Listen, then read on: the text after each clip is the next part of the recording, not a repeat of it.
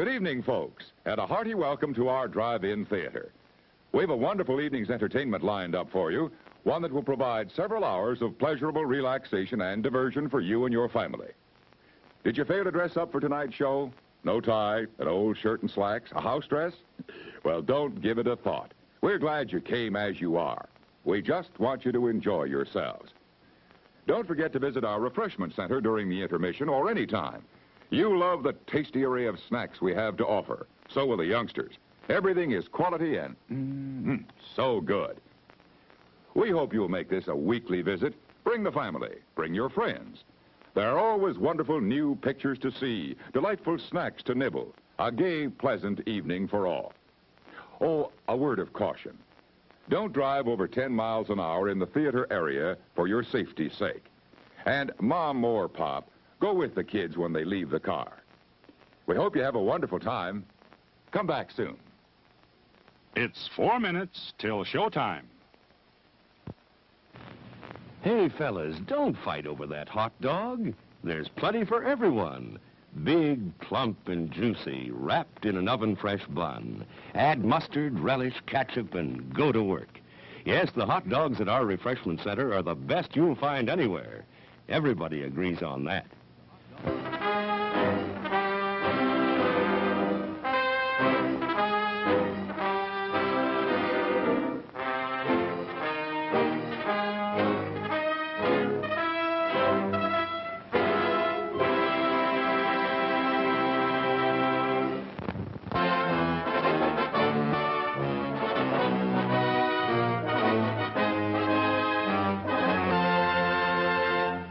It's 3 minutes till showtime. Thirsty? The refreshment stand is open with everything to satisfy your taste buds. Here's the menu: the hottest, freshest, crunchiest popcorn, each kernel popped to its fullest with that real movie time taste. Cold drinks. You'll find your favorite ice cold, tasty, and thirst quenching. And hot dogs, hamburgers, and candy too. Now a short intermission, so you'll have time to make your selection before the show begins.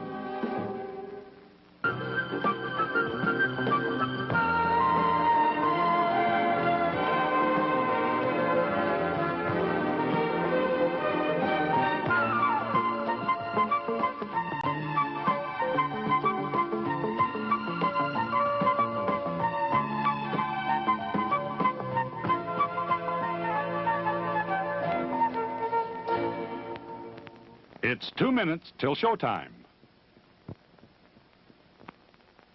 Your attention, please.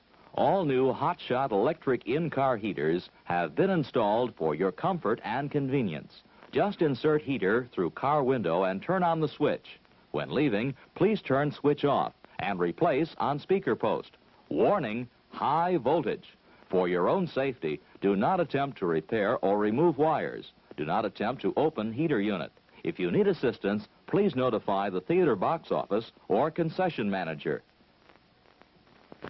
Top quality hamburgers, the most popular snack in the country. We serve them plain or garnished to your taste.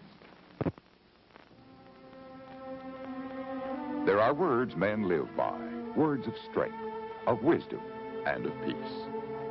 We urge you to find the spiritual comfort and guidance we all so greatly need by attending your place of worship regularly.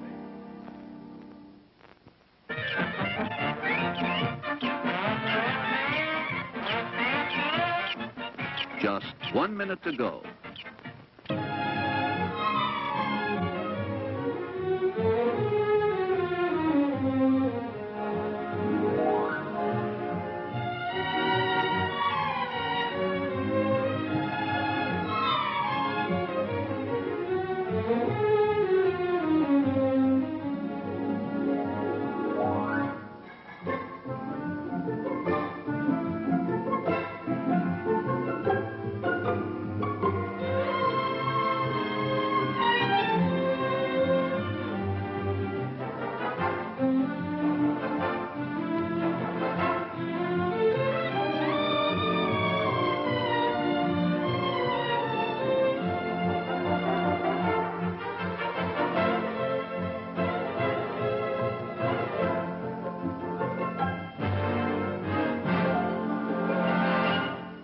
And now, on with the show. No, that's not big enough. No, that's not big enough either. That's more like it. We're delighted to have you with us, and we extend a cordial welcome to you. We've lined up the top stars from Hollywood and from all over the world to entertain you on our giant screen with the new, colorful motion pictures you've been hearing about and reading about. To add to your enjoyment, we're all wound up to bowl you over at intermission time with live wire service at our snack bar, where you'll find a tempting variety of favorite foods and beverages. Your continued patronage is very, very welcome. Hello, fellow humans. Welcome to my stream. Glad to have you here. As always, we'd like to welcome all non-human identifying sentient creatures, as well as any non-sentients who might be out there enjoying the poker action today. As usual, we got some Unibet pokers going on today. We got something a little different today, possibly as well. We got the €2 Singularity. Pretty normal day for us. We had 3 final tables on Singularities yesterday, 2 on two €2 Singularities, 1 on a €1 Singularity. So we're hoping to repeat some of that to today, maybe even do a little bit better. Would love to win. Would love to win something today. We didn't win anything yesterday, but we did have 4 final tables and a pretty hefty profit. So we're pretty happy with the results of yesterday, even despite the fact that we didn't actually win anything. But yeah, we got something a little unusual happening today as well. We've also got some 4NL cash that we kicked off, and you might think that I'm down, sitting there with €3.22. But if you'll remember, I blew off €4 in one hand on the of my €6 ticket the other day while we were playing. So I was only in for €2 this time. I just had a pretty big hand, the first one I played, where I raised with 9-8, got called off by somebody with Ace-10, and I turned the 10 for a straight, which also, of course, gave them second pair and top kicker. So they weren't going anywhere either, and we ended up getting paid pretty good off that, and pulled up over $1 back, basically back from that one. So I was pretty happy with that result. So we're doing pretty well on the cash so far today. Might fire up some run at once later as well. Phil Gelfond is back streaming again, so I'm guessing that the traffic on the site will be a little bit better this week, and I wouldn't mind playing some of my money there. I do need to get that played at some point, so probably pop that one up as well. We got the €5 Falling Star coming up shortly. I totally lit my stack on fire in the €1 singular or €1 Falling Star earlier. I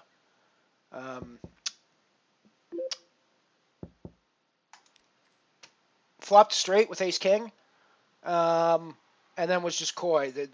Somebody was min betting the whole time. Just 3 people in the hand, and I was like, well, and I was in position. I was like, well, if I just call behind with the min bet, I can like raise the river massive and get. Well, of course, best laid plans, right? The spade flush comes in on the river. Dude shoves. The dude that's been min betting the whole time with 2 spades on board shoves, and I, like an idiot, called it off with my straight, and he was there with Ace-5 spades and had the flush and had me crushed. So we gave him our stack basically in a completely and utterly stupidly timed move that we could have easily gotten away from, or that we could have easily just won the pot on the flop and or turn by re-raising him big when he min bets. But no, we didn't do any of those things. We instead just called, let him get there, and then we gave him our stack. Oh well, shit happens. Sheet happens.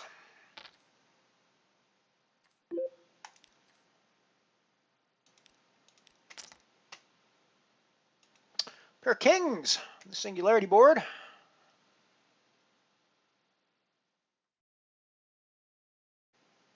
Didn't see the limp in front. I should have paid more attention before I put in the bet. I would have raised to 320 most likely, because of the extra limper in there.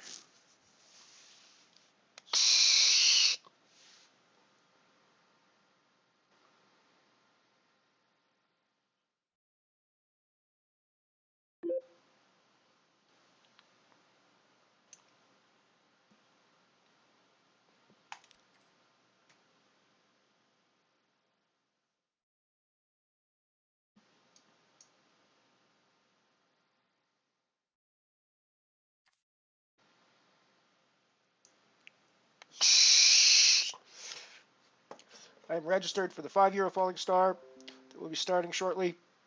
I should enter that into my database.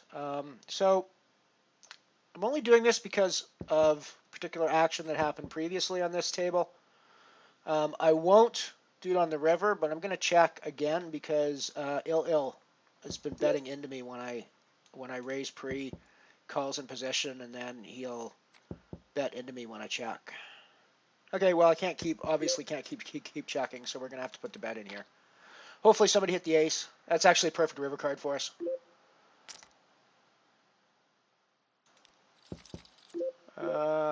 Is there anything else out there other than a pair of aces that beats us? And there is not, I believe, is the answer that we have. So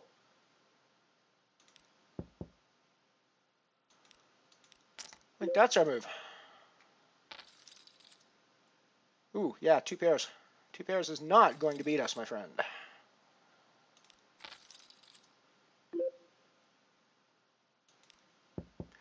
Nice little got a hand developing on the cash table as well. So it went check check on the went check bet call on the flop and check check on the turn. I'm going to put out a value bet now with my king and get paid off. Pretty happy about that.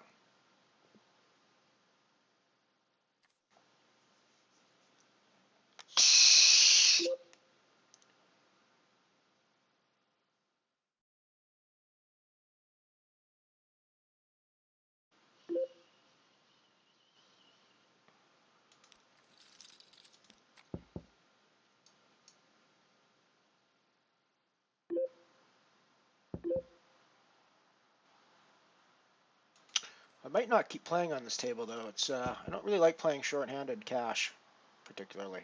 I mean, because I'm not a cash player at all, so playing shorthand is even worse. I'm in an even worse spot, I think. So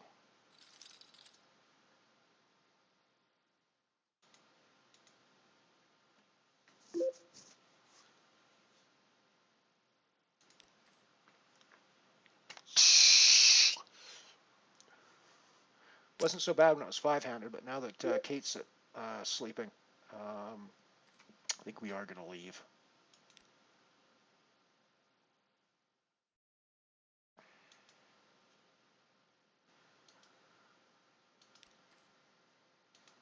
So we're going to head off. We're going to head off that table. We got the falling star. We got the other falling star starting up in a few minutes, anyways. So.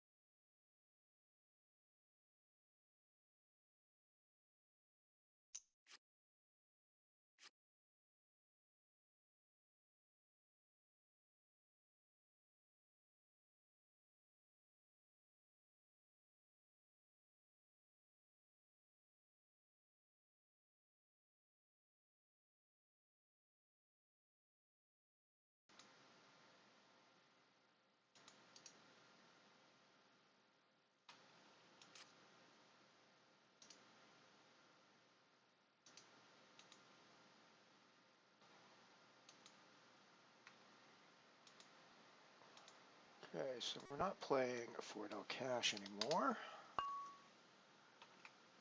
Well, actually, we are playing for no cash.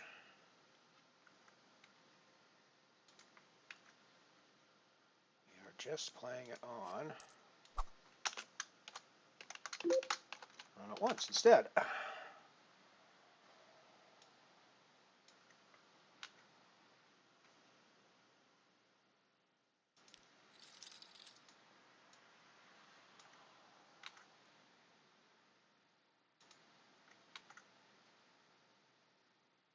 We are playing on table 4 as well. So there we go.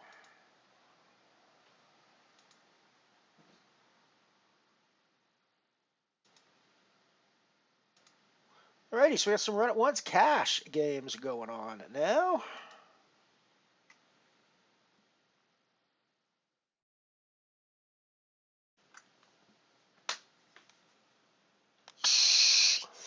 Alongside the Singularity and the Falling Star that will be starting up here in about 7 minutes' time.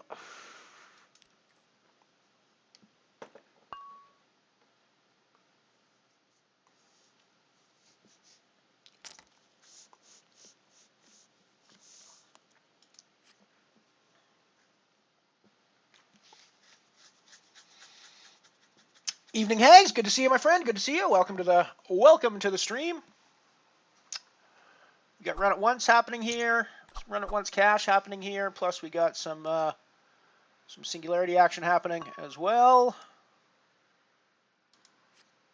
Gonna have some Falling Star action kicking off here in a couple of minutes.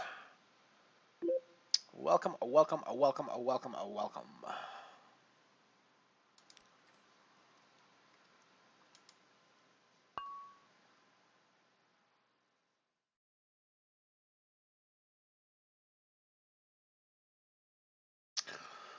I'm gonna call behind and see a flop on this. If we can get a cheap flop on this one. I like the diamonds.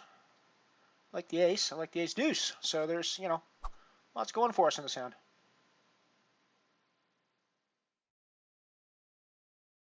Backdoor diamonds. We got the top pair with the ace. Obviously, we don't have a kicker, but I don't think we're going anywhere.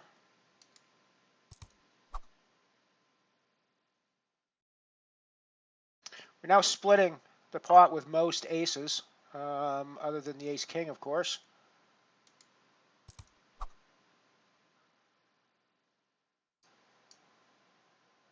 And, well, an ace-queen, of course, as well.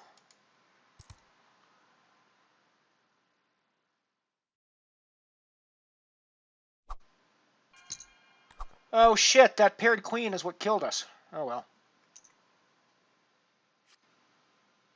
Evening, Mike. Evening, Mike.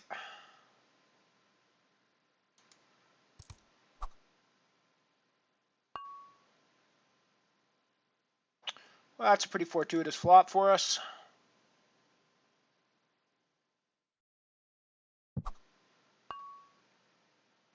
Got to start putting some money in now. Value betting our hand. Top pair with the flush draw.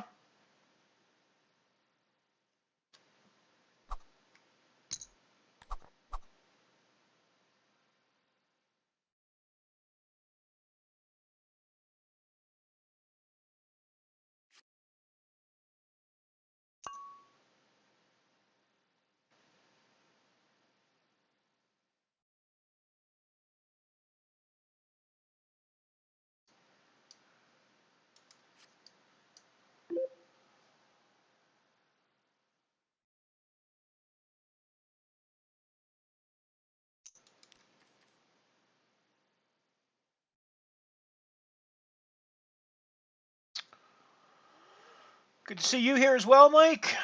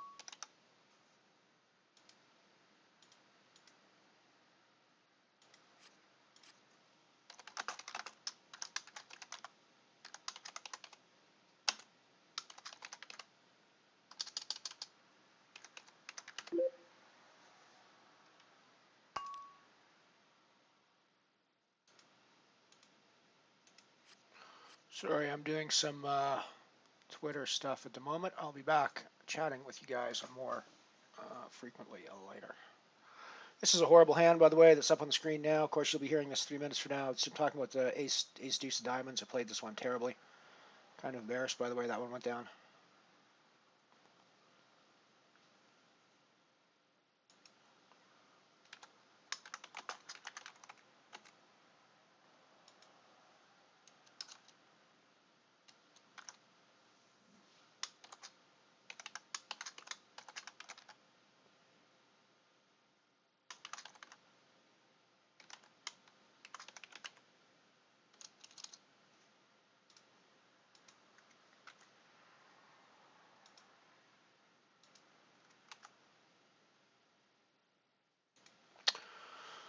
Alrighty, I'm back to be able to pay some attention to what's going on the pokers now.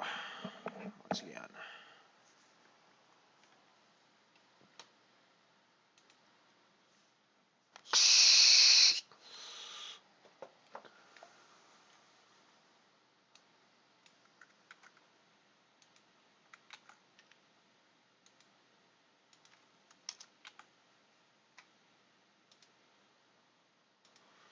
Yeah, Falling Star hasn't started yet, but it will be kicking off very shortly. As a matter of fact, it just popped up on my screen. Let's get that configured for you.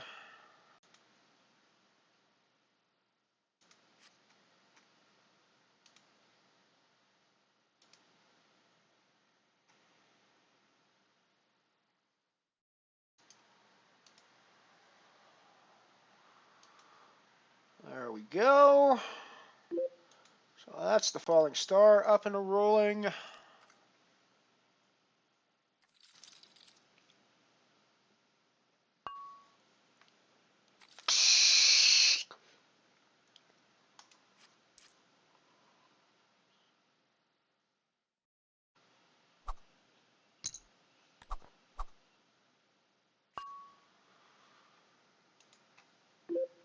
It's a pretty fortuitous spot for us in the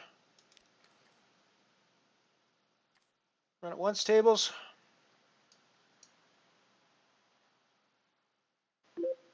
Bah. Yeah.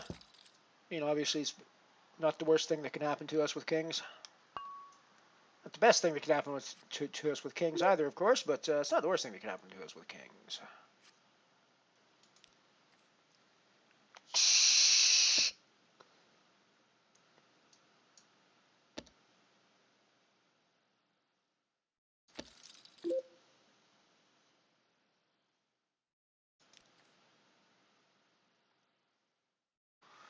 So currently the 3 tables we have running is the Singularity, where we're doing reasonably well with a decent stack after doubling up. With our set of kings against the 2 pairs. We've got the Falling Star €5 that just kicked off. We got some run at once cash game action going where we're going to put in a bet with our flush draw.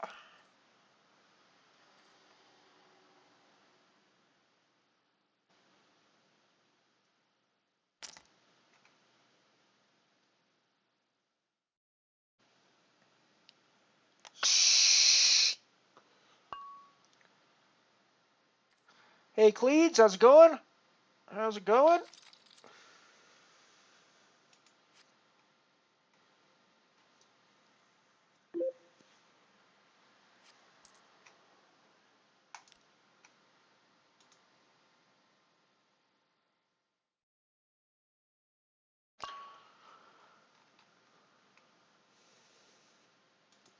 We're going to put in a raise again with our ace here from the button.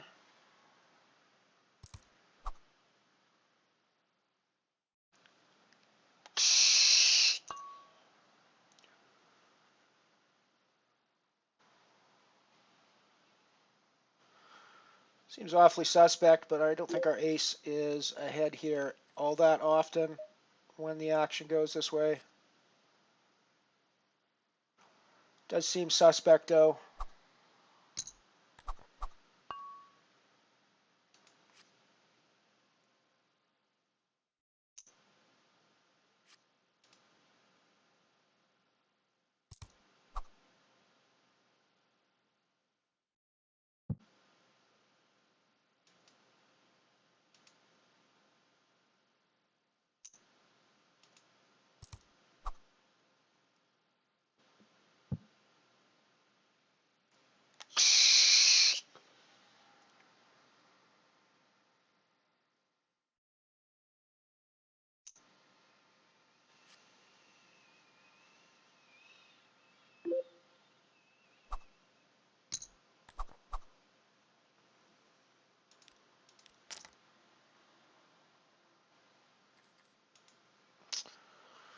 Yeah, I put out a raise under the gun with my suited connectors here.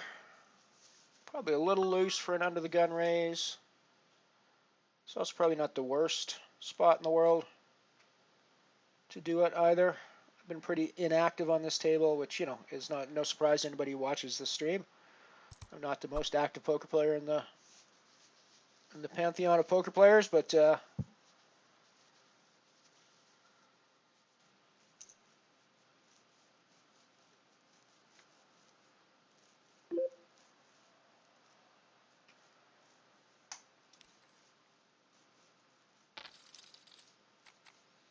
had really good stream numbers yesterday. When I was looking at my stream summary, I was quite surprised.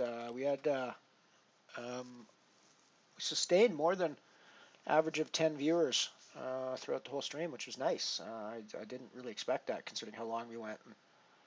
But yeah, so it was pretty good. Oh, we got a splash pot down here in the actually a pretty big splash pot as well. Unfortunately, I don't really have a hand that can too credibly contest for it, but I'm going to limp in along with the rest of the limpers and see what we can do. So it's like twice the pot that got splashed into the pot, so we're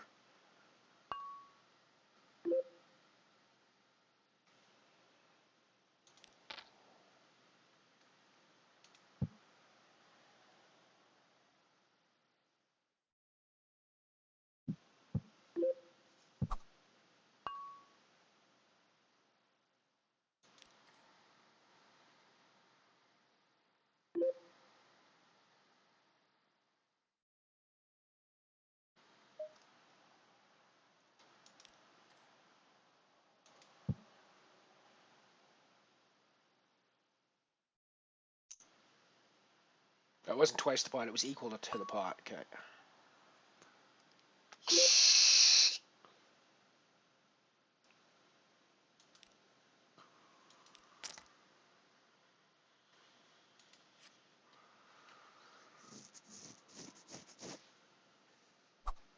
So it's a 70% rake back at the moment over at Run It Once, and the way it typically works is 35% of the rake back comes in the form of splash pots like we just saw there, and the other 35 they're just going to give you back in your account from what I gather.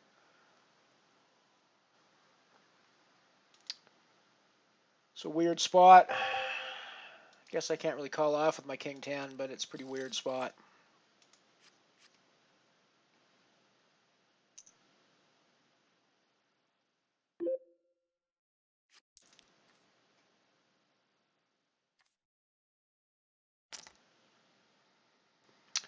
Ant-Man, good to see you. Welcome, welcome. Good evening. Good evening to everyone. Hags, Cleeds, anybody I might have missed? Mike, of course. I'm pretty sure I said hello to you already. Pair of fives, put in a raise. 4x to account for the limper.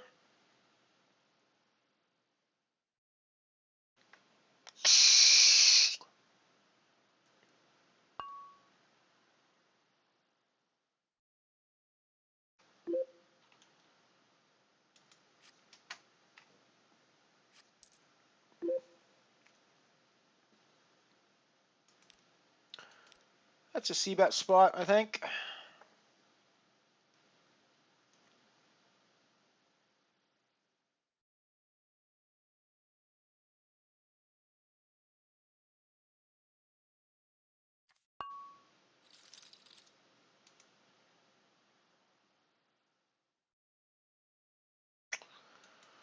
Got a potentially nice hand developing here.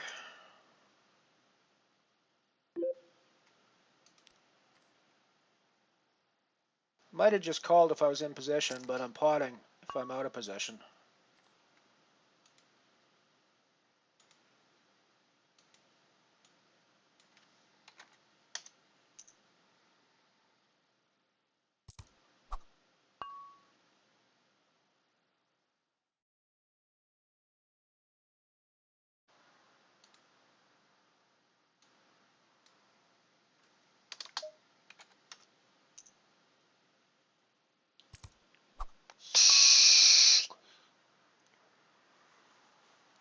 She just playing the 3? Should I just check back for showdown value? I think I need to value bet my aces.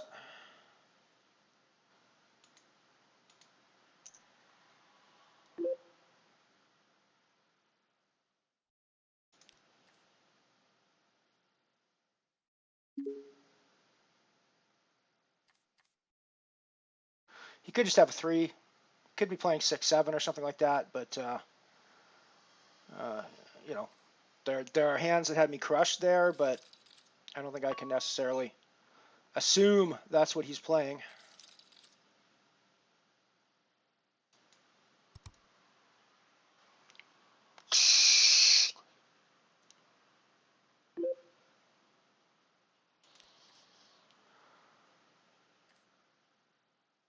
I don't think checking back there is the right move either necessarily.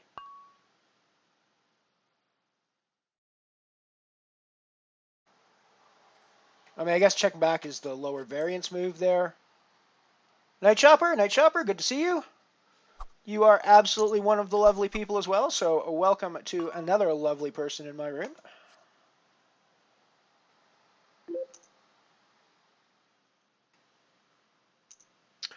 We have breakage coming up here shortly. Gonna get that set up for you as well. We're still playing one hand on the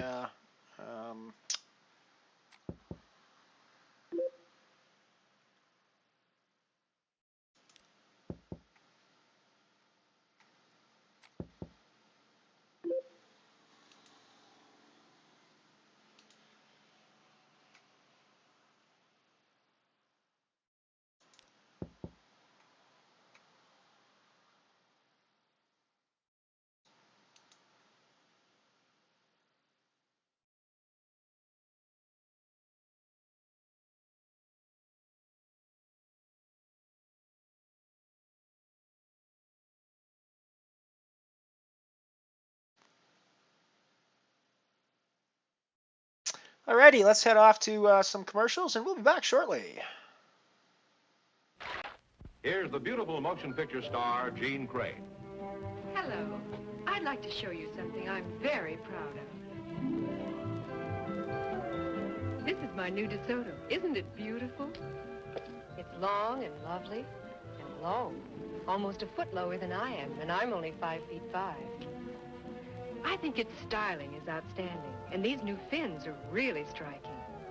And what's more, my DeSoto is fun to drive, even in heavy traffic. It's so easy to handle. DeSoto's full-time power steering is the best I've ever tried. Of course, push-button driving is a wonderful improvement. It's so simple. And the way my DeSoto rides, you just won't believe it until you try it. As you may have gathered, I'm very pleased with my new DeSoto. I paid a lot more for cars, but this new DeSoto is the most exciting car I've ever had. It's the most exciting car in the world today, the 1957 DeSoto.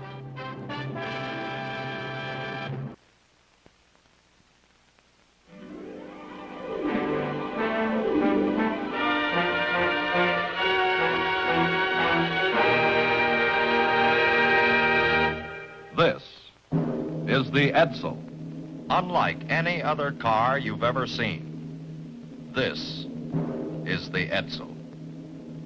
This is the Edsel. This is the Edsel. This is the Edsel. You can see how it looks. You have to feel the power of the newest V8 engines in the world. The big new Edsel 400 and the larger Edsel 475.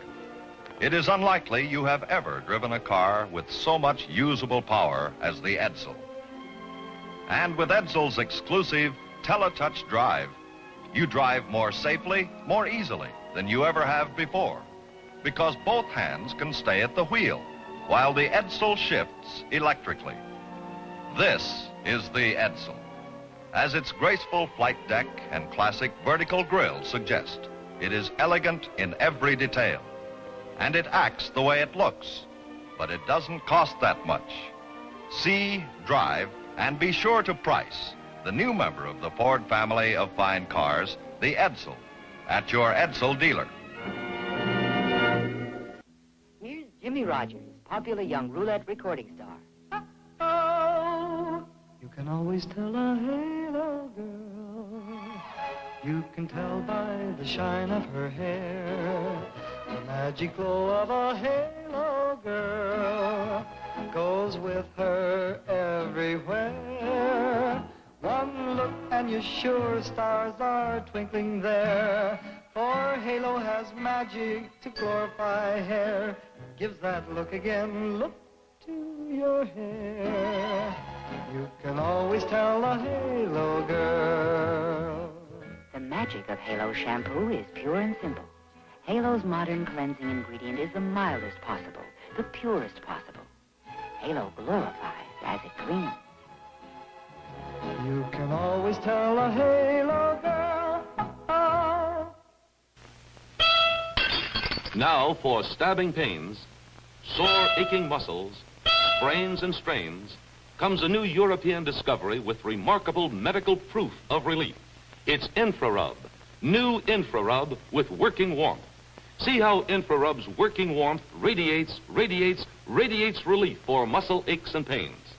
Yes, Infrarub is so effective, it's actually been proved in arthritis clinics. Proved to relieve even minor arthritis pains for hours. So imagine the relief Infrarub brings for your ordinary muscular soreness. Listen. As a busy mother with plenty of housework, I get my share of sore, aching muscles. But Infrarub brings me fast, soothing relief. I can work, even enjoy bowling after a busy day. Believe me, Infrarub really works. Proved in arthritis clinics, Infrarub's working warmth radiates relief for muscular pains. Get Infrarub.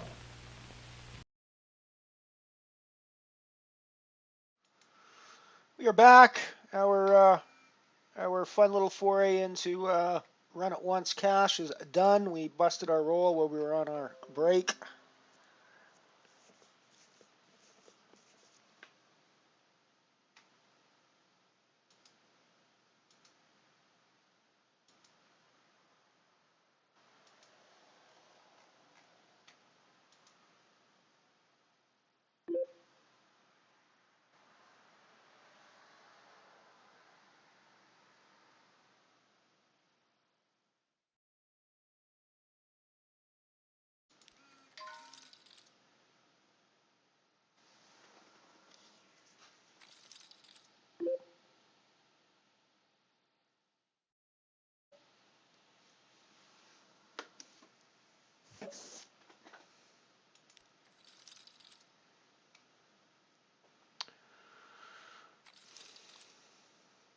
I don't think I added the, yes, I did not add the falling star into my bankroll calculations.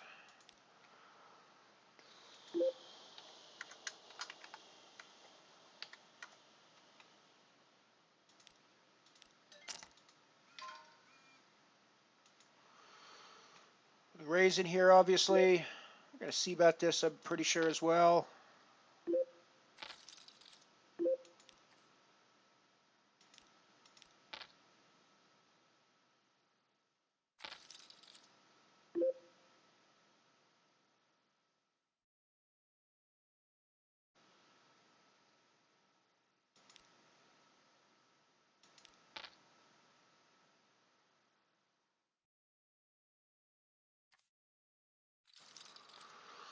Yeah, I think our jack was the best hand there most of the time.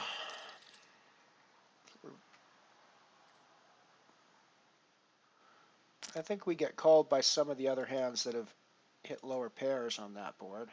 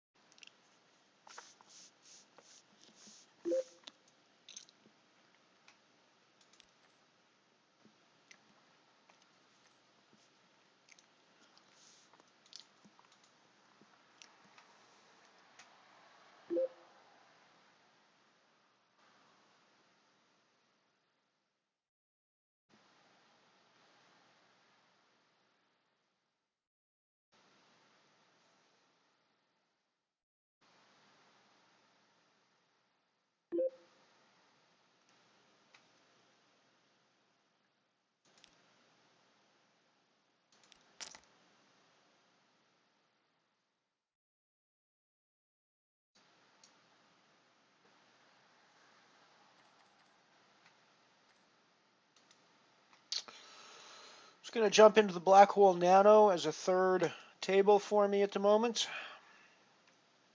So I'll get that up on screen here for you shortly.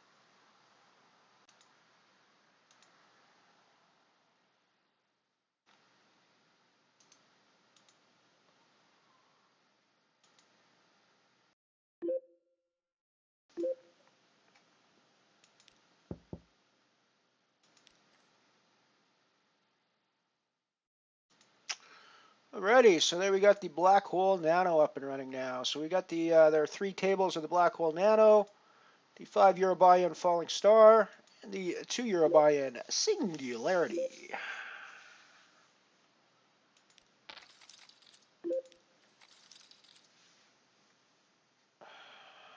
So second pair, backdoor hearts. I don't think we're planning to go anywhere on this board.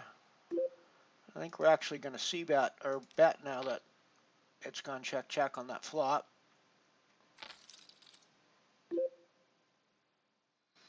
And we probably just check back. Check for... Ugh. Just gets there on the river.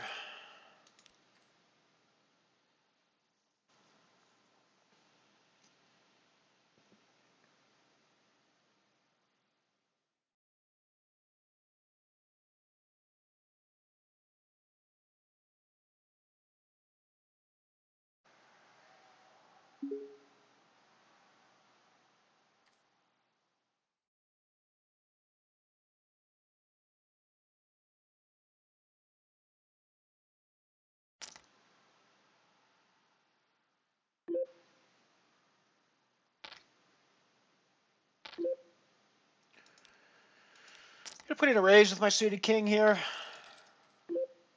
Yeah, pretty happy with the flush draw that we flop.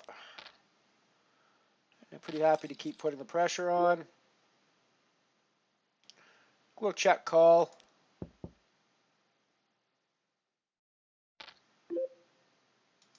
Play check shove. Make him call off for a stack. Gross! He just fucking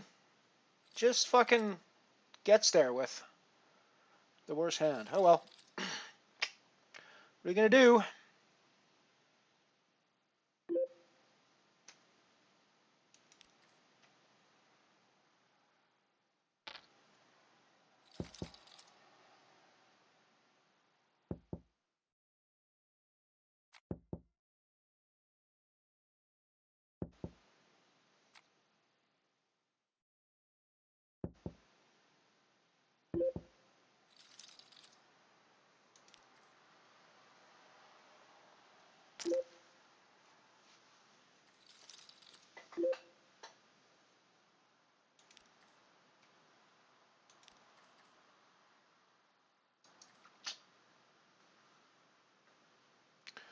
Elrond's Army 2 in the Singularity. Hello, hello, hello. You don't know who you are, but you are welcome. It's a new one to me. I haven't seen that one before. Guessing it's definitely someone who hangs out with the Army of Elrons in my stream, though. So whoever you are, welcome, welcome.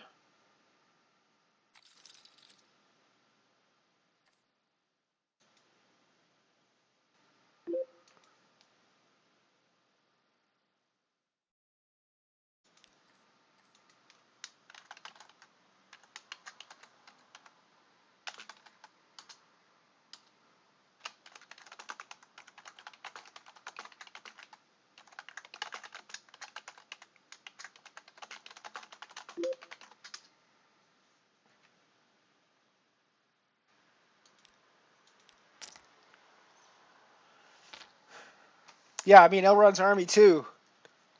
It makes me think there was already an Elrond's Army out there, which is kind of astonishing. But I haven't seen the Elrond's Army either.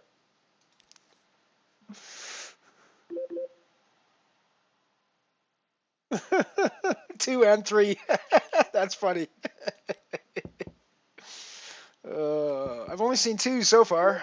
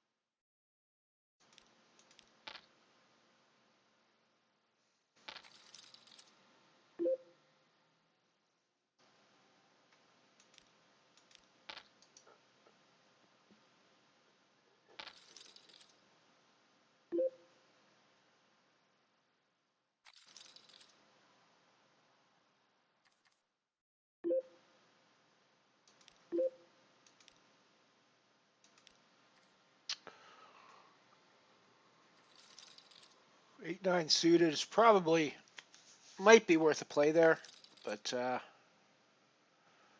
well, on a board like that, you like it sort of.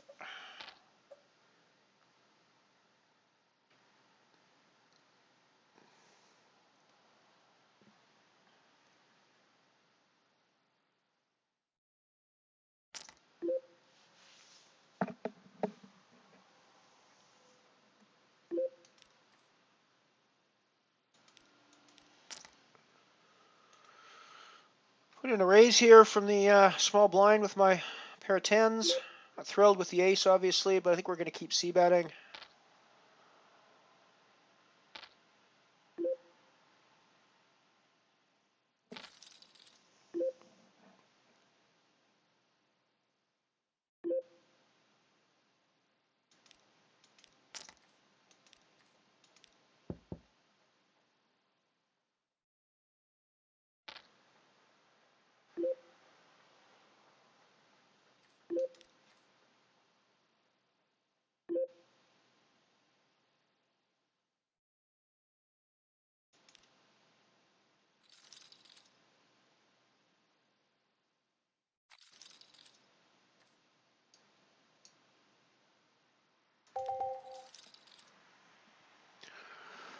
Yeah, small stab on the flop, I guess. Maybe it feels like I'm telegraphing my hand strength a little bit, though, when I vary my bet size based on what the situation on the flop there is. I mean, I think I have to c-bet there.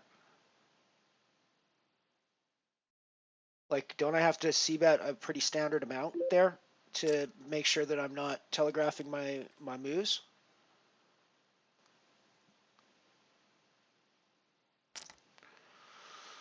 Well, looks like we're gonna be having a bit of a shovey match here with Elrond's army probably, because I don't think I want to call with just 10 big blinds and see a flop. I think we just need to play this. We just need to play this down.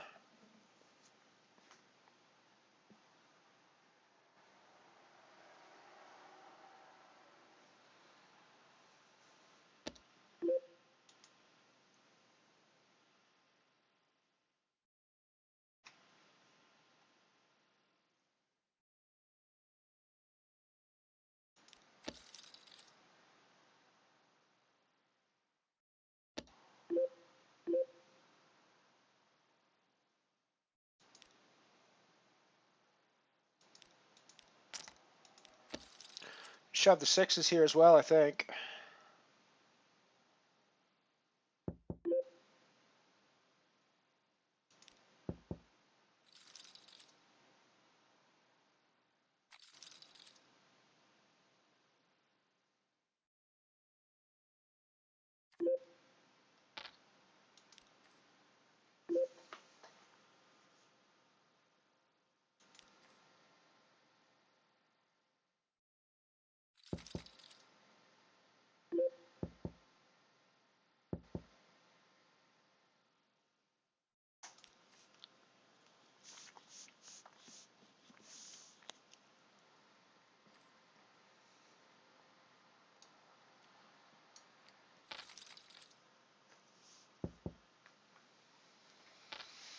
Oh, I need to enter the black hole in my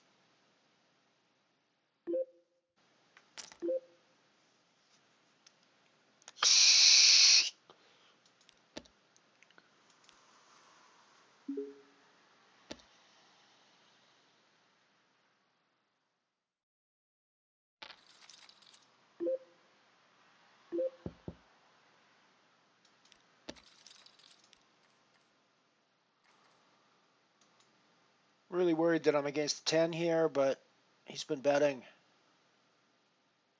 He bet the flop and then he bet the turn.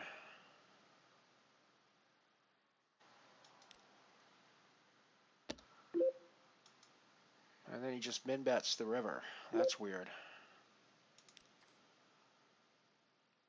I don't think we could raise. We're never folding now.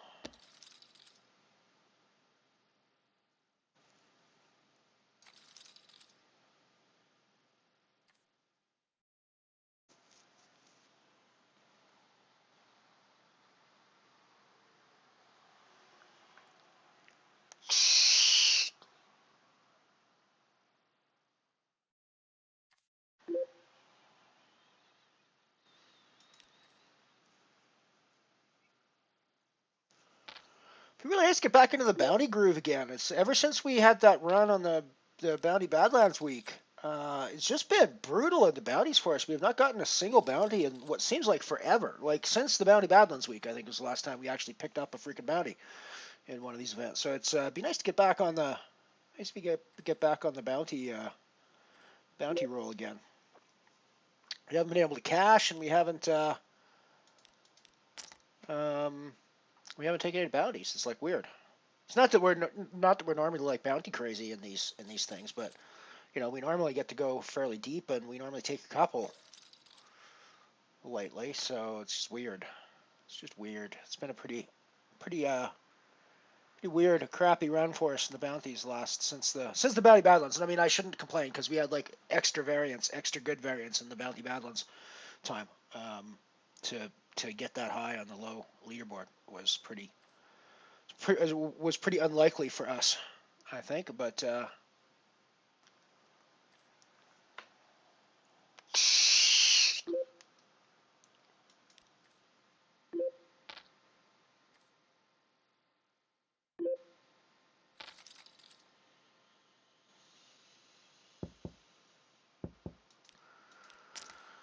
alrighty, so in this case, I think we're going to put in a bet of something like 334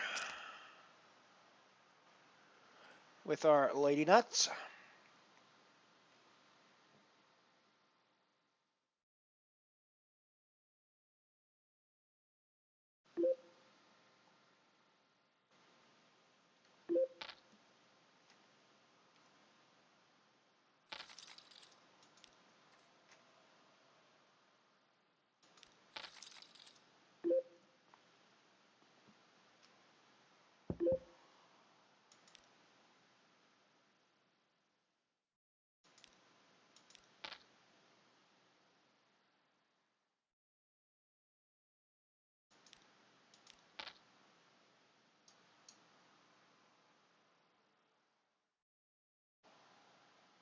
Got a hand developing on the falling star table as well. Just to have a quick look at it. We're obviously betting the our flopped set.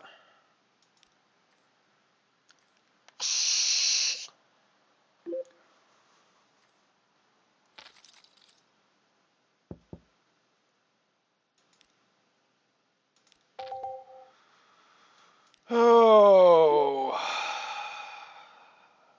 Fold and live to fight another day.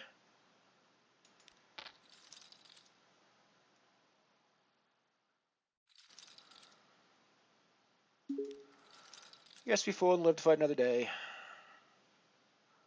I mean, we got the second non-two pair ace there, so it's pretty unlikely. He's either bluffed us or he's playing ace king or ace seven, right? Ace queen, ace king, ace queen, ace seven, or some pairs and things like that. So a little weird, but what are we gonna do in that spot?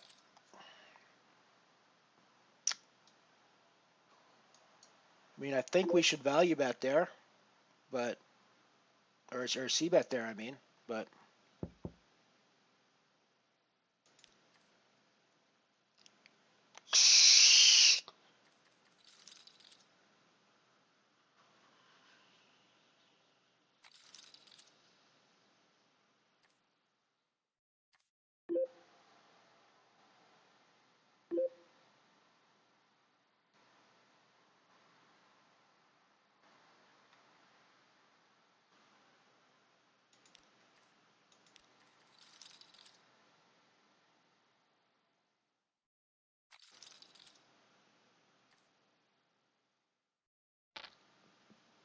By the way, we won the big pot with the queens on the.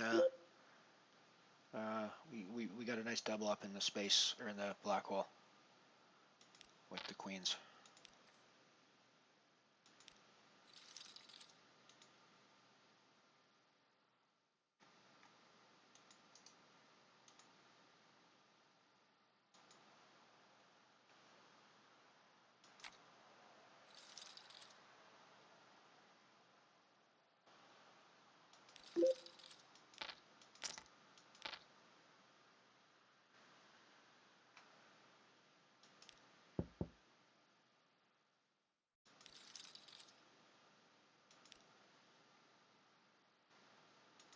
So here's how that queen's hand went. We got queens on the big blind. Couple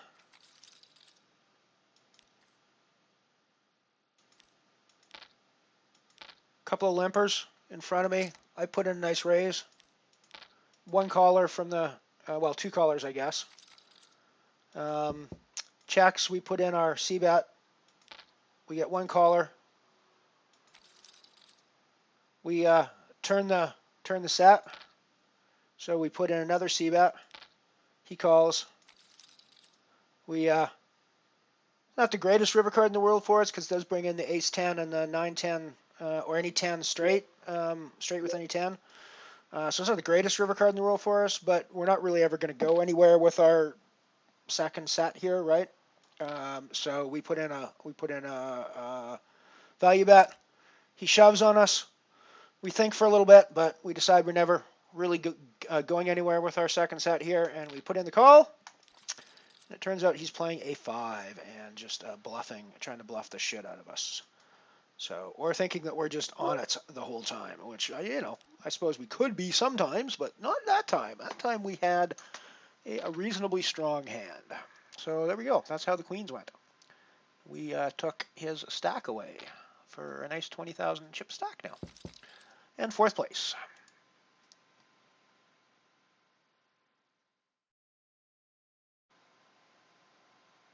Yeah, this is what you used to do, Night Shopper. We're not doing that anymore. Now that you're not looking at your bankroll.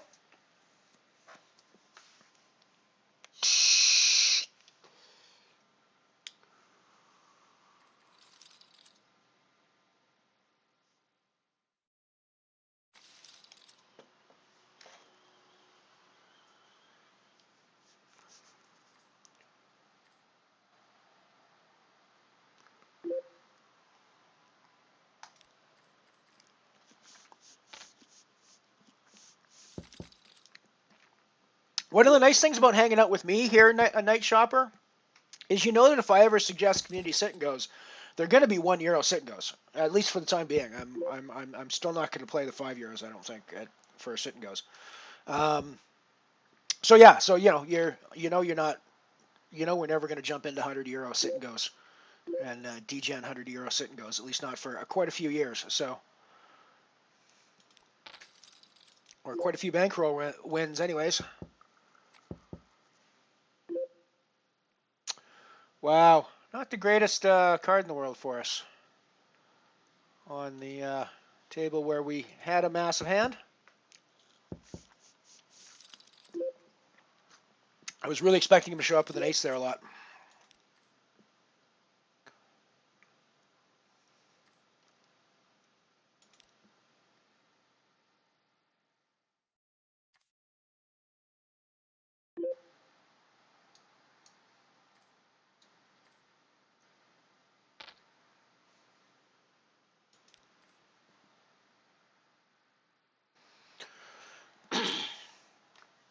It is tricky. I know a lot of times when I win a big score, I start to get this feeling of invincibility, and I will play.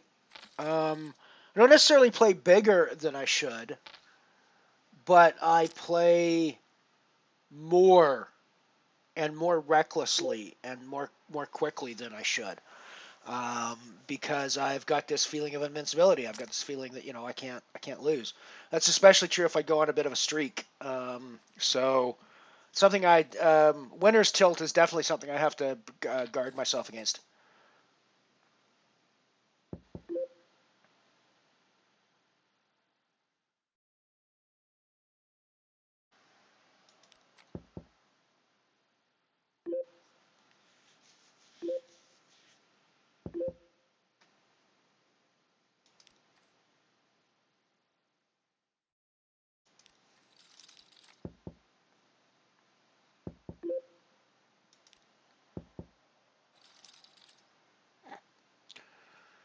Well, I never actually thought I would win that hand checking it down. You guys didn't see it, but it was just it was one where it was pair of sevens, and there was 9, Jack, Queen, King, Ace on the board by the end, and I had a pair of sevens, and we checked it down, and he had 6-5. So it's he was.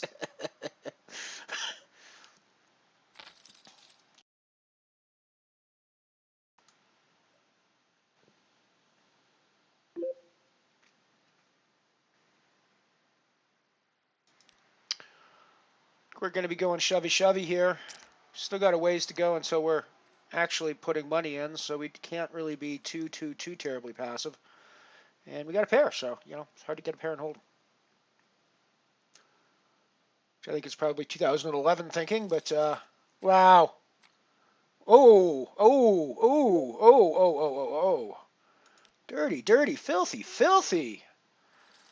We got Team Filthy. We got Team Filthy help there, folks. I am not above getting some Team Filthy help.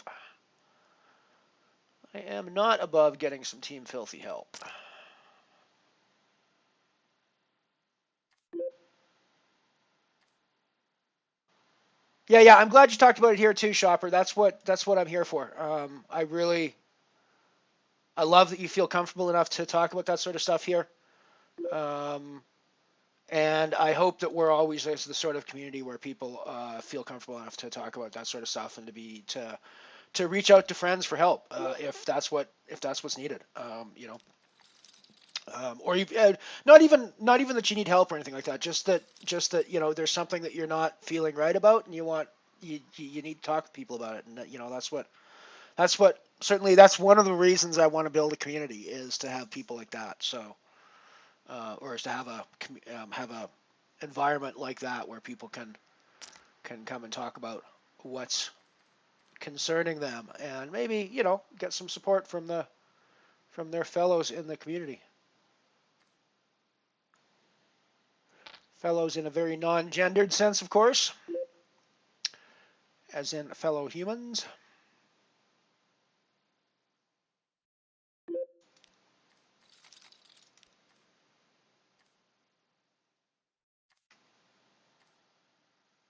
It's kind of weird with the language. We really are very gendered in our languages. There are some words like mankind that are specifically gendered that we use to refer to the whole race. But then there's also other ones that are not necessarily, or were not necessarily specifically gendered to begin with, like fellow, which is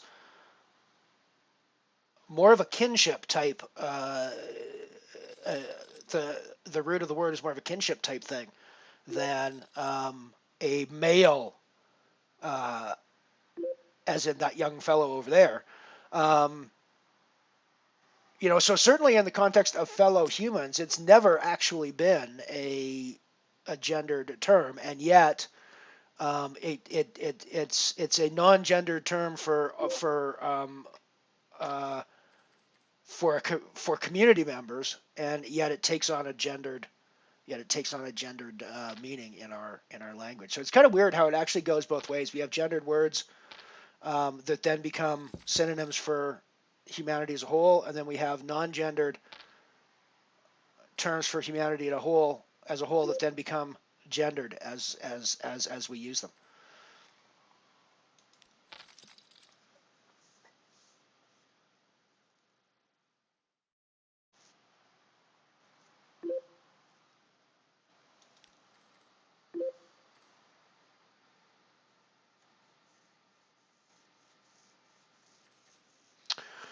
Yeah, the entitlement tilt I think is a huge deal. Although I think there's sort of two sides to the entitlement tilt. There's the entitlement tilt of where I'm in this spot with 70%. And I get this all the time as well. You see this on the stream all the time when you're watching. I'm in this spot where I've got a 70% chance to win. How can that 30% chance hit? Well, it's going to hit 3 times in 10. So, get the fuck over it, right? Entitlement tilt is when you get tilted when things like that happen, or at least one side of entitlement tilt is when you get tilted when things like that happen. With me, and I think there's a larger one, especially in my sense, where if I win a tournament, or if I'm running like really well and I'm winning a bunch of tournaments in a row, it's very easy for me to get into the mindset that no matter what I do, it's the right move, and I should have won the pot. So it's astonishing to me, So I'll end up getting my money in much wider than I should. I'll end up being much more aggressive in overshoving. And I mean, to a point, that's probably not a terrible thing with my style. I probably do need to get a little bit more aggressive. But when I'm in that mode, and I've been in that mode a few times, it's really easy for me to donk off a whole bunch of money just throwing good money after bad, if that makes sense. Because I'm just not playing the game properly because I think I'm better than everybody else. So I think entitlement tilt comes in two forms. It comes in the form where you're expecting that, because you've got a 70% chance of winning, you should always win. But then I think there's a larger sense of it where, you can get on a roll and think that you can do no wrong. So you start making moves that are demonstrably wrong because you think you can do no wrong.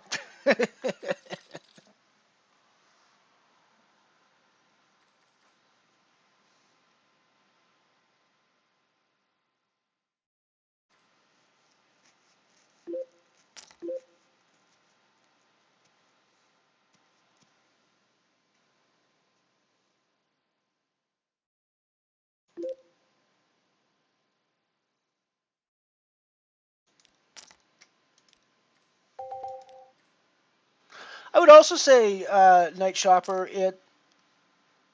it might be worthwhile to try to cultivate a bit of a bankroll strategy for yourself as well, where, assuming you go back to a stage where you're looking at your bankroll, you may not want to be as conservative with it as I've been on the stream, but if you look at me, right, I basically look at my bankroll and I will, if the buy-in for the tournament is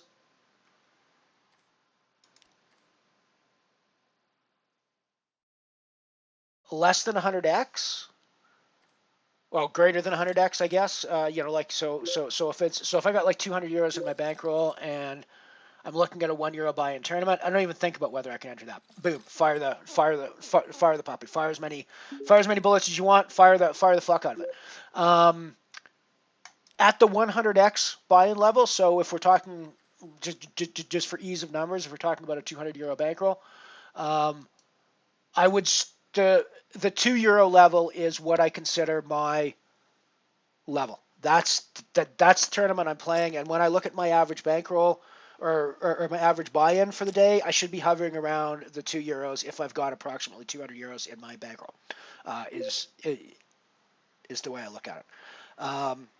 So in that example with €200, if I'm buying into a €5 tournament, I start to think really seriously about what my edge in that €5 tournament is, because that's a 40x buy-in, right? So I'm starting to get into a lower, a higher variance type of area. And I would consider dropping. I looked real serious today at the dark matter, €10 dark matter. I will consider spending €10 on a tournament now with a €200 bankroll as what I'm calling a super high roller. But I'm just not ever going to look at a tournament higher than that, even if they're ones that I think are super good structures or going to be super fun or whatever. I'm just not going to look at them because I know it's going to hurt my bankroll too much and hurt my psyche too much if I bust out of those tournaments. So I just avoid them, and I just don't even look. At those. Maybe set your filters so you don't even see the higher buy-in tournaments, and you're only seeing tournaments in whatever your selected buy-in range for the day is, and that might help you as well. Because I could pretty much fire €1 bullets till the cows come home. And I'm not really going to impact my bankroll all that much, I don't think. I start doing that with €5 or €10 tournaments, and if I start regging in the black hole, for example, and start firing 2 or 3 bullets in the black hole, that's going to be significant, and I'm gonna unless I can actually win some of those or go deep in some of those, I'm gonna do some pretty serious damage to my bankroll by running that. But if there was a €1 version of the black hole, I can fire that thing like I'd be firing that thing like crazy. There's just not a lot of the €1 rebuys that are out there.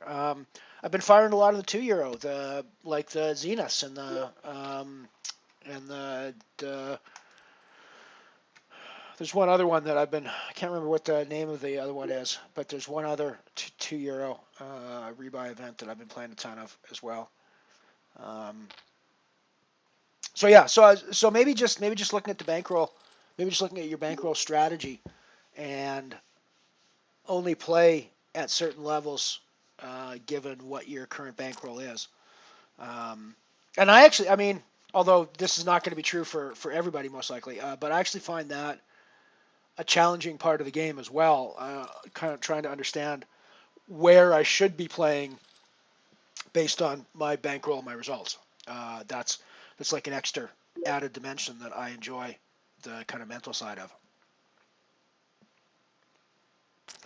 And admittedly, it took me longer than it should have to figure out that I shouldn't have been that I should stop playing the nanos. It took me long. I played the nanos for longer than I should have. I should have jumped up into the €1 and €2 buy-ins a lot quicker than I did.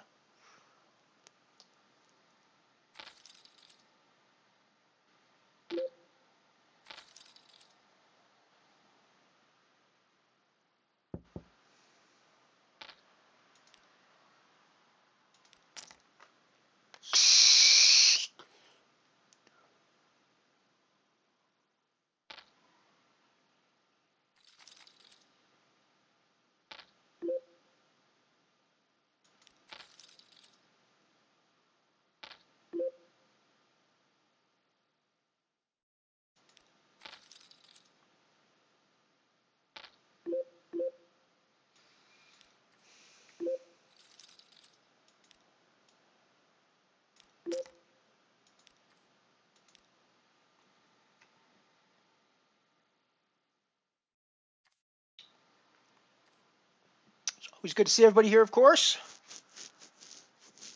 Always good to see everybody here. Let's have a quick run through the games we're playing. We got the €1 or the €2 Singularity rolling here that we're doing not so terribly in. Not great, but not terribly. We're 6 away from the money. We are just outside of the money spot at the moment, but we're still in a decent spot. We got the €5 Falling Star that we're in kind of rough shape in, but we still have chips. The blinds are still relatively small, 120, 60, 120, so we're not doing in terrible shape at this point.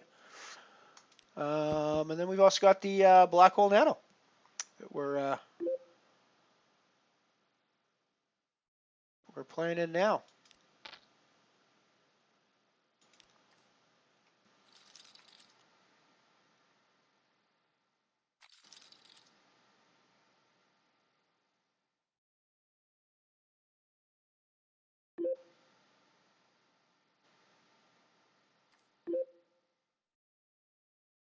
Well, and that's the thing. If it does matter if you lose it, then you need to rethink your strategy a little bit. And yeah, maybe. And I mean, here's an idea for you, shopper. Maybe on those nights where you want to just have some fun, right? So you're on an evening where you think, screw it, I'm just going to play for fun. Why don't you set yourself a policy where I'm going to do those evenings, but when I do those evenings, I'm specifically going to transfer €100 or €200 or €500 or whatever number you decide into my bankroll to cover the fact that I'm going to go have a fun evening. So that you're blowing money that you're intending to blow for fun, not blowing money that you've built up in your bankroll, if that makes sense. Now that might not work because you might just go extra crazy then with the extra money in your bankroll, but it might actually give you sort of a buffer zone where you've got money in there that you're intending to go crazy with it, rather than going crazy with the money that you work so hard for. I mean, I'm sort of in the same boat here, in the sense that there are times when I wouldn't mind like just firing a bullet at something like the specifically the tournaments that I do well in, the Comet, the Dark Matter, things like that. And the Dark Matter I do fire those bullets at. But the other ones, it would be fun, quote unquote, to play some of those. But I also know that it's going to be very difficult and a big impact on my bankroll and my psyche if I do. So I need to be very careful when I decide to jump into those.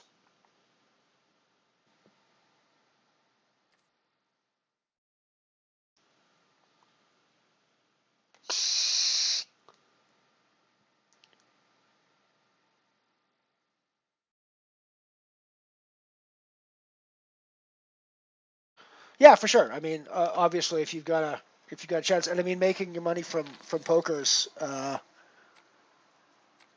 sort of the dream that we all have, right?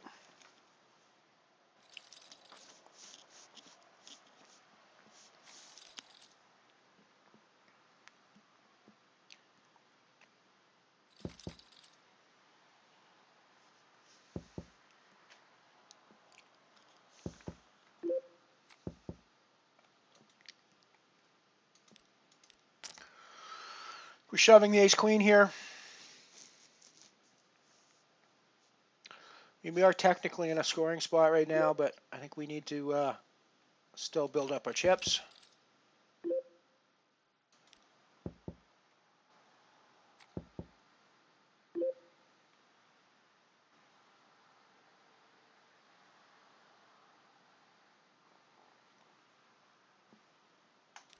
Yeah, €10.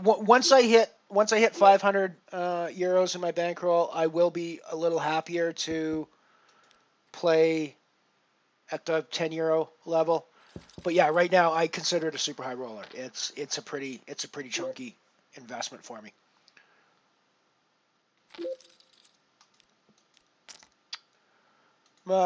Putting my life on the line in the falling star here with Ace King. Not much of a life at the moment. Like 10 big blinds, but so we need to build something. We either need to take down some blinds or we need to get called by a weaker ace or race against an underpair.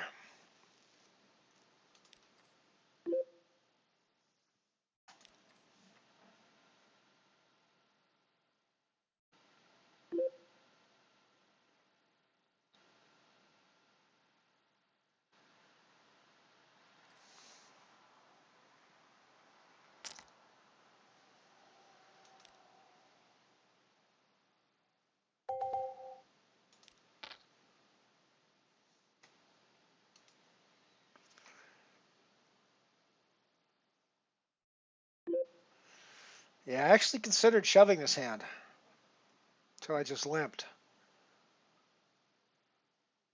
And I tank limped as well, so I think that might have been a reason why he thinks he can come over top of me.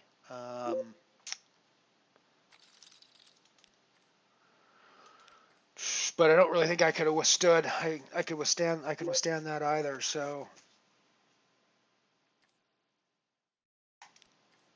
and he was pretty quick with his reshove. So I actually think he might have been shoving regardless, which means if I shove my 8-9 there, he's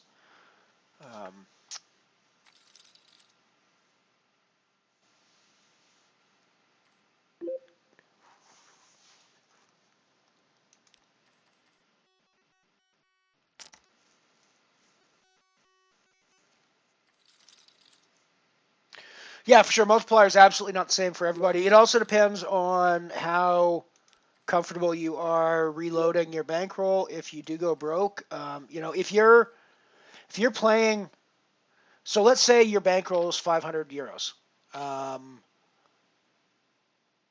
If 500 euros can be the difference between making rent or not that month, then you need to be super conservative with your bankroll strategy, right? If you'd be happy to drop another 500 euros into your account tomorrow if you bust it, then sure, play 50 euro, 100 euro tournaments with your 500 euro bankroll, under the understanding that you might win big out of that, but you also might be dropping 500 euros into your bankroll after 10 tournaments or 15 tournaments where you didn't do so hot in them, right? So a lot of it does depend on your situation outside of poker as well. And if you wanted to just consider it as, even if you're not a winning player and you consider it as as entertainment, well, people spend hundreds of dollars a month on their hobbies, on their entertainment, right? If you're a golfer, you can easily spend hundreds of dollars a month on your entertainment. If you go to movies, once a week, you can easily spend hundreds of dollars a month on your entertainment value, right? So there's lots of things that people do where they spend money on their entertainment. So if that's you and it doesn't impact your budget, that's a perfectly cool way to play poker. The problem comes, of course, when people play outside their means or when they're not, so this kind of is a very long way to tie back to Mike's point, where you need to play, Mike and Ant's point, where you need to play at the level that's suitable for your life, because everybody's life is different and everybody's life is gonna be impacted differently by the money you win or lose at the poker table. So the general rule that I would use is, the more the money matters to you, the less you should be spending it on poker. So,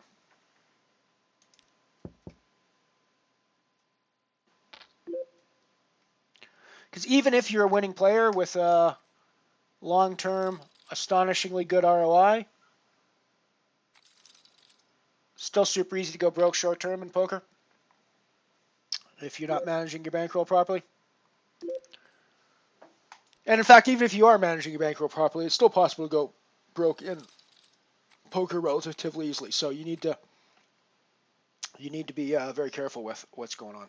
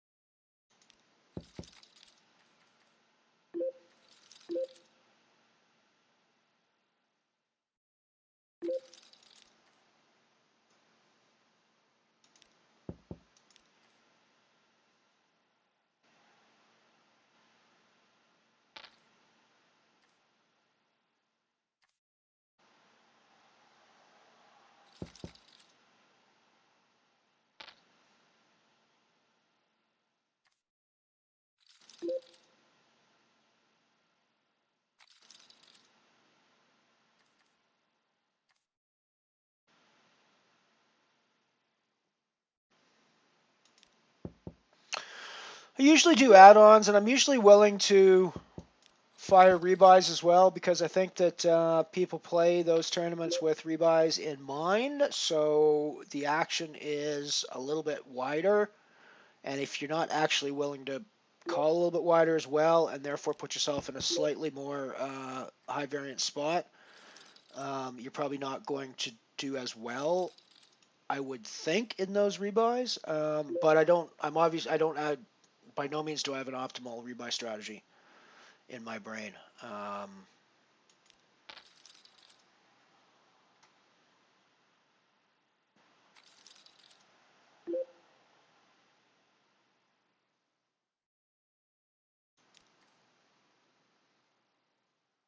But tournaments like the Black Hole, I will definitely rebuy once or twice.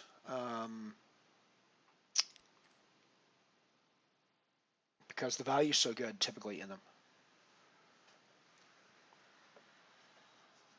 Well, Black Hole Nano, I should say. And if my bankroll was big enough.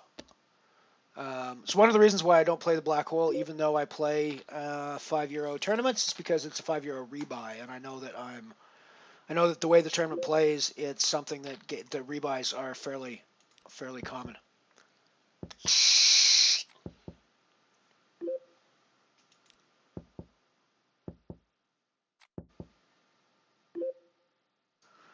I wish I'd have shoved my Queen 8 on the river, or on the pre-flop there.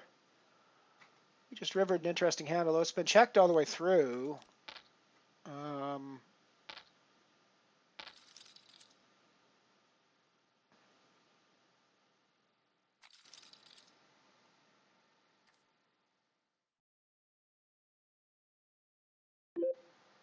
Yeah.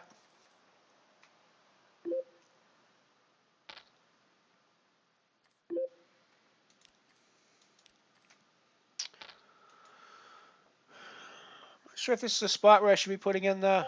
I guess this is the spot where I should just be putting all my money in, because he could be pretty wide here. Nice. We hit the... nice. Nice. Very nice.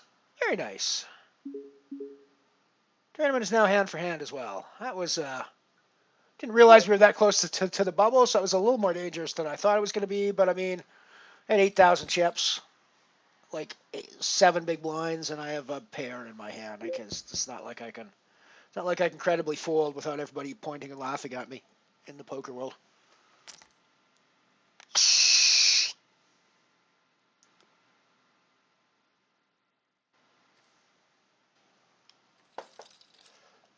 Yeah, well, and that's actually a crucial difference, Night Shopper. And as far as I know, I mean, obviously you could be not telling us the whole story, but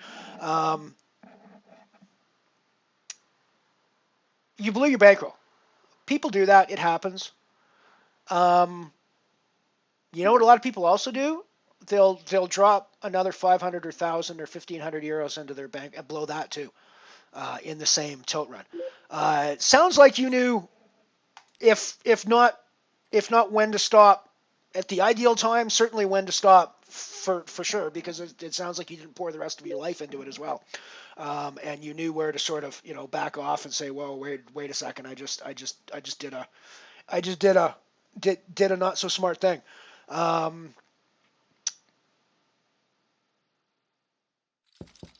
So that's something to take away from it as well. You didn't, you did know, even if you don't feel like you knew where to stop, you did know where to stop eventually, right? So.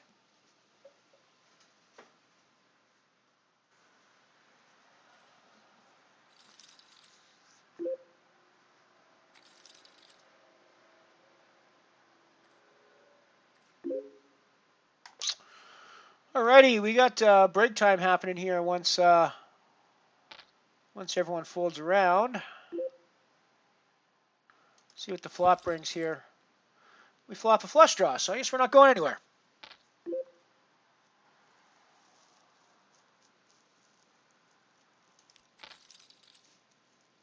Return the flush, so I guess we're not going anywhere. Let's do a bit of Hollywood here.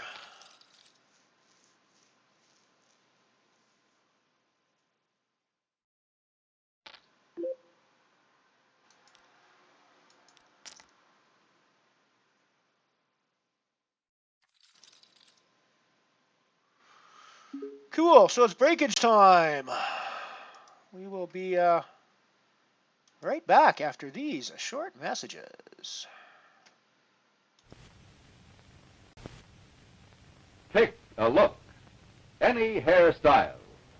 Then take a lilt, and you'll get that hairstyle. Now, for the first time, Lilt brings you home permanents made and marked for the hairstyle you want. Right on the package, Lilt tells you the style you'll get. Want a loose casual style? The new Lilt, made and marked for loose casual styles, will give it to you. No need to know your hair type or texture. Want a medium style? The new Lilt, made and marked for medium styles, will give it to you. No test curls, no timing worries. Want a very curly style? Then new Lilt, made and marked for very curly styles, will give it to you. So pick a look. Any hairstyle, then pick a Lilt, and you'll get that hairstyle. Lilt, the only home permanent made and marked to give you the hairstyle you want. To all of you folks from Jersey City and points west, south, north, and east, I'd like to talk to you right now about Phillips Milk and Magnesia toothpaste, if I may. You see, many dental authorities say that a major cause of tooth decay are mouth acids. And unfortunately, all of us happen to have mouth acids, everybody, no matter what walk of life you're in. If you want to cut down on those mouth acids, then you want Phillips toothpaste, because there's a special ingredient in Phillips that neutralizes those mouth acids on contact, which is mighty, mighty important. Now, another very important thing about Phillips is its taste. It's got a really wonderful, cool, minty, nice spring flavor that you're going to love. It's hard to tell you exactly how a toothpaste tastes, but Julia will tell you where to get it so you can try for yourself and see what I mean. Well, Mother, you can get Phillips toothpaste at any local drug counter, and we hope you're not going to waste any time. Get some right away, and you'll love it. All right, remember, it's Phillips toothpaste at drug counters everywhere. Whoa-wee-whoa-wee-whoa. What's the best way to reduce? Eat what you want or starve yourself? Starve yourself? Wrong. A half-empty stomach causes hunger tantrums. Now you can avoid hunger tantrums, lose weight naturally and fast. With the RDX full stomach reducing plan, you fill your stomach, yet fat just seems to melt away. And safe, pleasant-tasting RDX tablets contain no dangerous drugs, no hormones. So if you want to eat and lose fat, get RDX at your drugstore today. Let's talk about Dear Rinso Blue, shall we? You remember the old line about how high is up? How high is up could be, you know, like that high, could be this high, could be that high. Any kind of high. Doesn't make any difference. But I suppose there must be a real accurate scientific type answer to such questions. Questions like how white is white. But for me, when I think of whiteness, I think of how white Rinso Blue gets my shirts. Because that is just about the whitest white that there is. You see, Rinso Blue blues as it washes, right in its own hot, sudsy water. And you don't have to mix anything. You don't have to stop your washer to add the bluing, because everything you need is right here in the box. And that bluing action works during the whole cleaning cycle. So whiteness is therefore washed into your clothes and not just rinsed in. And Rinso Blue not only gets white things whiter, it's wonderful for colors, too. Makes them look fresher, you know. Now, if you washed a print with red roses on it, those roses would come out looking just picked. You take my word for it, everything that you wash in Rinso Blue will come clean, because Rinso Blue has special cleaning powers.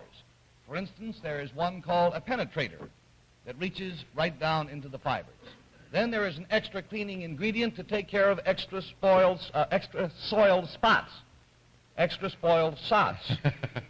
Extra soiled spots. And last of all, but certainly not least important, there is a rinse-clean action that holds dirt away from the clothes. Now, all of these powers, they work together, you see, like a team of little magnets to loosen, to lift, and to pull the dirt from your wash. So the next time that you do a wash, you put those special cleaning powers to work for you. Pour Rinso Blue into your washer, and you will see with your own eyes that there is something magnetic about the way Rinso Blue works. You try it. Real great stuff.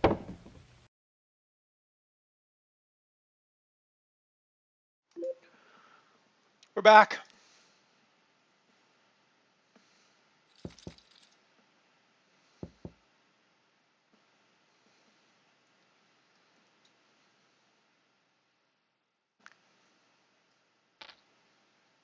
Yeah, enough of that for today. Let's. I have faith that we found some possible solutions for your issues, and that you've turned a corner, Night Shopper. Because it is frustrating, and we play a very swingy game, and it's so easy to just lose your head for a little bit and have it all come crashing down around your ankles. So, and you can't really talk about this with anyone who's not a poker player, because they'll just think you're a degenerate gambler, that and there's just no understanding of the way things work when you play poker, right? So I'm glad you can come here and talk about these things as well, and I'm glad we can provide some, if not some help and some assistance, then at least some camaraderie and some fellowship.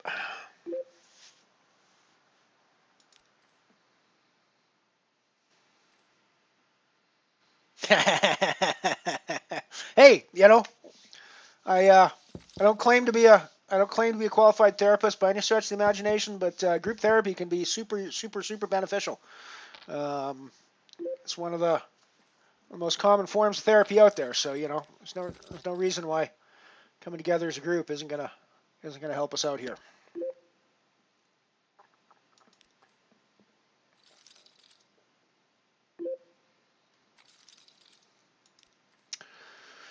So we're still on the stone cold money bubble here in the €2 singularity. 7 of 10. We're having a pretty good run, cashing. We're getting deep in the singularities lately. Like I say, we played 3 singularities yesterday, and we went deep in 3 singularities yesterday.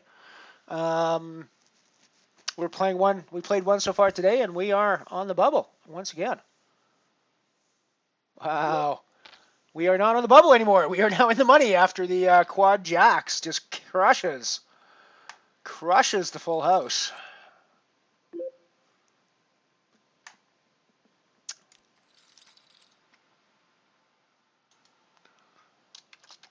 It's getting almost tedious to update these titles with my ITM/FT in.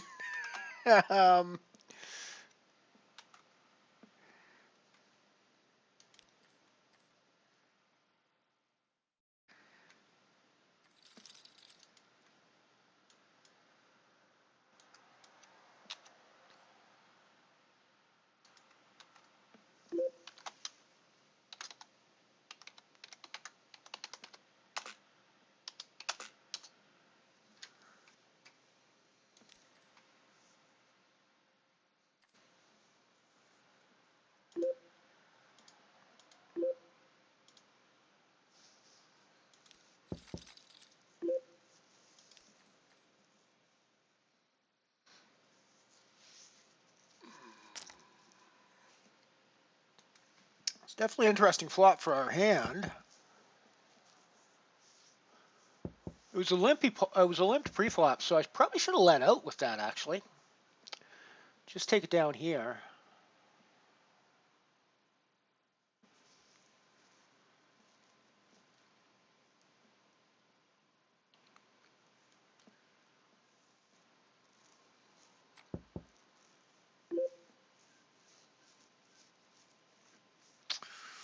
Don't actually think the delayed bet is quite as... I'm pretty happy with the way the river went. I would have rathered a club, obviously, but even a club may not be... Ugh, so gross. So gross.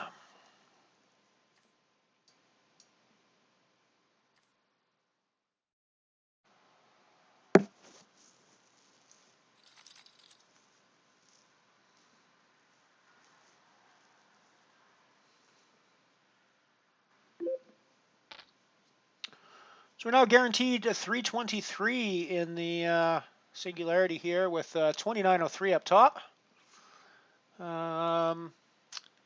We did not break the guarantee of 100 euros.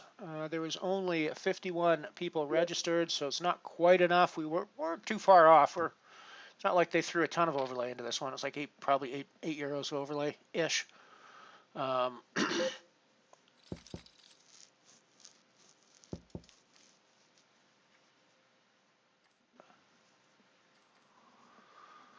So that's not too bad. But yeah, we got 323 for ninth, then 387, 484, 581, 774.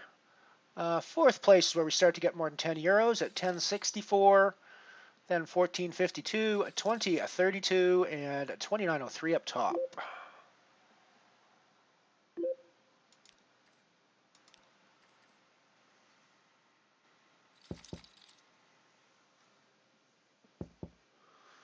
Yes, I do seem to be doing well in the singularities lately, so we're gonna keep pounding on those, I think.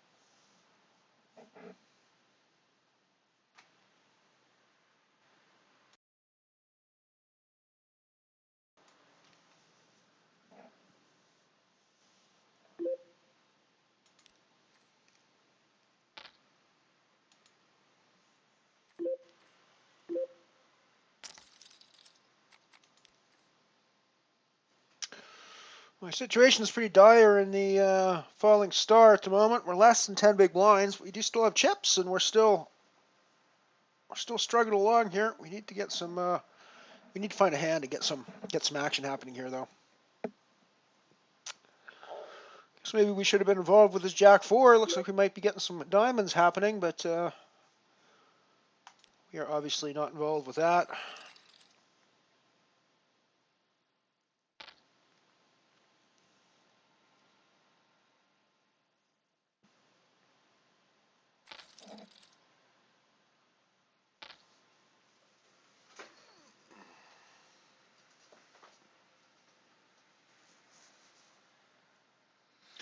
It's funny, I'm just watching my TV and I realize that half my head is off the camera a lot of the time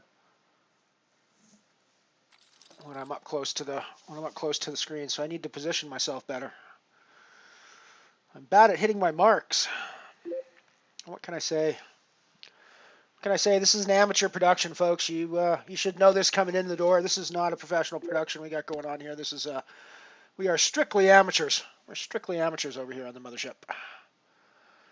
We're strictly amateurs who have laddered up one more level, guaranteed 387 now on the Singularity. We are 100% amateurs here, though.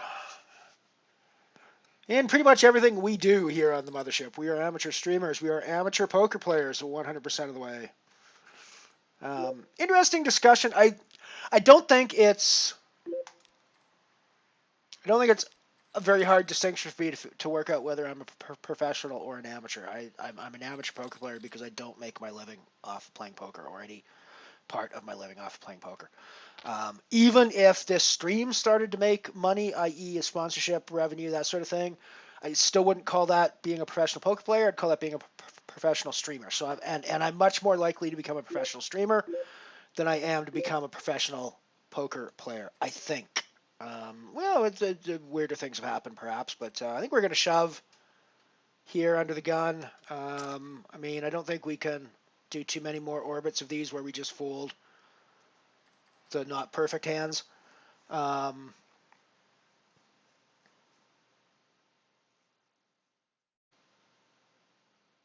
So yeah, but the more interesting discussion that I haven't been able to figure out, it's easy to work out in my mind whether I'm a professional or an amateur. That's not a hard question to work out.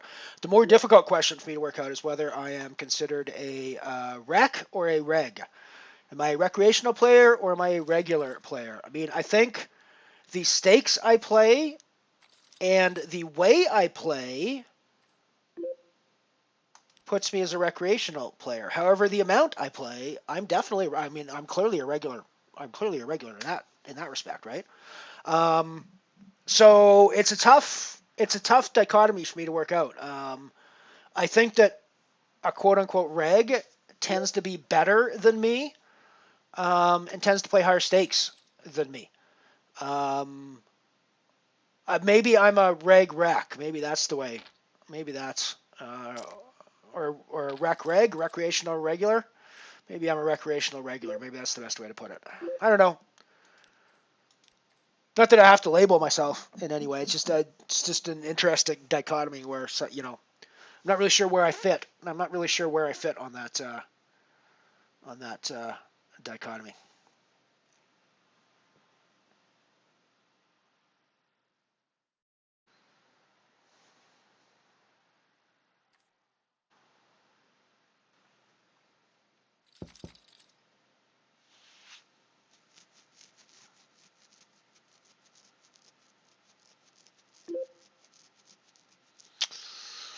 So I wonder if this is the sort of spot where I think this is probably the sort of spot where I want to get my money in as well. Got some dead money to pick up. I've actually got some fold equity, so I actually think it's a pretty decent spot to put my money in here, and not a terrible hand to do it with.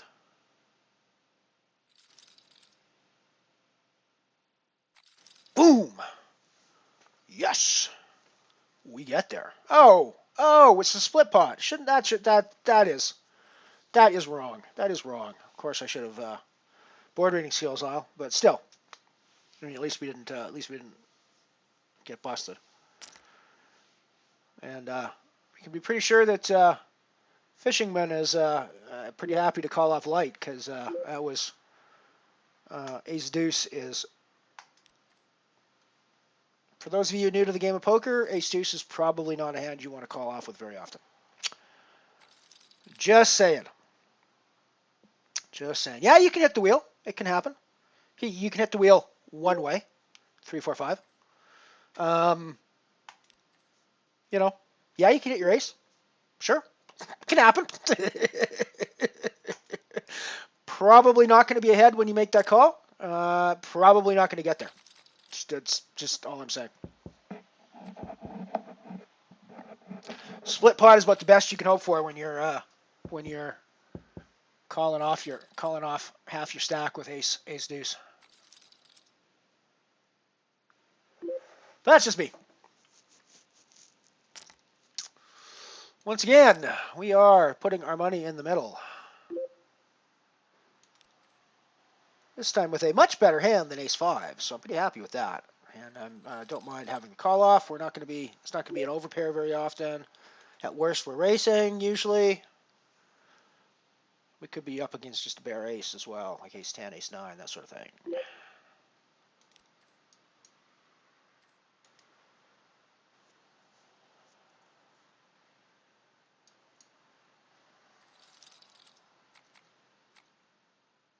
Yes! Yes! Alrighty, so we're back in business in the Falling Star. We have some chips to play with. We might actually be able to pick up a bounty or two now. So yeah, pretty happy. Pretty happy with that spot. Pretty happy to get called off by the deuces there.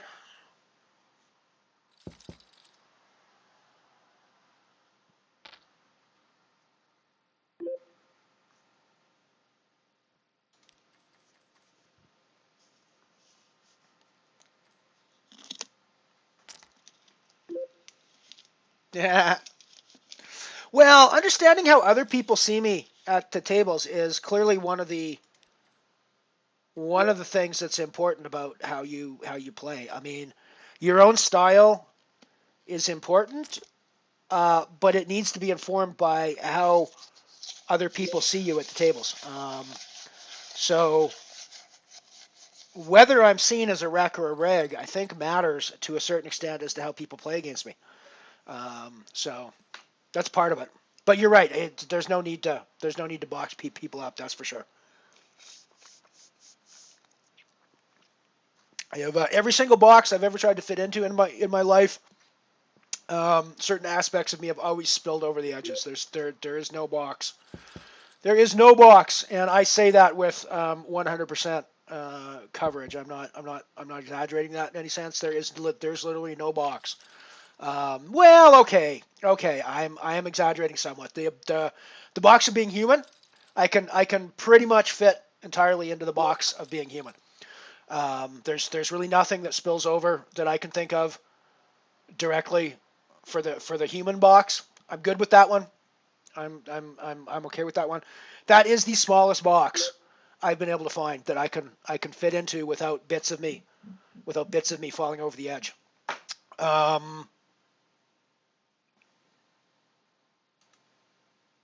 I guess we're putting all our money in here with the Ace King. We're going to be behind Serdouce some of the time, but like when he has the aces, but you know. So we are 7th in the Singularity, which is not a terrible result for us, and a pretty good run, all things considered, with the rest of the days. Let's, like yesterday's results and everything, so let's go off to there. We have got, what's this Singularity? 4.84 for 7th place.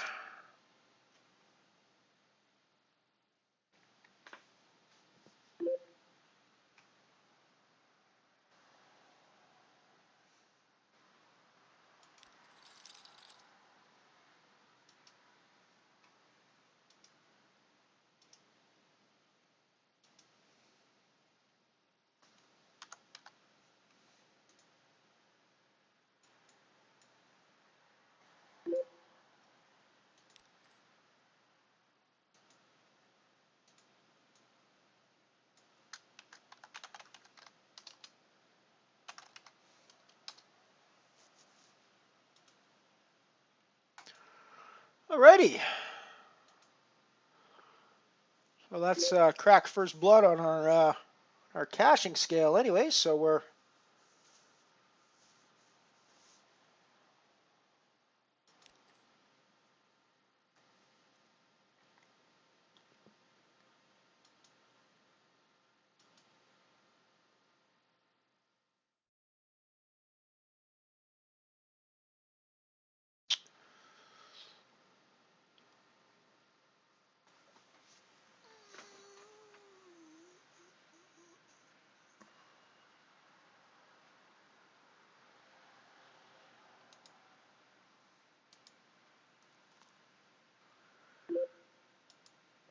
Elrond's Army 2 is in the solar.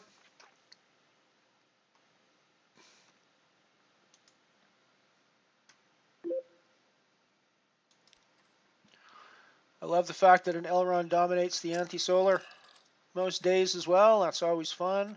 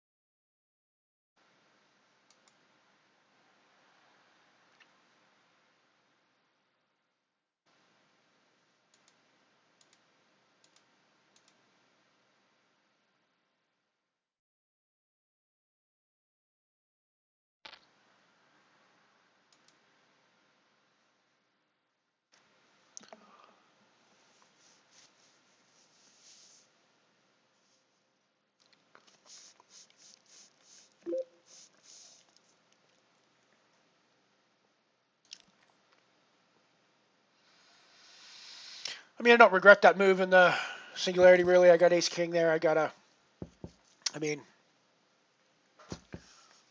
he's not going to wake up there with aces all the time, right? And that raise is not aces all the time either. That's, he's gonna put that sort of raise in all the time. We're gonna always overshove. He's gonna have like ace queen, ace jack, ace 10. A lot of ace X's there. He's gonna have a lot of underpairs there. He's gonna have things like king queen, king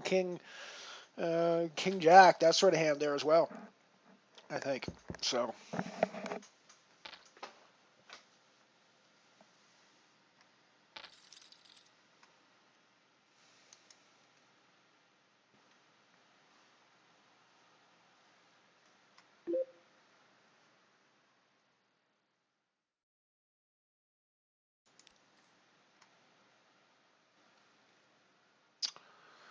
Just about to reg in the €250 Galaxy, which is a €2 rebuy event that's starting in 8 minutes time.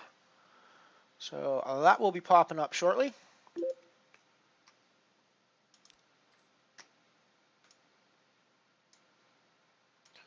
Put in our €2 Singularity slot. And I'll probably fire the €2 Singularity that starts at the top of the hour as well, which will give me 4 tables running, which is a little bit higher than I like to go, but, well, it's at the top limit of where I like to go. But I also expect we will be...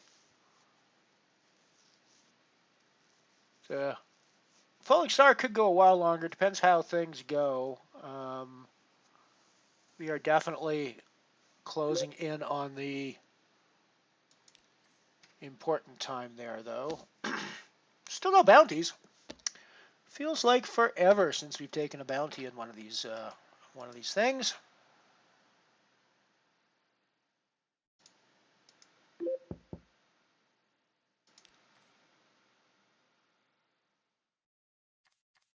Yeah.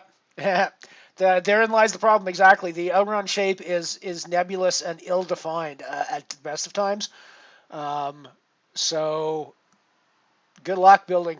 Good luck finding the ability to build an outrun shaped box, my friends.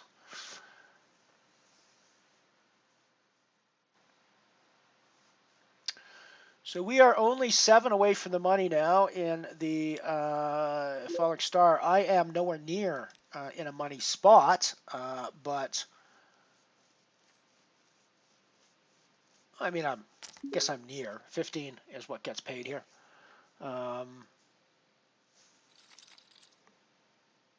But I definitely need to do something before we get through.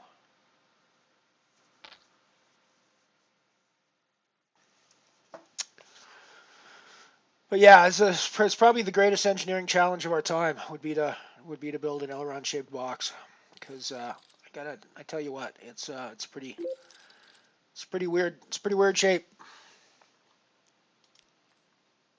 It's a shape I'm comfortable in, but you know, it's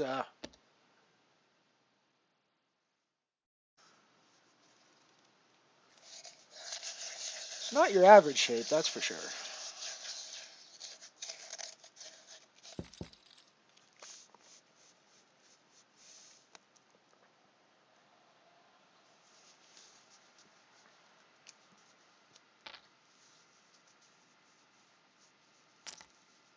Nice one, MVE. I lit my stack on fire in the €1 like in the first hand I played. Flopping a straight, slow playing it through to the river where the flush came in on the river, and then just throwing the rest of my stack in when the guy shoves on me on the river. You know, I just gave my stack away. Said, here, take my 4,000 chips. Do you want? Sir, would you like 4,000 chips? Here, take my 4,000 chips. That was basically the way my €1 Falling Star went. However, the €4 Falling Star, we're still alive. 5 to go until the money. We are not in a money spot, so we can't just sit around and wait for that all to happen, which was why we called here. But this is not looking so hot for us. We've only got backdoors at best, so we're going to get out of the way and live to fight another day.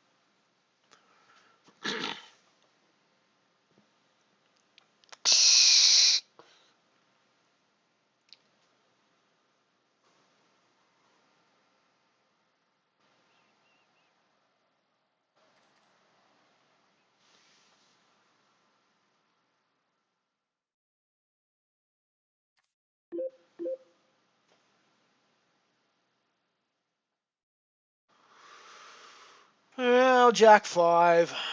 I could probably wait for a better opportunity than that.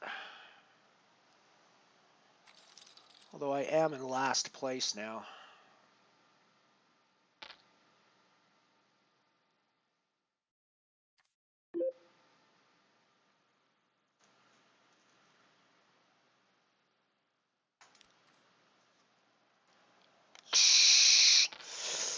Possibly one of the greatest challenges of online poker play is not learning the hand ranges. It's not learning patience. It's not learning how to deal with the variance of the game. It's figuring out how to make sure that you cook and actually are able to eat healthy while you're grinding 12 hours a day on the online felts. It's tricky to actually make proper food in a 5-minute break. It's much easier to eat crap, to have crap that you can heat up during a 5-minute break, than it is to have actual, real good, healthy food to eat during a 5-minute break. So it's tricky. I mean, I'm only being slightly sarcastic when I say this. I mean, it is actually one of the trickier parts of playing online a lot is getting time to make sure that you get yourself fed properly. Same with playing live. I mean, when I go to tournament series, when I'm live reporting or playing, I eat just horribly for that week, and it's terrible on my body, right? It's because there's just no way to really eat healthy when you're away and staying in hotels, shit like that. On tournament floors for 12, 14, 16 hours a day, ordering from the poker menu. Chicken fingers and poutine, and you guys won't have a lot of poutine on your poker menus over there, but we do here in Canada always. It's great food. It's not exactly the healthiest thing in the world for you.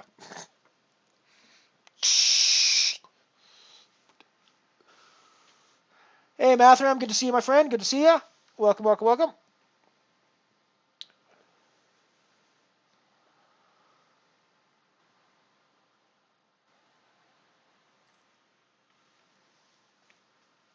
We have just cashed the €2 singularity that the title claims I am on the final table of, so you will not see the final table of that. We cashed it in 7th, so not a great result for us, but not a terrible result. We're halfway to making a profit on the day so far, although we've got the €2 Galaxy starting up here shortly. There we go, €2 Galaxy's just popped up on my screen, so let me get that configured for you. There we go. That one is there. Let's get the title set up properly for you.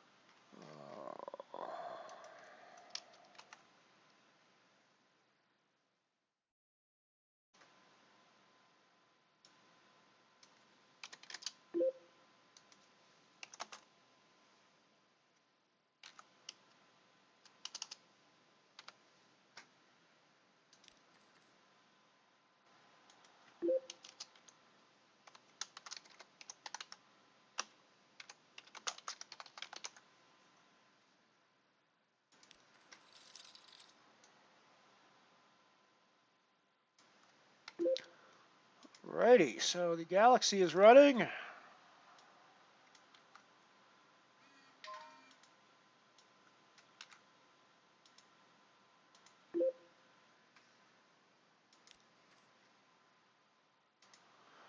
we go, we got the Galaxy going. We have got the Galaxy going. This is a €2 rebuy add-on event, so we might be firing some bullets here. Just for the record, we might be firing some bullets.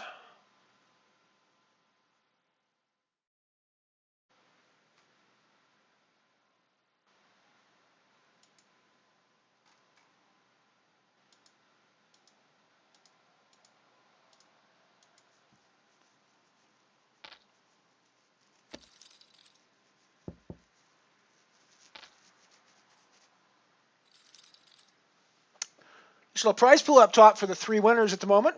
I'm sure there will be more people jump into this one, but it's like 108 euros up top for a €2 buy-in. It's pretty darn good. Of course, that's the 250 euro guarantee. This means we need 125, 130 buy-ins, rebuys to add-ons to make the guarantee on this one, which should happen pretty easily.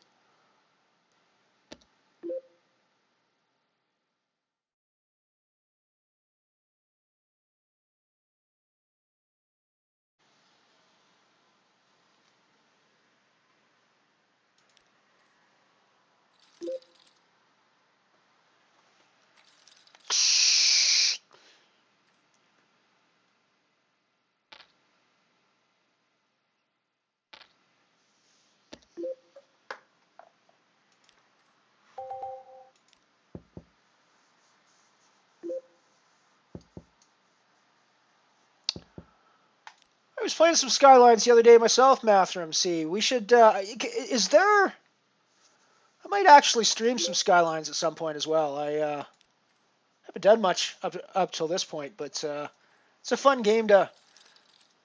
Although it's kind of one of those games that I'll set some stuff up and then I just leave it run for a little while and then I go back and do some other stuff. So it's one of those games that I like to have background running, if that makes sense.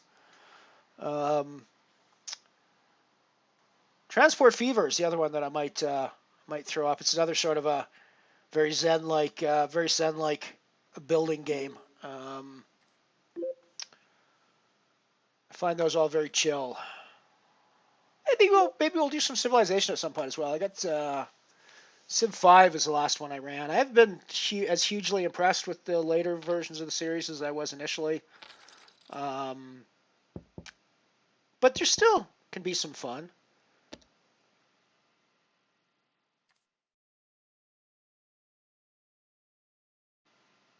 Yeah.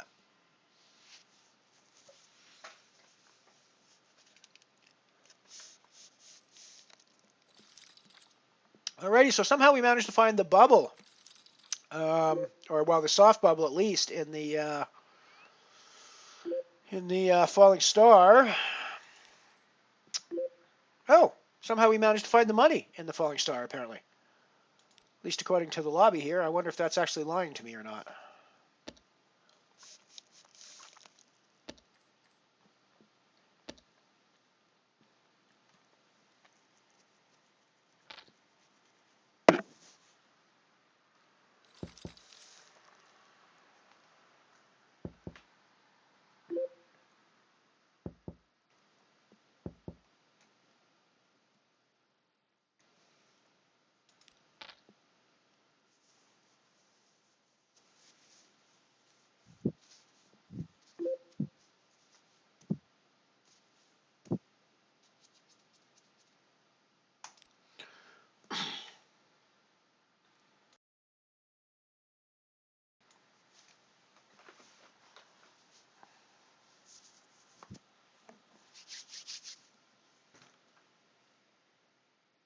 Bah! Would have tripled up there if we'd have been playing that hand with our King 5, but oh well. We are, however, playing this hand with our King Queen, and we've hit the top pair, so I think we're going to put some money in the middle.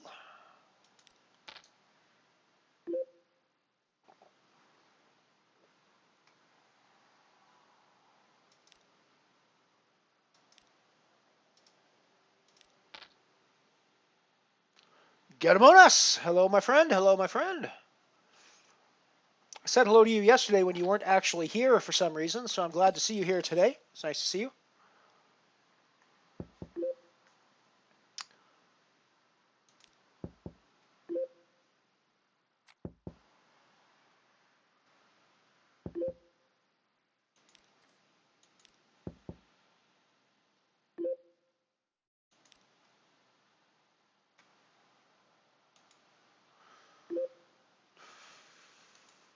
I think I have to call off here.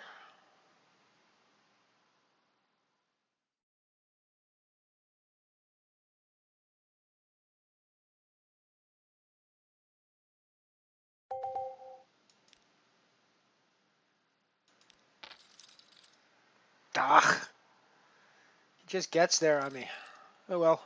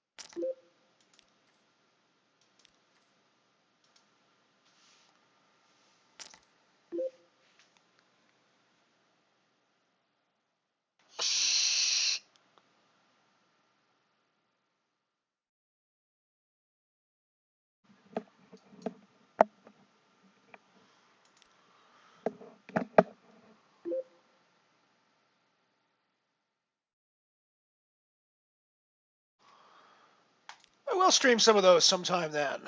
We'll do a few of those. I play all three of them for sure. Transport Fever, City Skylines. I've got one of the more recent Sim City versions around somewhere as well. I wasn't nearly as impressed with that one as I was with City Skylines.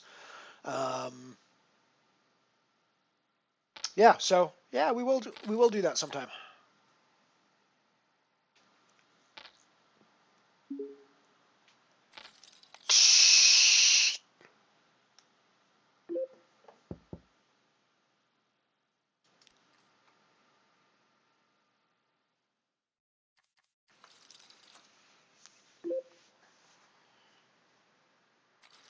More likely than not, if I ever stream any of those, I'll be forgetting to change my game indicator as well. So it'll be saying that I'm streaming poker while I'm playing one of these other games, most likely. But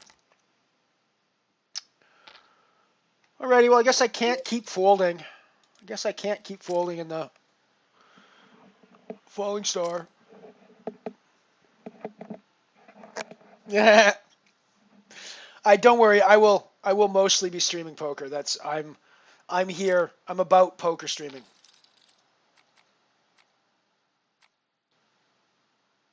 Oh my.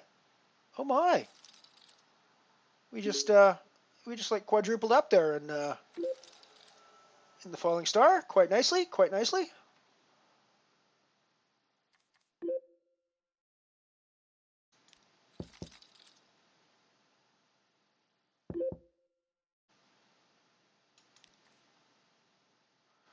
We cannot trust what the at all what the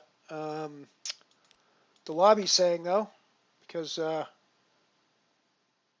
said we had 15. We lost somebody. It still says we have 15. I think we've got well less than 15 in there.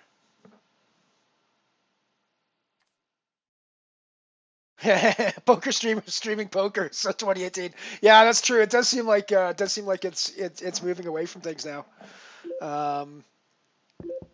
Was an interesting discussion that Jamie Staples and Doug Polk were having about whether streaming is sustainable as a career. I guess one of the reasons I feel it's sustainable is because I don't really see this as a career, frankly. I mean, I'd be absurd to think it was a career now, given my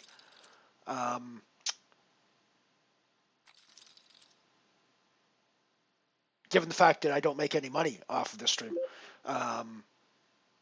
So I can't consider it a career.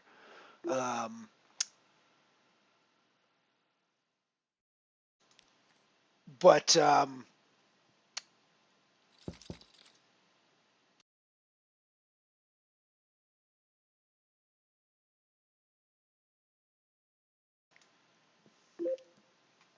certainly it's sustainable because I stream when I want to and I don't stream when I don't want to. I mean, and you guys are pretty understanding with that as well. There are days when, there have been days where I'm just not there for whatever reason. I'm got too much work to do, or I'm hungover, or whatever, and I just don't want to stream. You guys are really understanding about coming back the next day and so on. And I mean, that's part of the reason why I don't really care about my audience getting huge, because I know that the bigger the audience gets, the more people are going to be around that are that care about whether I'm online or not. Well, and it's not that you guys don't care about whether I'm online or not. That's not the point I was trying to make. But that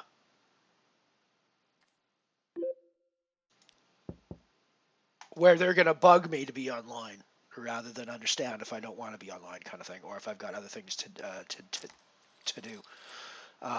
So this really is a hobby for me. I mean, it's not a career, and I don't actually expect it to become a career. If it even becomes anything that I do, quote unquote, professionally, it'll be a sideline income as opposed to a mainline income, I think. But I certainly think it's sustainable from that perspective at the very least.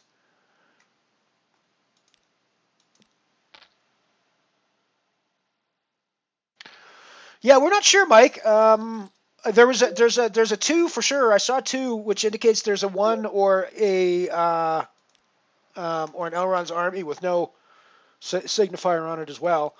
I have no idea how many there would be out there.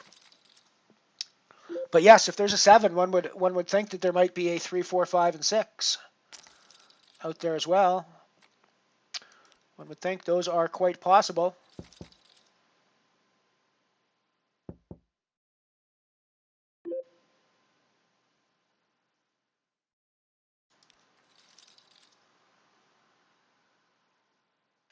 I actually think we might be on the final table of this.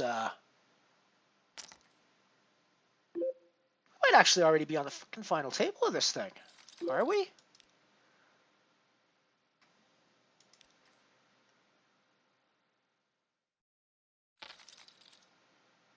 Yeah, the lobby says there's still 14 people left, but we've got... Okay, there we go. The lobby just updated to... No, so we're not on the final table yet. Yeah, so it's starting to balance tables now. Because that was the weirdest thing. It looked like we had like 8 people on our table when... so I guess it's 7 and 7 now. Yeah, 7 and 7 now. Yeah, so that makes sense. Okay. Cool.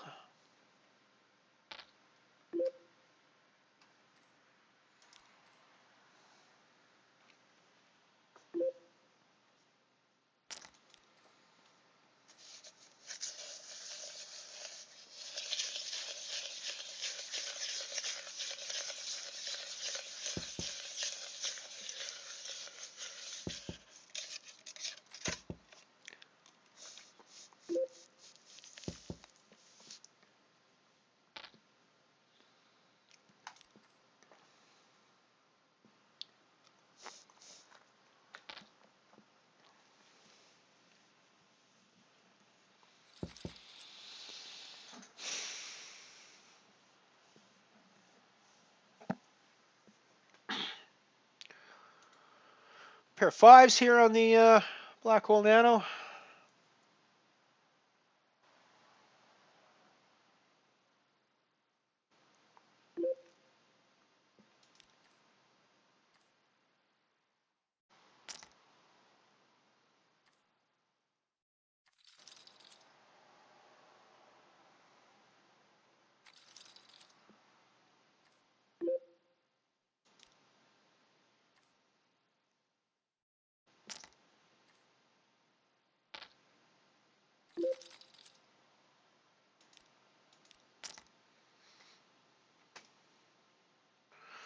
Prizes are still looking pretty absurd on the Galaxy. 91 for first, 19 euros for second place in a €2 buy-in tournament.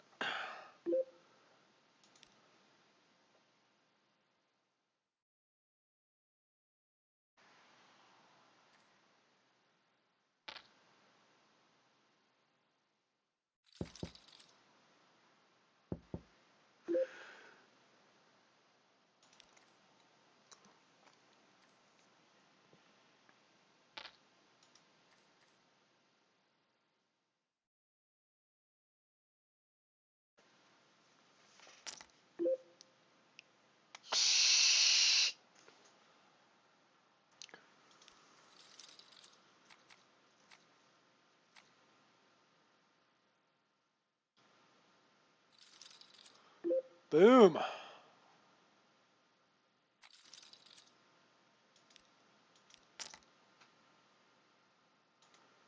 So we're down to, I believe, 11 of 11 now. Guaranteed 676 in the falling star. Still no booties, but we're guaranteed a profit anyways, which is never a terrible thing. We're playing hand for hand, so we must be down to 10 maybe now. Hand for hand for the final table. Yeah, 10.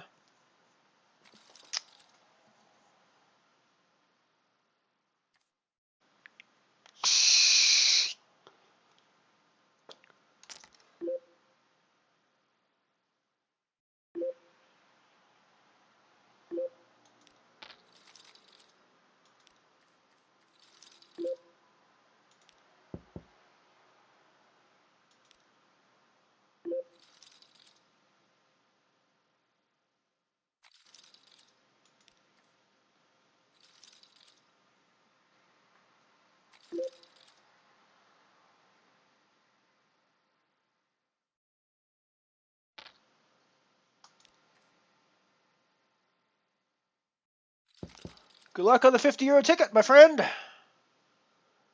Very good luck on that one.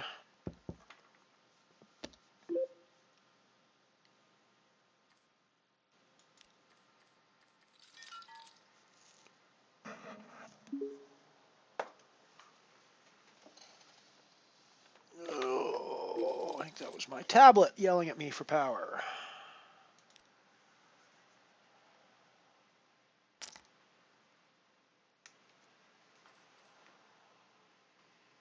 That's what it was.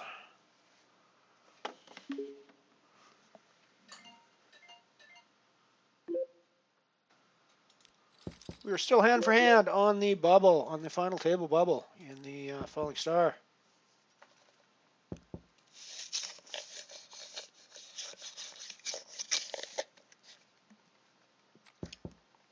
This is probably where we put our stack in the middle.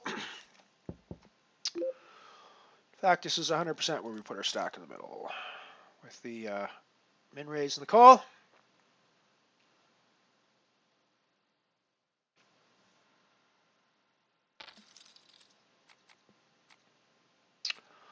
That'll be a good hand for our, be a good flop for our hand.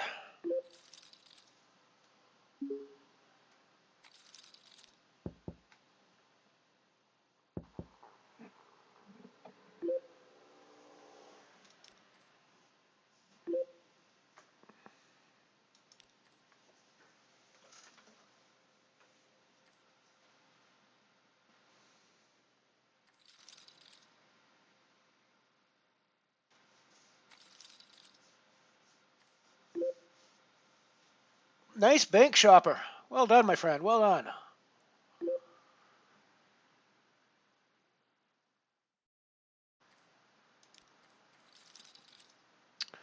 With any luck, I'm final table bound here in the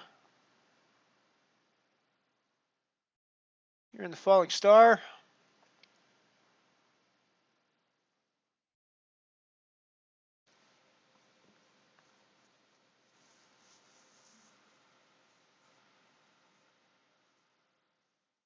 That's an excellent idea, shopper. Get yourself tickets to be able to plunder for fun nights.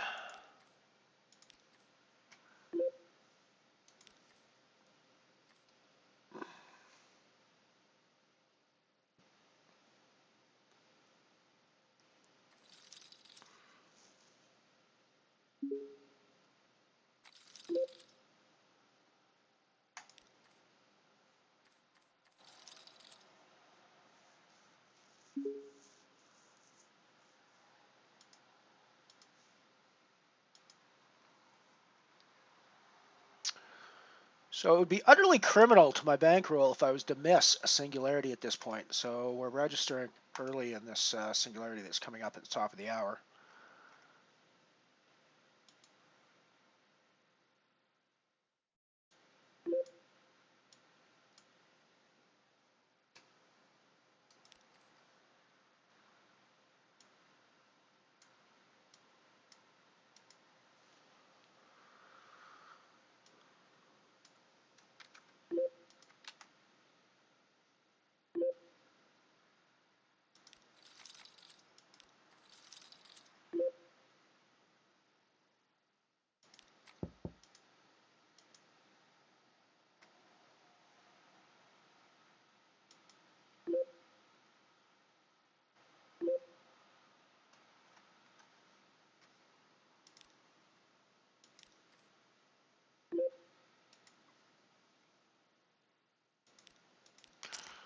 Obviously, we're putting in a raise here.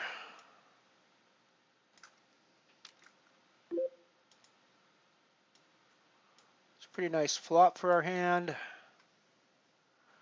Although, when we c-bet it, we don't always get calls because king is part of our range. But what are you going to do? I think you still have to c-bet it.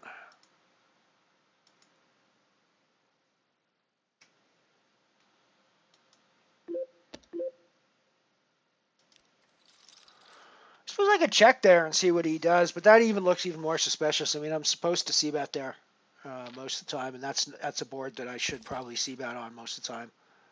So I think checking there looks even more suspicious than putting in the c-bet. Generally speaking.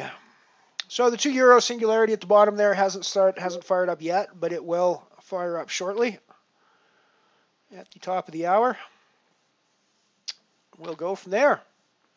We are final table, 8 of 9. Well, we're not final table yet, obviously, but we are, it looks like 8 of 9 on the board, so we are guaranteed 747 on the falling star now as well.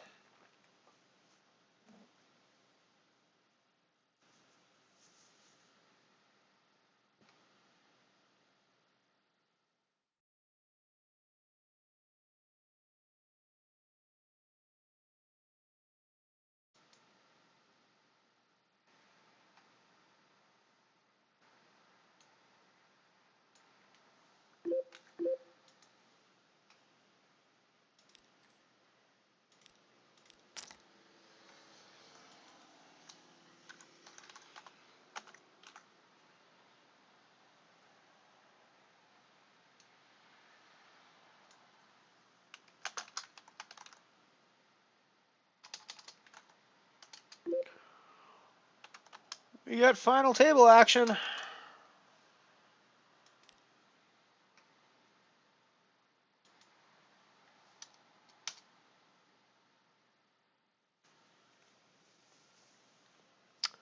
We got final table action happening here in the 500 euro falling star bounty. We have no booties. We have one of the smaller stacks at the table, but hey, we still got chips. We're still playing for the cash. We're still playing for the booties. We can still get booties. There's one person on the table we could knock out. And she's got a nice little booty going for her. Are we the only player at the table with no booties? Nope, one other player, Sativas, has got the 225 bounty indication as well. So we're not alone. We're not alone here at the table. That's cool. Yeah.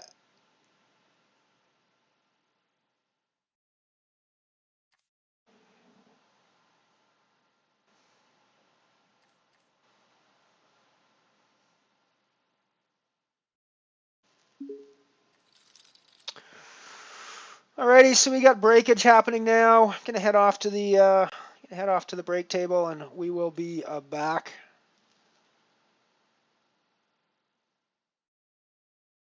Shortly.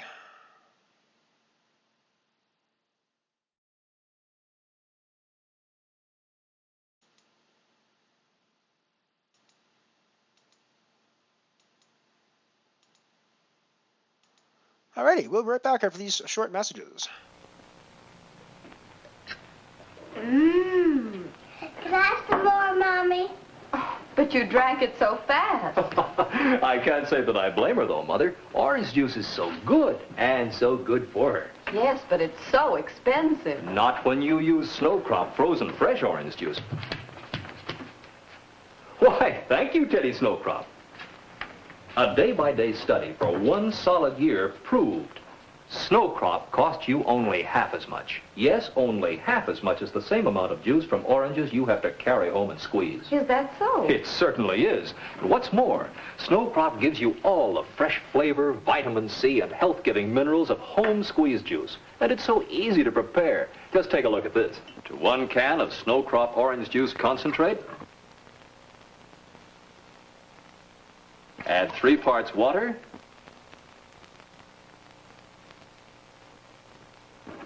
mix, and served. And in a recent nationwide blind taste test, people voted by over 2 to 1. Snow Crop tastes better than home squeeze. There, children, try some. Now, what do you say? Oh, boy. That's good. It's always good. So get Snow Crop frozen orange juice at your favorite food store.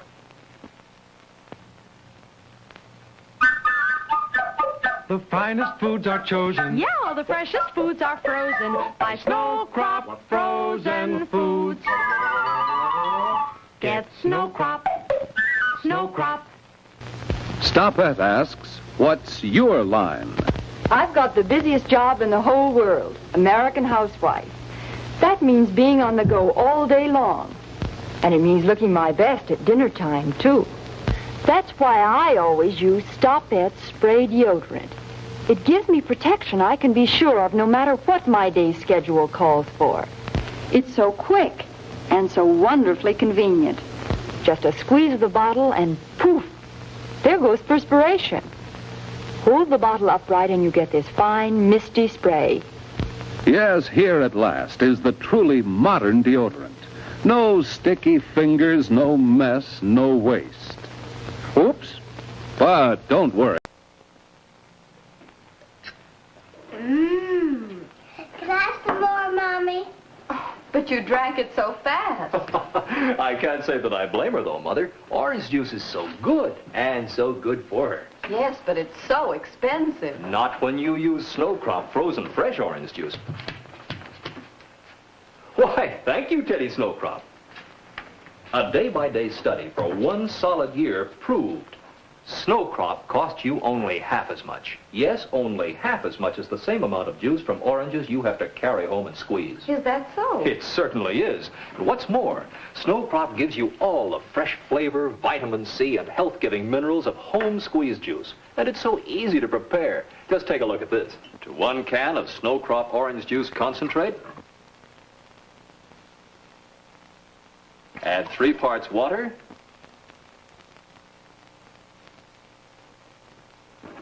mix, and serve. And in a recent nationwide blind taste test, people voted by over 2 to 1. Snow Crop tastes better than home squeeze. There, children, try some. Now, what do you say? Oh, boy. That's good. It's always good. So get Snow Crop frozen orange juice at your favorite food store.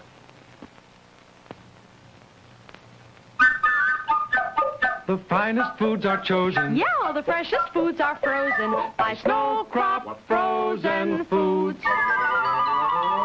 Get Snow Crop. Snow Crop. Stopette asks, what's your line? I've got the busiest job in the whole world, American housewife. That means being on the go all day long. And it means... Oh, it's been a while since we've had a full slate of 4 tables running at one time. We got the Galaxy €2 buy-in, €250 guarantee in the top left. We got the Falling Star final table, €5 buy-in, €500 guarantee in the top right. We have got the 50 cents, €100 guarantee at Black Hole Nano bottom left, and we have just got the another €2 Singularity popped up here in the bottom right.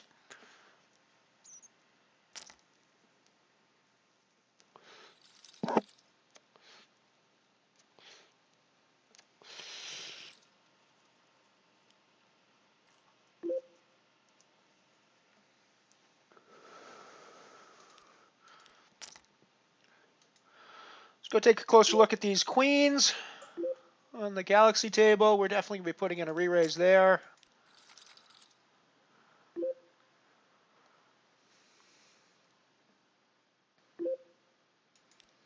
We get shoved on. We're calling off 100% of the time against the jacks. We hodl. Nice. Nice to see there. So nice little run so far in the Galaxy.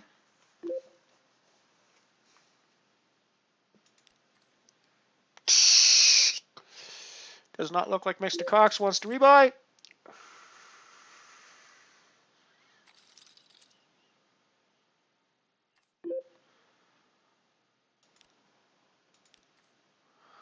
Mr. Cox does not want to rebuy, so that's cool.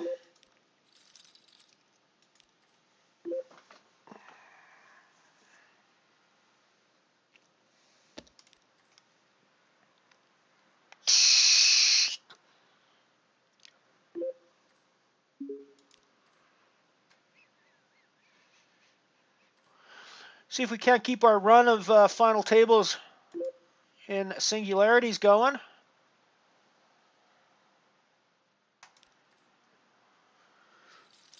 Down here, this €2 singularity would be our 5th final table on a singularity in a row. 5 out of 5. We have now got 4 out of 4 final tables in the last 4 singularities we've played.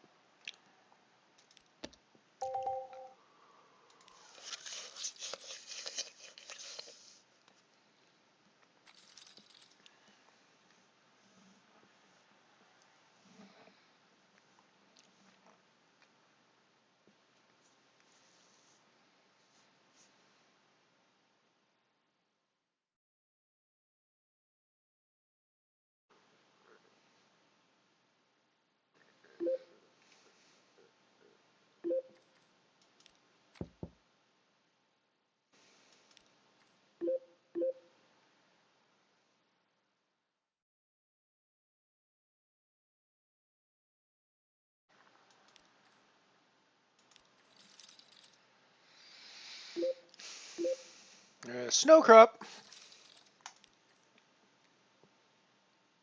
I don't think snow crop exists. I'm sure there's not a brand here in Canada that I'm aware of at the moment, but could still be a brand in the States, I guess.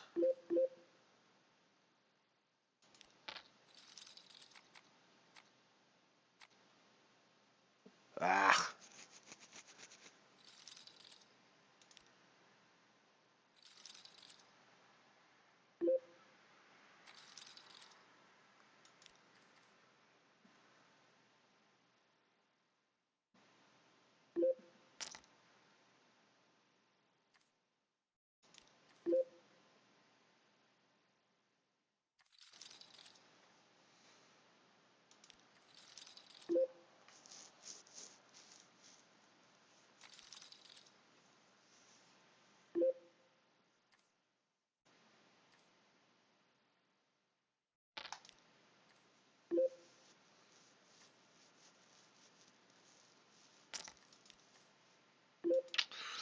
This is where our money's getting made at the moment. We are guaranteed 747 at the moment on our €5 buy-in. We have got no bounties. We've got no booties at all for this game. I haven't actually had any booties in weeks, it feels like.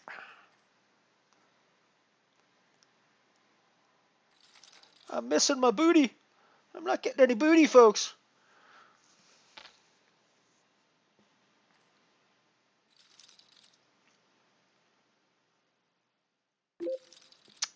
But I'm happy just to run deep in it anyways.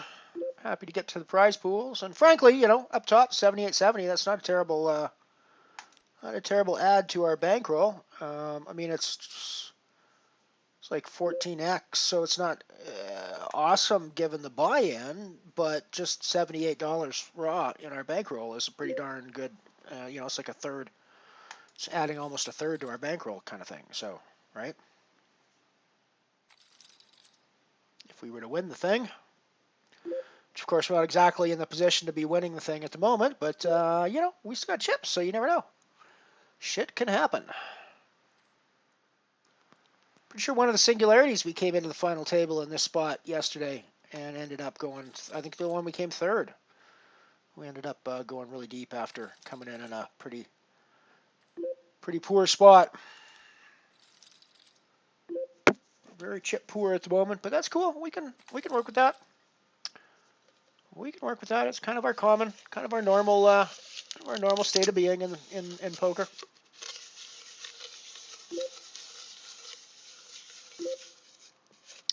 I actually do think I play short stacks better than I play big stacks. I think big stacks is where I make most of my, like, deep stack plays where I make most of my errors.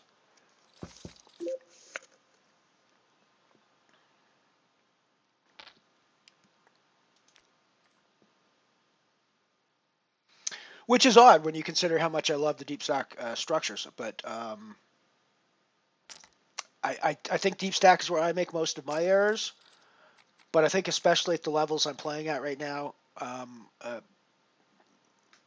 even if I make errors, other people make way more errors, and I'm bad at deep stack play. Other people are appalling at deep stack play at the levels I play. So it's it doesn't happen quite as often anymore. But like the 200 big blind shoves are the ones that I'm just like, what the hell? There's literally no hand you can do that with where it's the right move. But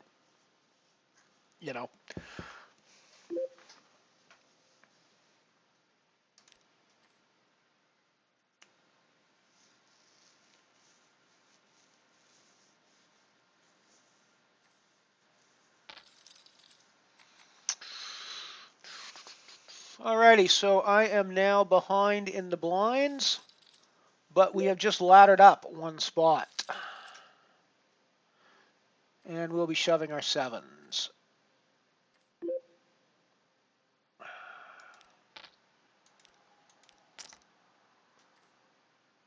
When I said behind in the blinds, I meant we're now down under 10 big blinds.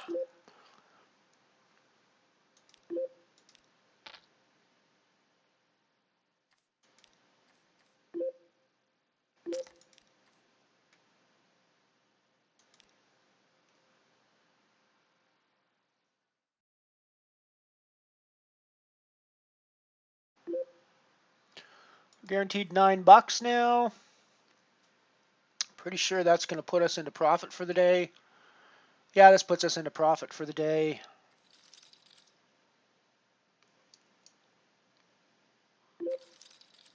Two days in a row we've made profit. That's always a nice feeling.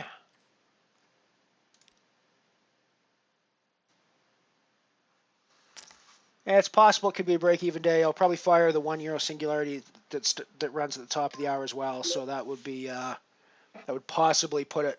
If all we make is 7 and we bust everything else, it would mean that we would sort of be a break-even spot.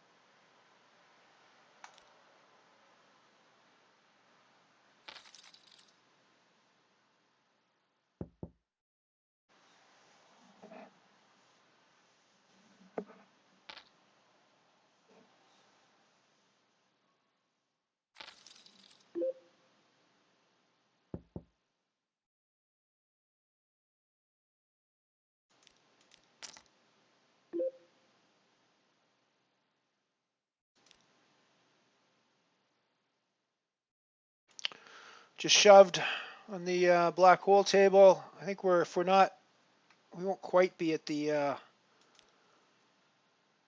like 7 minutes of late reg left. So now's the time for me to be going shovey if I wanna rebuy a stack.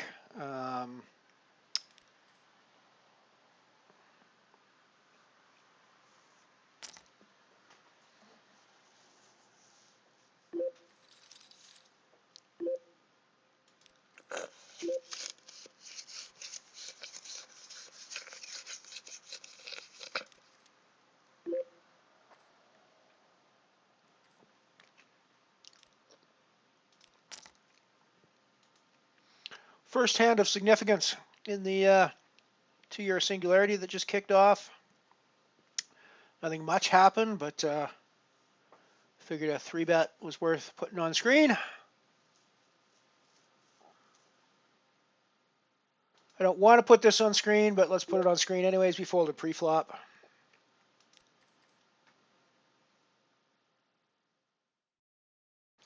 We're obviously never calling here. Although we might want to Hollywood it a bit.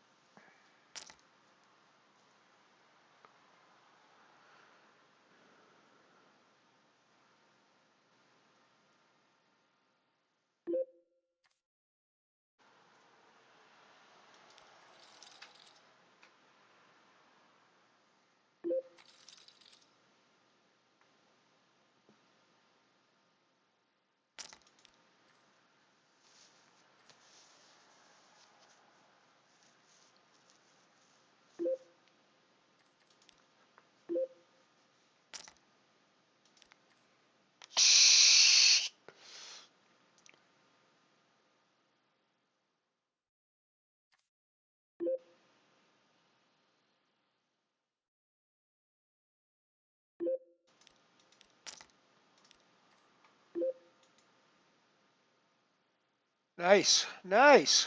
We get there and we hold. For a nice double up there in the black hole.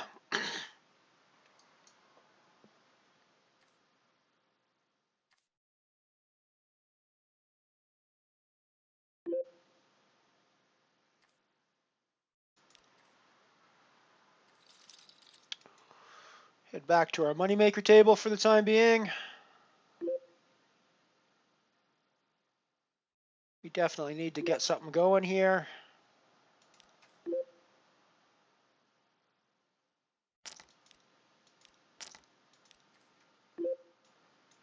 Galaxy's been pretty quiet. But we've got a pair of threes here that we're just going to bump up a bit, see if we can't take down the dead money pre. Nice one, Mike. I didn't play the Zenith today for some reason. Ooh, flop the set. Gotta be. It's a nice feeling when you flop the set like that, right?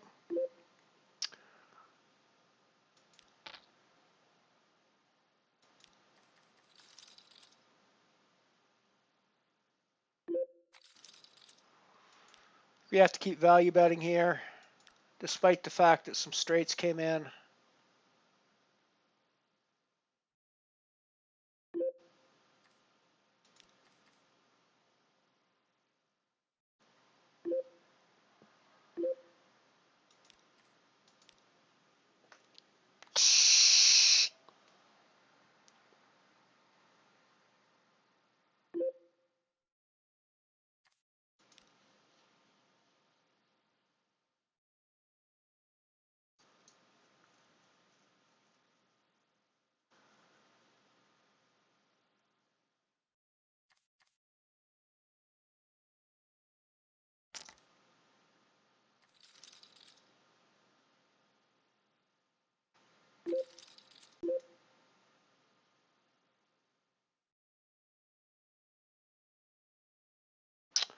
We laddered up one more time in the, I think that means we just gotta, I just folded an ace-5 under the gun. Offsuit there. We did ladder up one more time, so we're guaranteed 1185 now on the falling star final table. But things are getting pretty dire.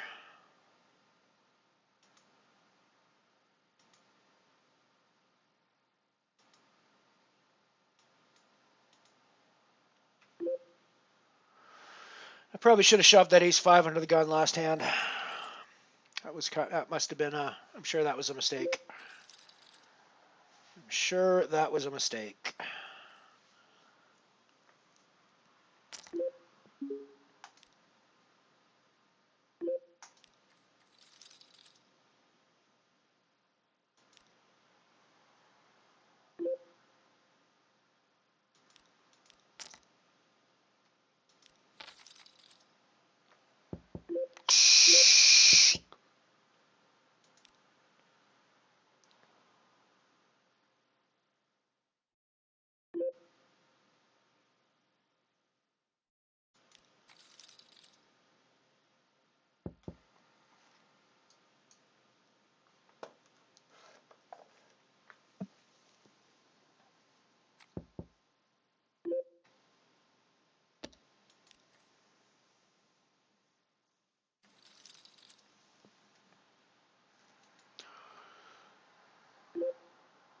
We got a potentially big hand coming up here in the singularity. We got aces and deuces with top kicker, which is a good spot to be in here, I think.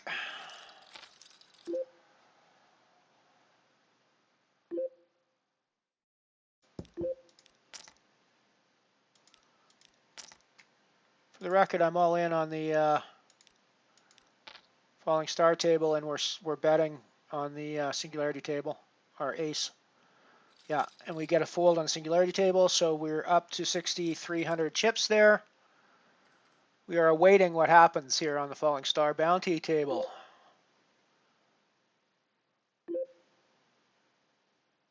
Where we get called, so we might be doubling up, we might be going out. We'll see how it goes. Ooh, we get two calls against us. We got backed our clubs. Ace can still be good. It's not going to be good very often here. We got a jack now for our gut shot. When it gets checked around, we might actually be good here with our ace high.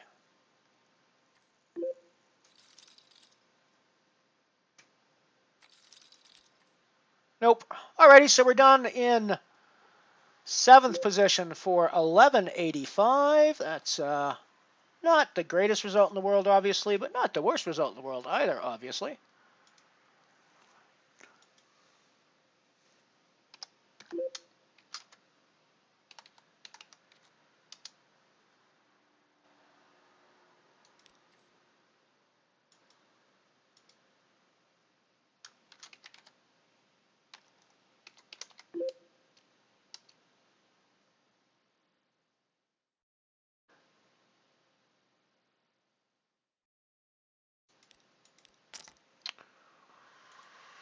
Just put in the shove with my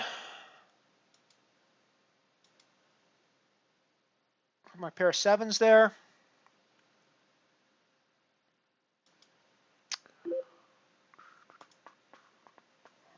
.85 for 7th place. 7 seems to be our theme for today. We've been 7th in 2 tournaments today so far. We got it through on the black hole nano table.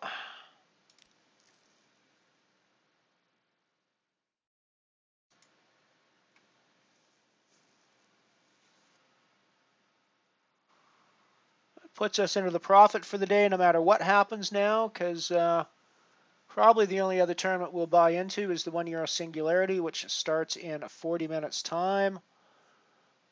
So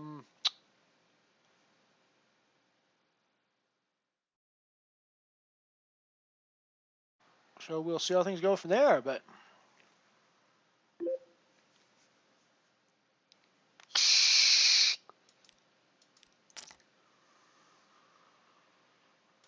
you're going to raise from under the gun on the Galaxy table with ace 10.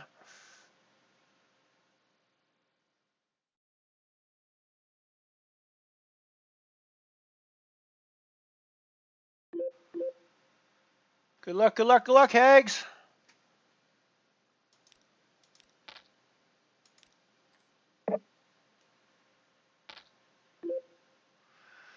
Two pairs, obviously not the best hand here. I think we have to keep betting it.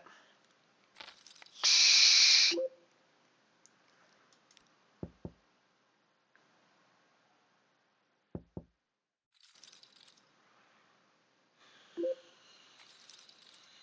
wonder if he calls a bet there on the river. I didn't really feel like there was any value there to be had, but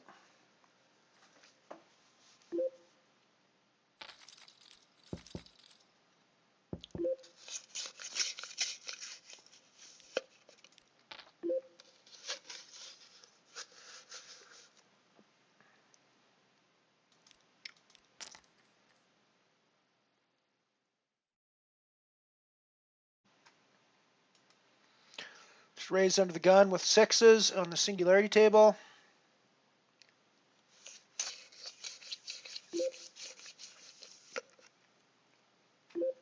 I got 3-bet from the button, so I think we're going to call and see a flop.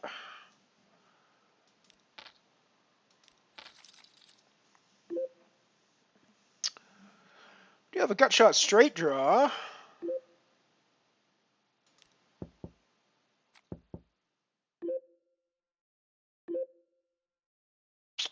think we need to put a bet in now.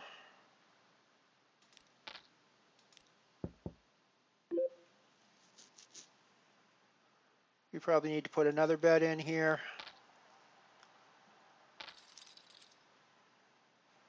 Nice call.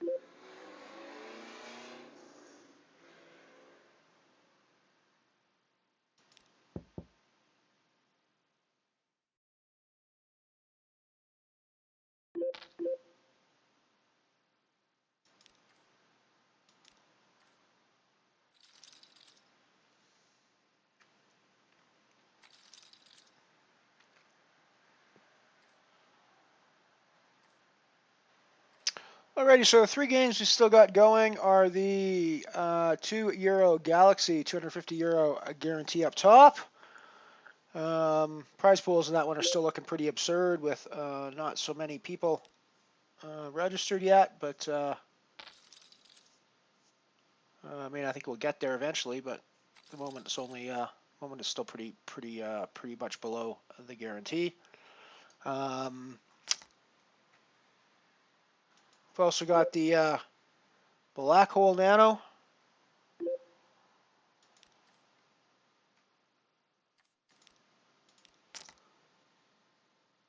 And we've also got another 2-year Singularity. Seems to be a good format for us the last few days, so we're going to keep pounding on them.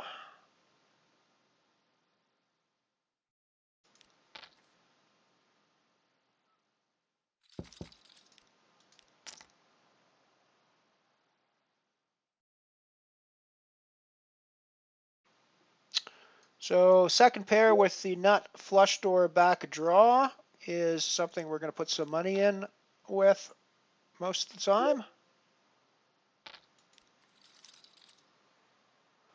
We've also got a hand developing on the Galaxy table, but for the time being we'll go back to the Singularity here.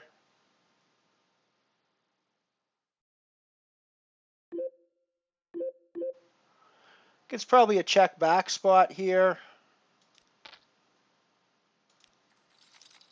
And reassess on the river.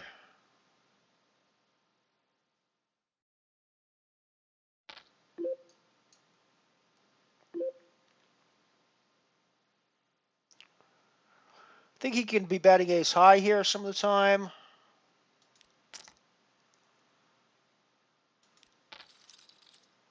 Could be betting a queen some of the time too. He can be betting a worse 8 some of the time as well, though, I think. So that's why I have to call there. He can be betting a worse 8. He can be betting an ace X of some sort.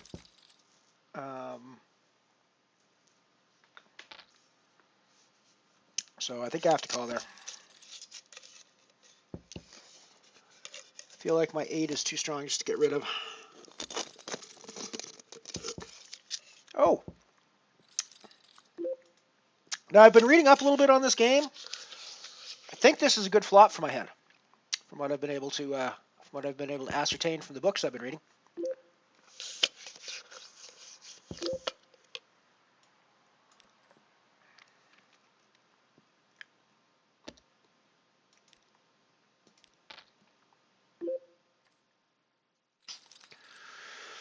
Don't know how you're actually supposed to extract value out of that, though, is the problem. It's like I have all the possible hands there. You just got to hope that she's hit the the king.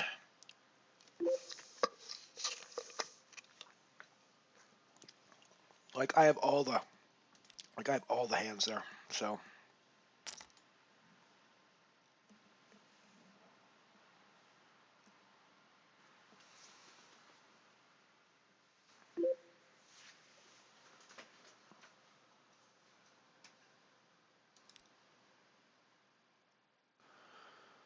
thank you for the GGs, guys.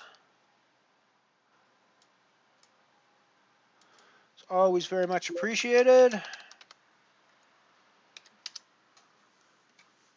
Oh, I just entered the €1 singularity in my bankroll tracker.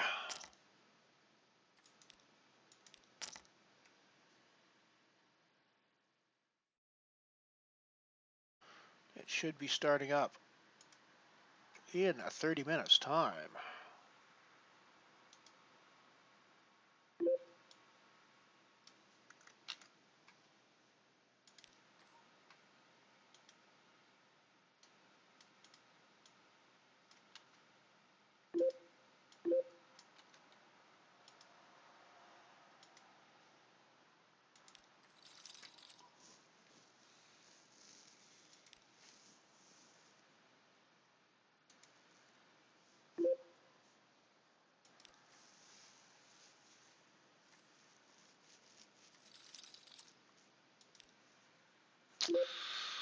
Galaxy registration period is ending in 2 minutes, so it looks like we're going to get out of this one on just a single bullet, which is always nice.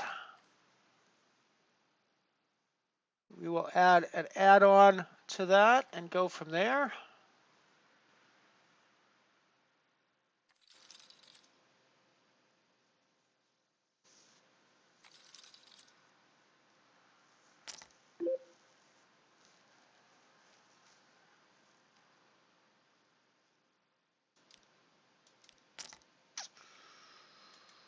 Put in a raise here with my pair of fives. The problem with doing this against you fold is there's a very good chance that she's going to come back over top with a 4-bet, which is a little bit tough to withstand when you're playing fives, but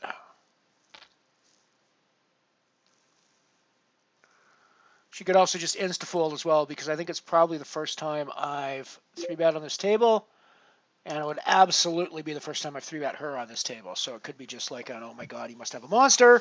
Let's get the fuck out of here. Which I'm kind of happy with, because, you know, it wasn't a monster exactly.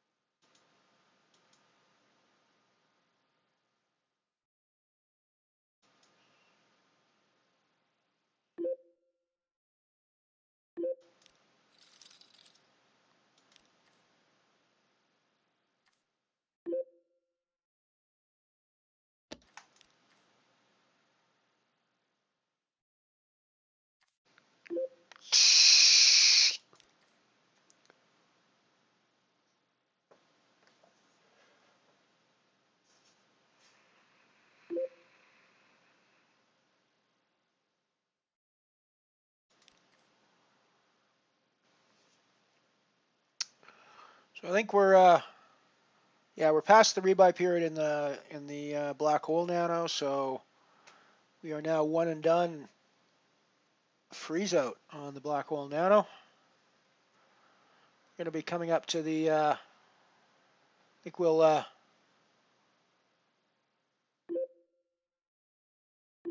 yeah, we got one more level.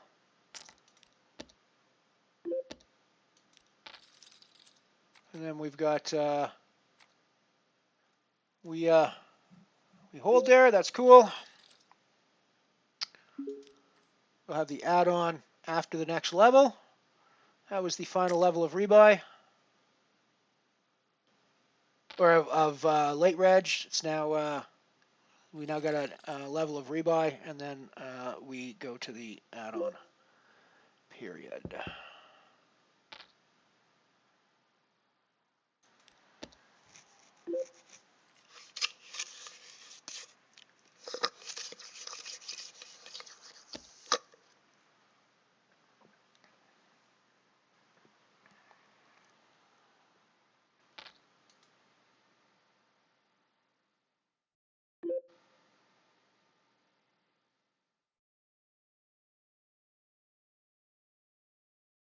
Yeah.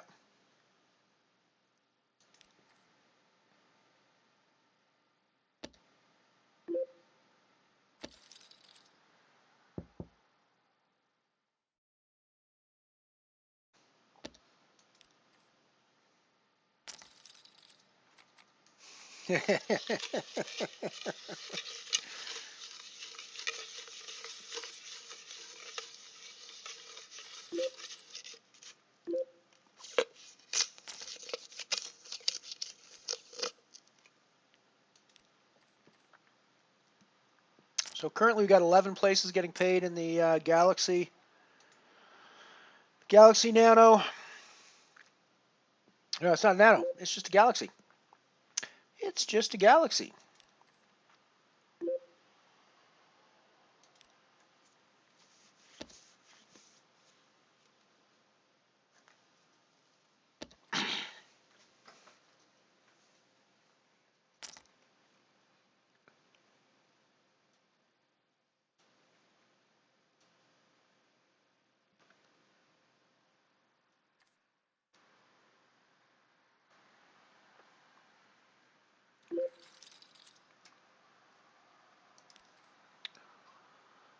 Still got some work we're going to have to do in the black hole nano here. Just 22 away from the money. We're not close to a money spot at the moment, so we're going to have to do a little bit of work. It's also the black hole nano, which means lots of things. It's a pretty wild, wacky tournament, so people will bust quite a bit in front. And it's not like we've got like 0 big blinds at this point, so we don't have to do crazy, insane things right away, at least.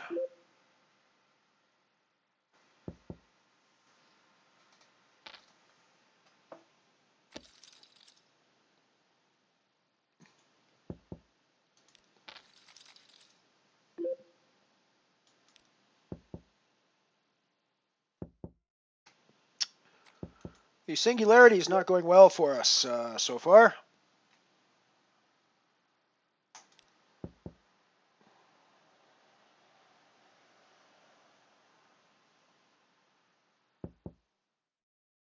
But considering our record in singularities over the last 24, 36 hours, I think we're probably due to have a bad run in one. Not that I want it to necessarily be this one. I could certainly do with a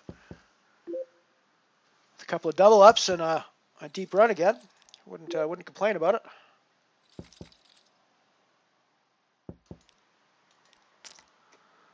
We are all in the black hole nano with Queens, the Lady Nuts.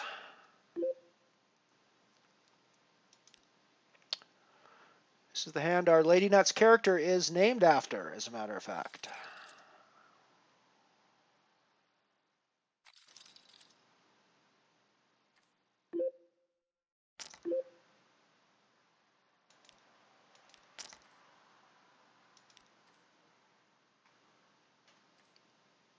We hodl for a nice big double. We are also all in on the singularity table with ace king after a under the gun raise. Boom, we get there. We get there. Alrighty, so it does seem like our fortunes have reversed a little bit. A couple of days ago, we were whining because we never won races. Now we're winning more races than we should. So let's keep that in mind when we whine and complain about getting bad beat on later. We are winning races. We are winning races.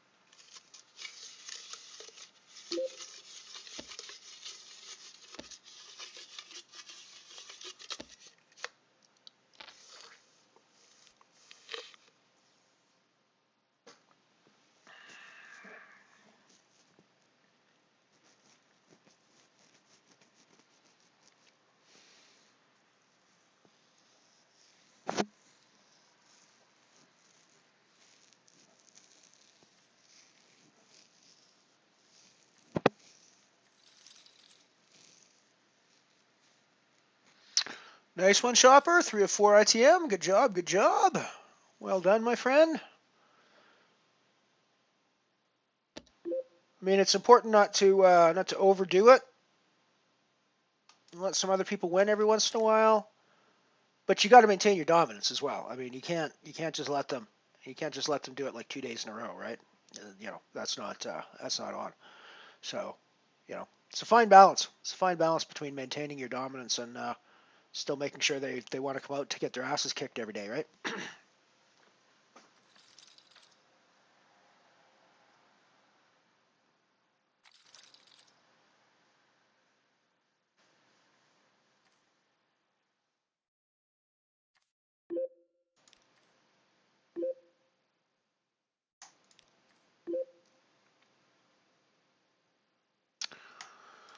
Alrighty, so our add-on break has just kicked in on the Galaxy, so I have not bought my add-on yet because they're still playing a hand there, but I'm going to mark it in my book so I don't forget about it.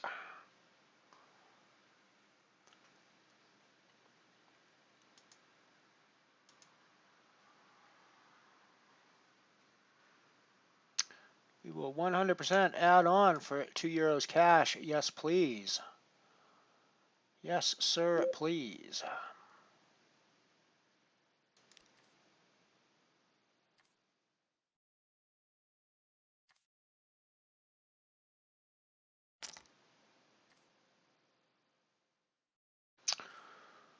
So it looks like it's going to be 11 people getting paid. Looks like a min cash is going to be in the range of a 640. €73 up top. I mean, it's still going to be a pretty darn good. It's going to be a pretty darn good payout structure.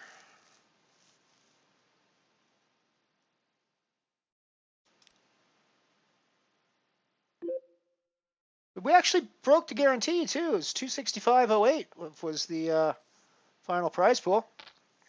Well, assuming we're at the final prize pool now, I think we probably are. I think anybody who's probably going to add on has probably added on.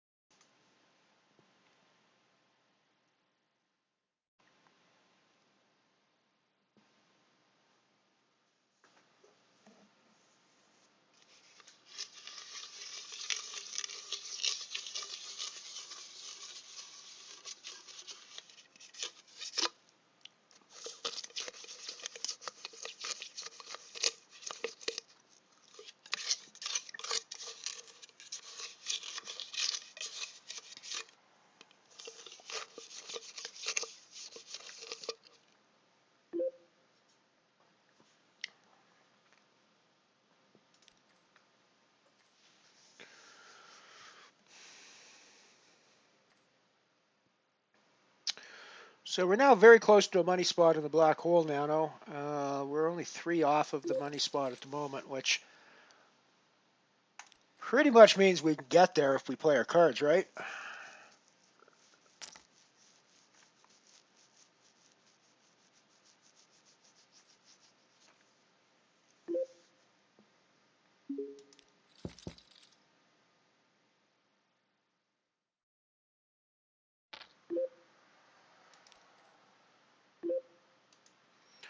Back in action on the Galaxy table. We're 7 of 43 with 11 places getting paid, so we are in the cashing spot at the moment. Matter of staying there over the next a little bit of time. It won't go it'll go pretty quickly on this one because the structures are relatively fast.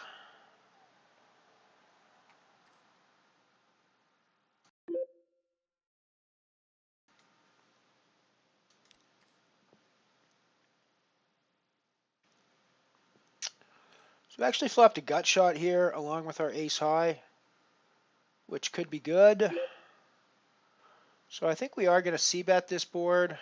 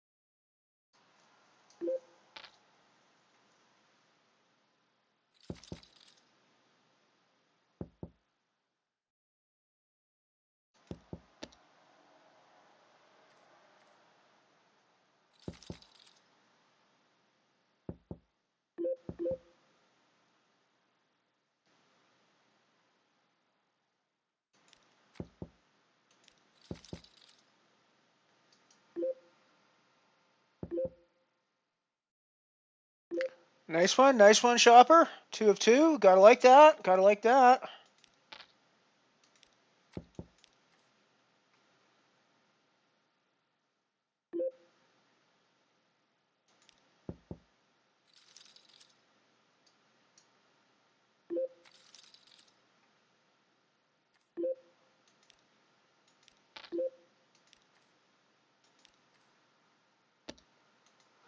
Nice little spot developing here for us on the singularity table. Almost certainly going to be able to set ourselves up for a pot shove on the our 3/4 pot shove here on the river. With I mean, not the nuts, but you know, pretty close to the nuts. Wow. Wow. Alrighty, so I mean, I guess I can accept that as happening in the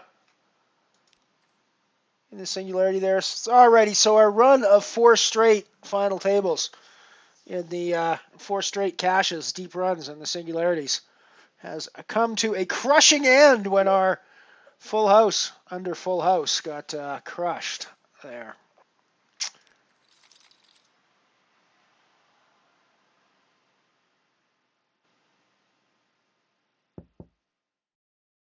Yeah.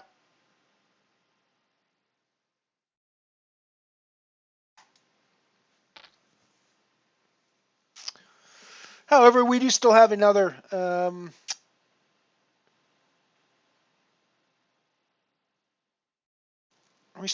we do still have another singularity about to kick off in 15 minutes time.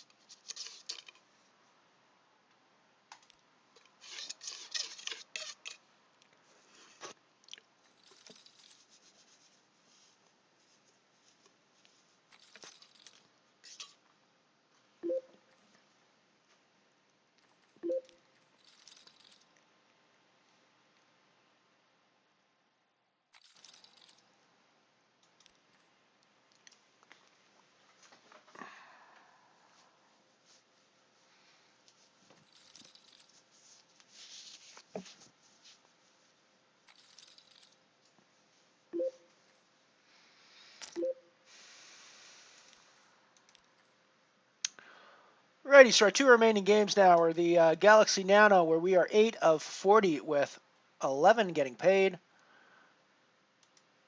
and the Black Hole Nano, where we are 24 of 35 with 20 getting paid.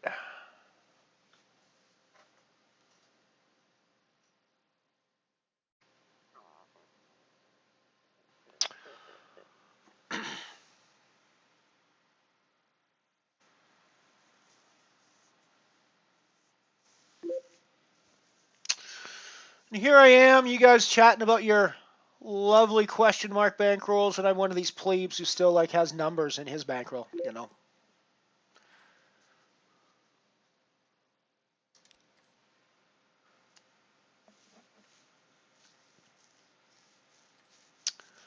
Currently, the bankroll is sitting at 245.43, not counting anything that happens in games we are currently playing, but counting everything we've registered today, including the €1 Singularity that is about to start in 10 minutes' time.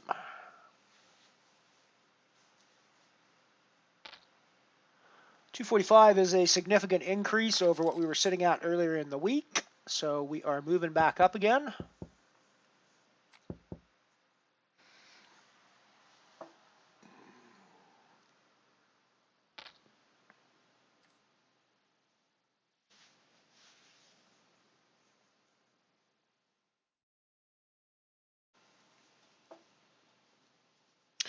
It's been a pretty good run in the Singularities, I have to say. It's just pretty rare in poker where you cash 4 tournaments in a row. Even rarer when you final table 4 tournaments in a row. So it had to come to an end eventually, and house under house, it's going to come to an end relatively painfully in that spot a lot of times.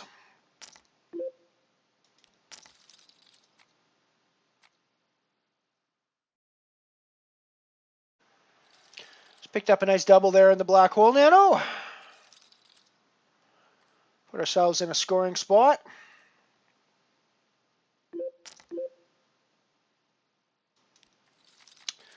We probably have to call off here.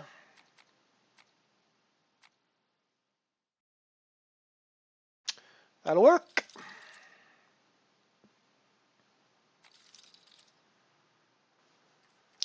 He's probably off screaming at his... Oh, nice one, Eggs. Nice one. He's probably off screaming into a pillow somewhere about what an awful, unlucky life he has.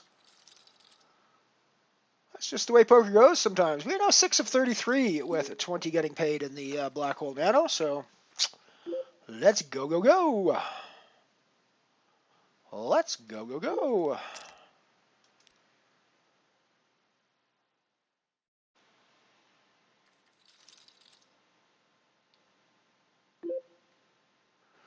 King curse is totally imaginary, I agree. Alrighty, I guess you can take the pot.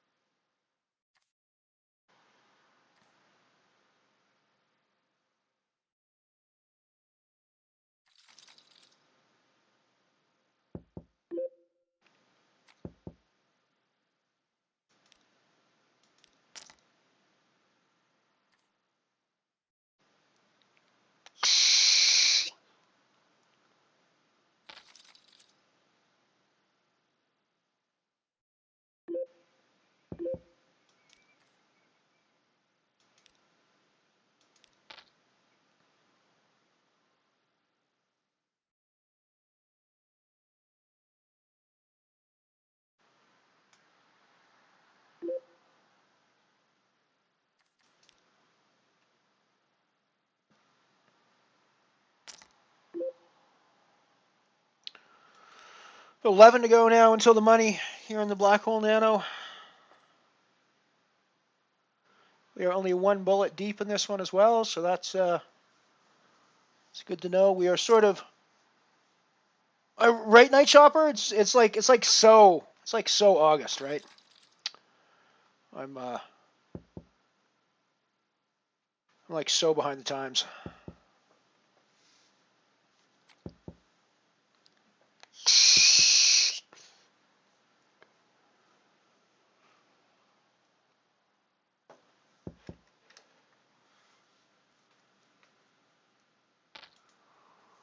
This is going to be a spot where we put some money in the middle, probably.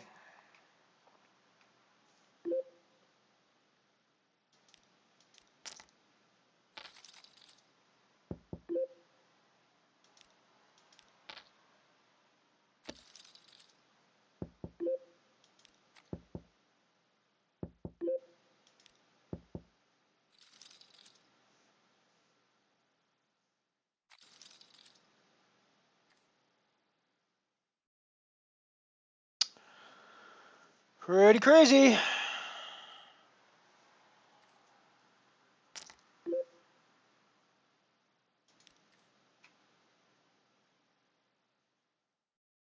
Pretty crazy, just blind on blind, and she has to get there.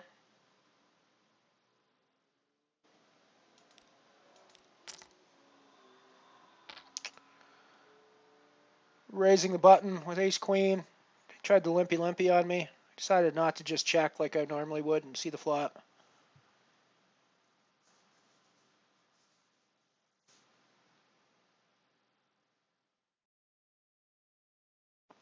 I probably should have checked in this case with this smaller stack in the middle of us, but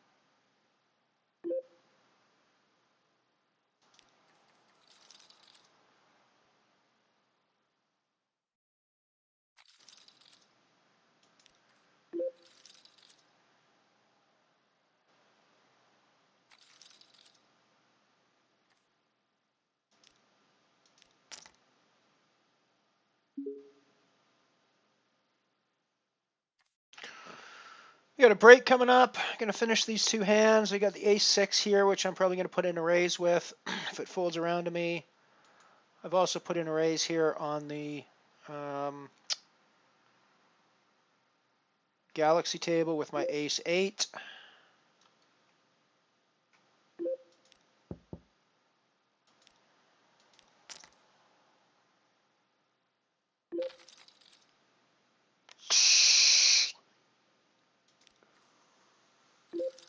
Just go back and finish this table off.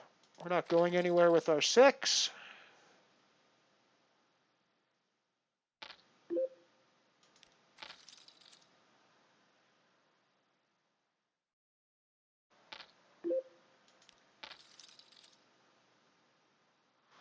Watched him bluff off 3 streets a couple of times already on this table, so that's why I was so willing to call there. Alrighty, so we're off to a break. I will see you shortly. One hand behind my back. Well, I wonder what Betty Ferness is going to do with one hand behind her back like that. Come with me, and I'll show you what every one of you can do single-handed. Here, you can tune in this wonderful new Westinghouse television set with just one hand like this, because it has the sensational new Westinghouse single-dial control. There's no more fussing with several dials. You just turn this one dial, and you're tuned in perfectly. Now, in the set that you're watching now, does a channel ever come in like this and give you only sound? Or, when the picture comes in clear like this, is the sound ever so hard to get that all you hear is this?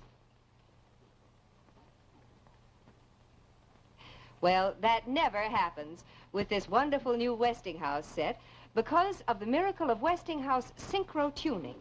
Picture and sound come in together just like that. And once tuned, this set stays locked in tune. Now, here's something that will really amaze you. Here's the size of the screen in most table models. Now, let's compare it with this new Westinghouse screen. There. Now, that's quite a difference, isn't it? Engineering improvements give you a huge 17-inch rectangular screen in this wonderfully compact new Westinghouse set. And it gives you a black glass tube, which means that you get a clear, sharp picture even in daylight. Now, this set also has a built-in antenna, and that means that in many areas there's no installation of any kind. You save the entire cost of it. So why put up with a set that isn't really up to date and has an old-fashioned small screen when you can get this wonderful new 17-inch Westinghouse set at a modest price? Just ask your dealer for the Westinghouse Linwood. There's no other set in its price range that compares with it. You can be sure if it's Westinghouse. Stop? I wonder what Betty Furness wants to stop for. Let's ask her. I want to stop you from being fooled by some of the things you hear these days about self-defrosting refrigerators. Now, there are so many different claims that I think perhaps the best way to clear it up is for me to show you this. The one refrigerator in the whole world that never needs defrosting any time or any place. The wonderful new Westinghouse frost-free refrigerator. Now, perhaps you've seen this claim. Well, now, of course, there's no reason to defrost any refrigerator here in the middle shelves. Up here is where those words belong, up on the freeze chest, the only place in any refrigerator where frost ever builds up. But there's never any need to defrost any part of this Westinghouse refrigerator because it always keeps itself frost-free. Now, have you ever seen this claim? Now, what is the point in a refrigerator defrosting itself every night? Well, there's no point at all, because unless you're opening the door constantly, there's no reason to defrost the refrigerator every night. This Westinghouse frost-free refrigerator defrosts itself only when it's actually needed, the very moment that frost starts to build up. Now, here's something that I want you to see. Here's what happens to ice cream and other so-called automatic refrigerators during defrosting. You see, the ice cream melted, the flavors ran together, and then it froze up again. But now, look at this ice cream.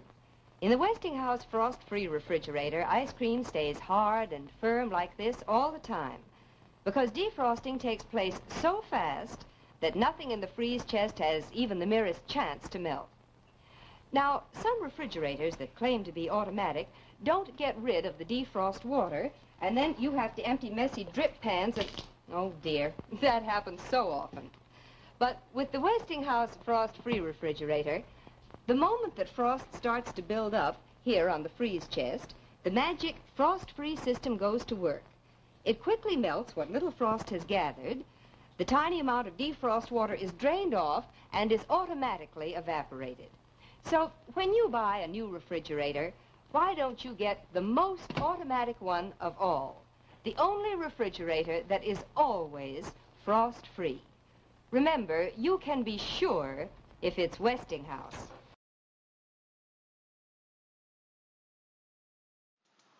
Alrighty, we're back again. The €1 singularities just popped up as well.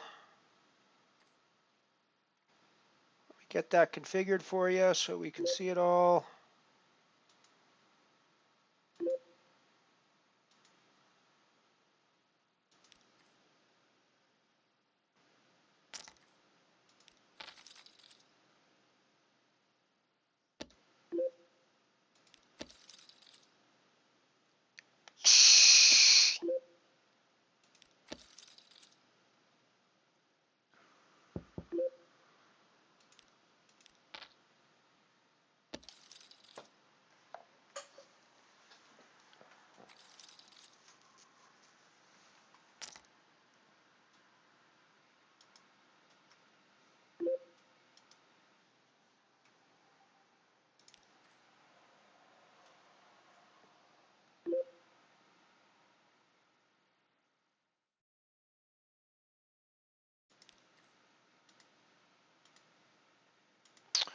Alrighty, so we got the €1 singularity running here now as well. We've got the €2 Galaxy running. where we are basically right on the money bubble. We got the black hole running, where we've got a decent stack, 7 away from the money.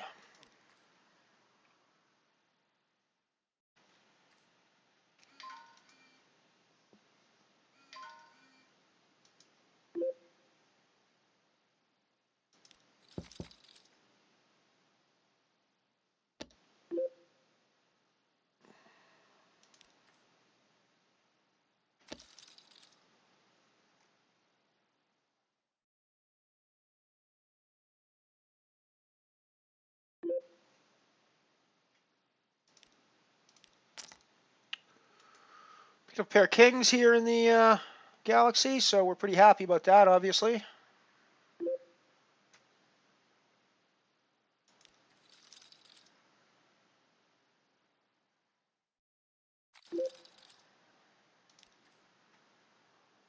Be lovely to see Mrs. Smith shove over top of us, but that doesn't happen.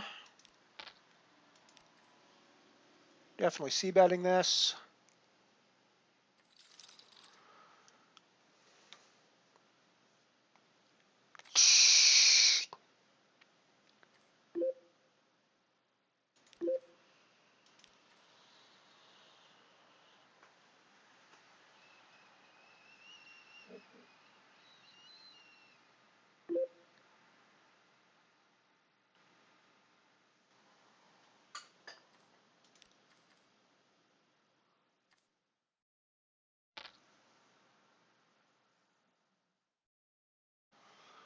It's kind of like my offer to Mike yesterday for if they have Unibet Open Canada and he wants to stay with me. I mean, like I say, if you supply the private jet for us to get back and forth from Medicine to Calgary every day for the tournament, I'll be happy to let you stay with me.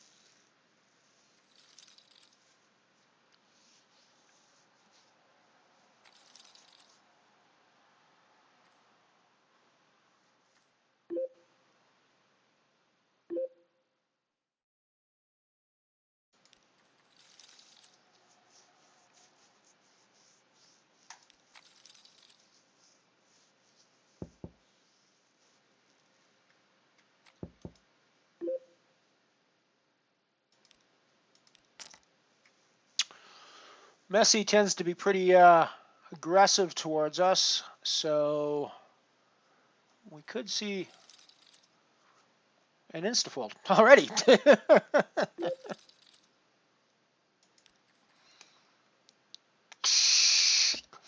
5 from the money now. You're in the black hole now.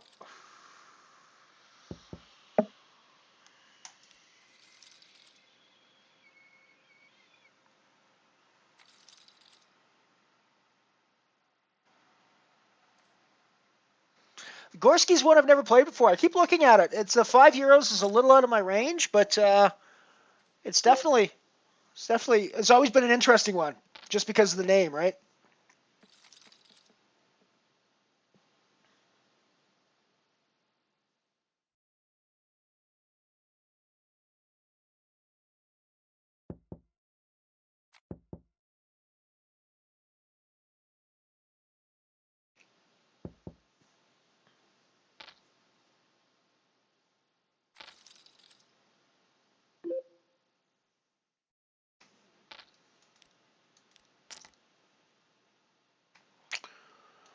First big bit of action in the singularity for us. On this hand, we're on the button. We got 7s, so put in a 4x raise.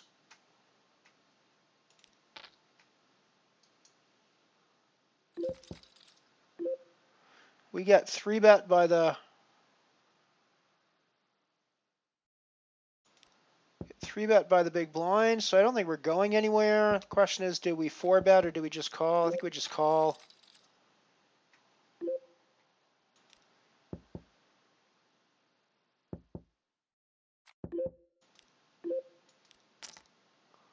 I think we just check back at this point.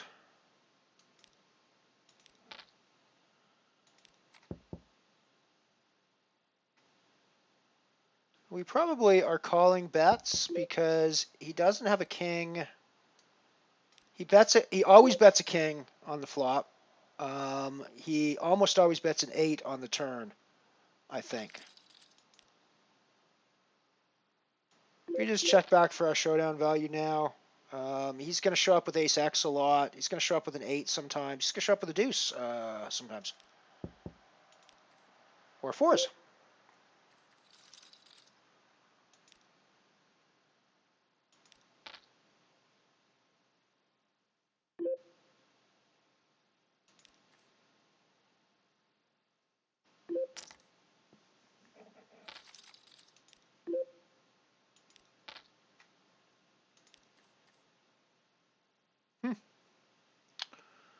Alrighty, I guess I'm going to lose that hand quite a bit. It's betting right down to the start. Happens.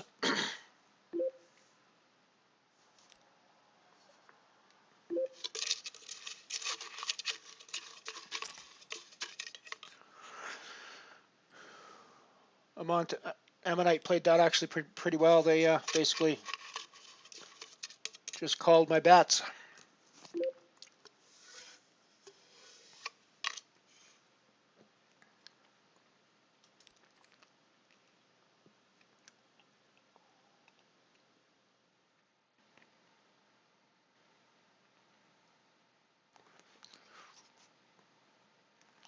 Well, of course, that's true.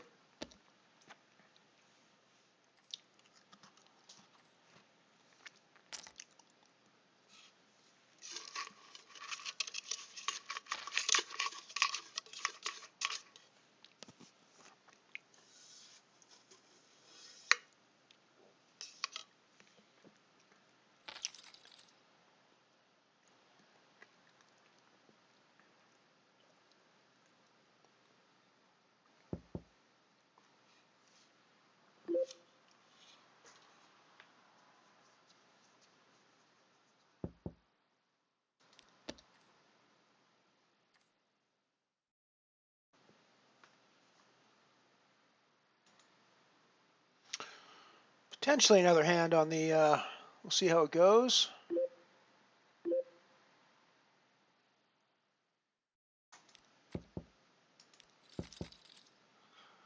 So we now have an up and down straight draw.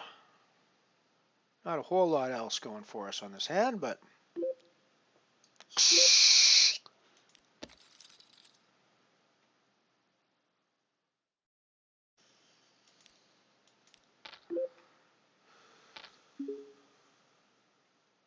we just check back there.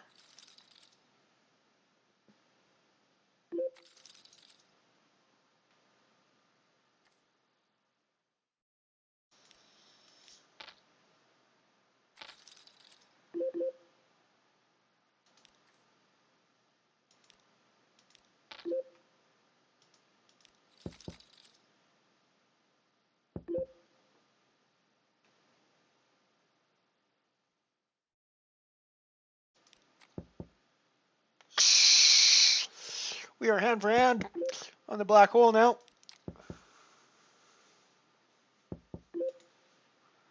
Yet another cash is imminent for us here in the Mothership.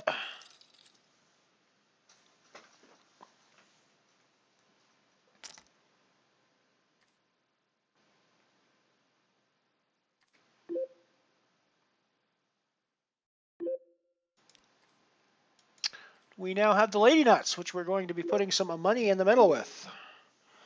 Especially against our fun little nemesis, a messy number 1, who likes to play back at us. Will almost certainly give us some value in this pot.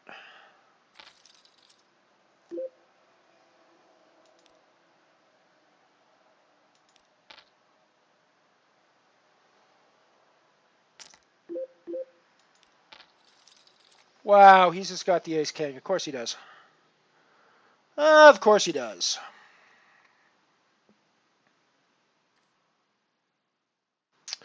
Of course he just fucking has the ace-king there. Why wouldn't he?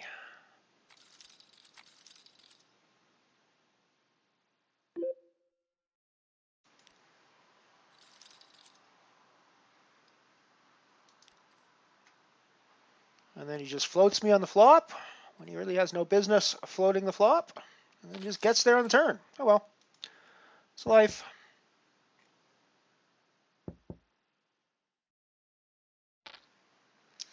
I did not even need to get involved in that, so it's my own fucking fault for even bothering to play the queens.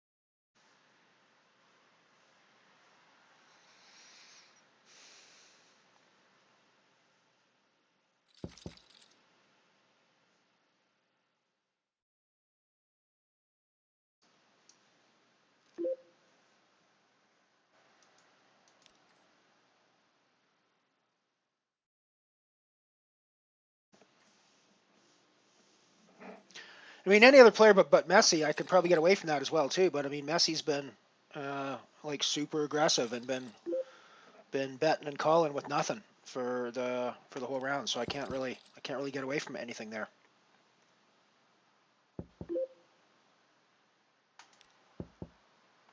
Oh well.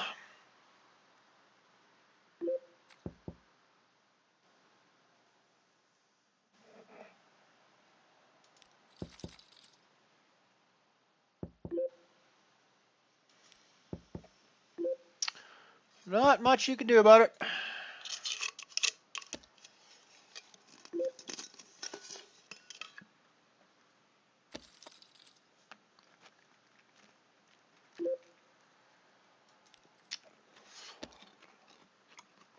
least we managed to sneak into the money anyways.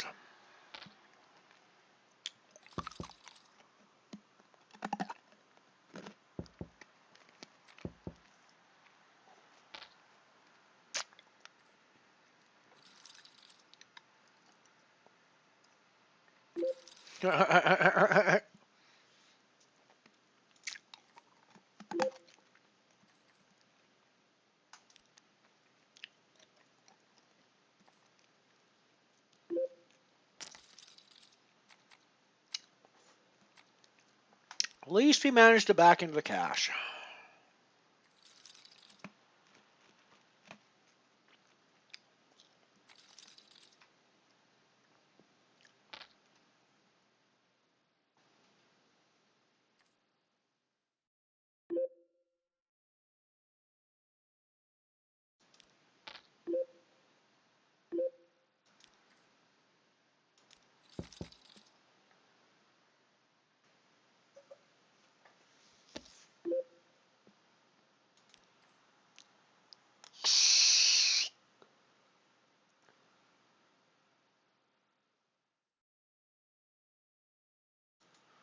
Lol. Nice flop for our hand if we'd been playing it.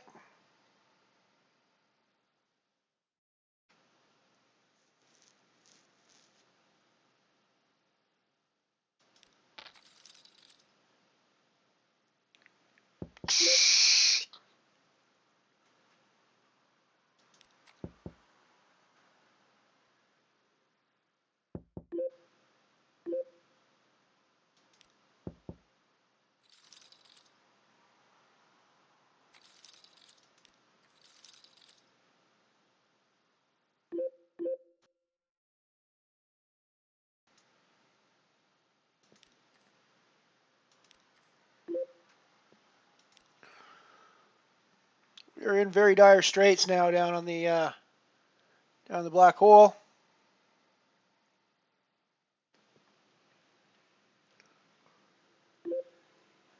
But we are in the money. Guaranteed 152 on our 50-cent buy-in, so More profit in the profit line, at least.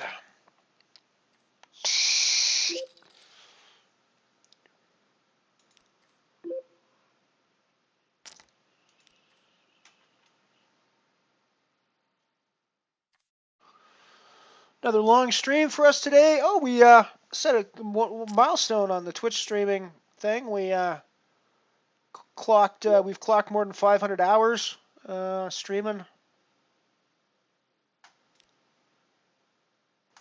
our content out into the world. So that was pretty cool.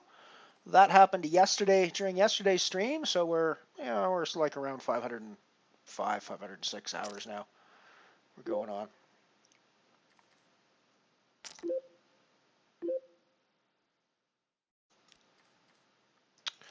It's an interesting spot on the Galaxy table that I think I'm going to get out of the way on. My sixes are probably never good here.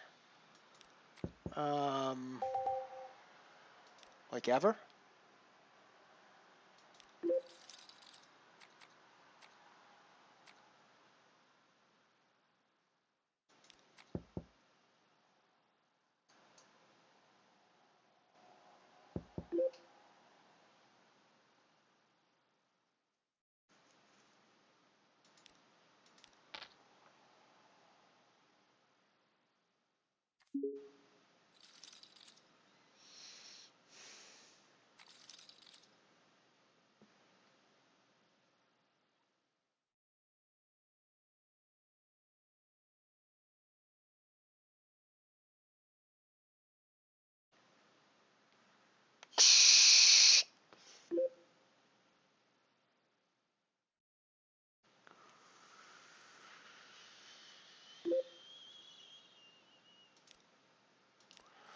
That's a really nitty fold, but I'm totally out of position in the small blind there. Don't really want to shove at this point. Don't really want to 3-bet an ace-10 at this point, and just calling means I'm out of position with a weak ace.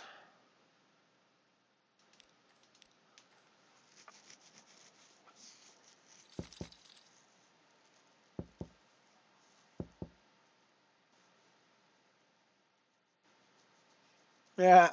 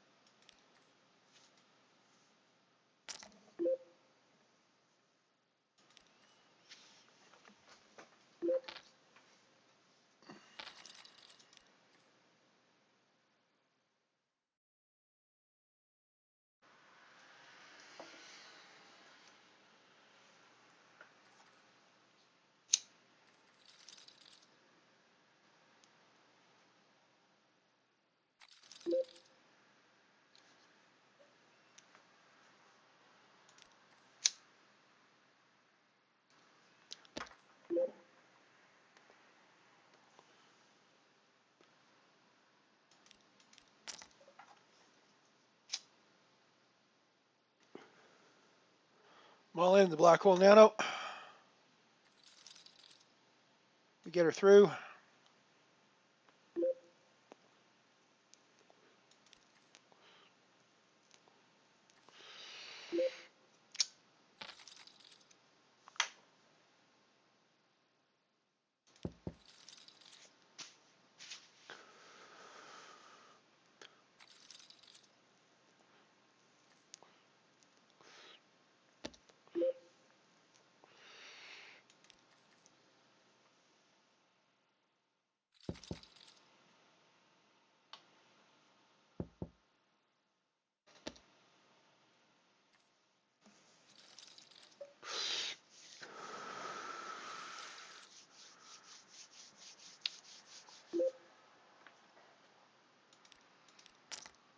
Perfect place to have ace-king against Meshi, who will call us off light.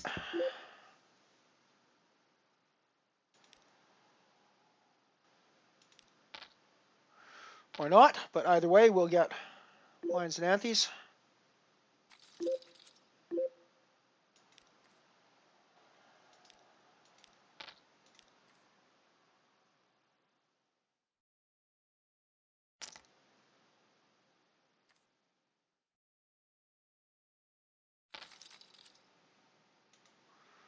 Something happening here on the Galaxy table, possibly. We get it through. Building up a stack again there a little bit.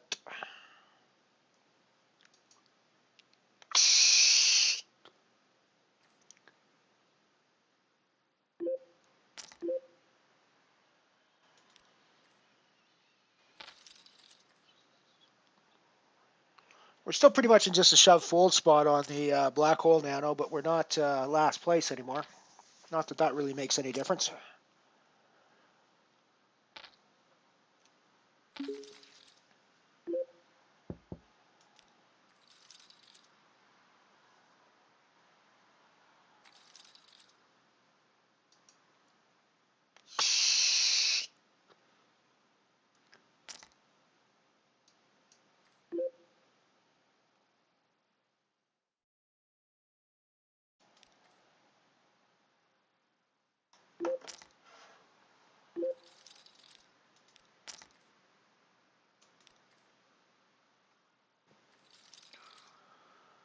Singularity table here. Ace-king suited. We put in a 4x raise.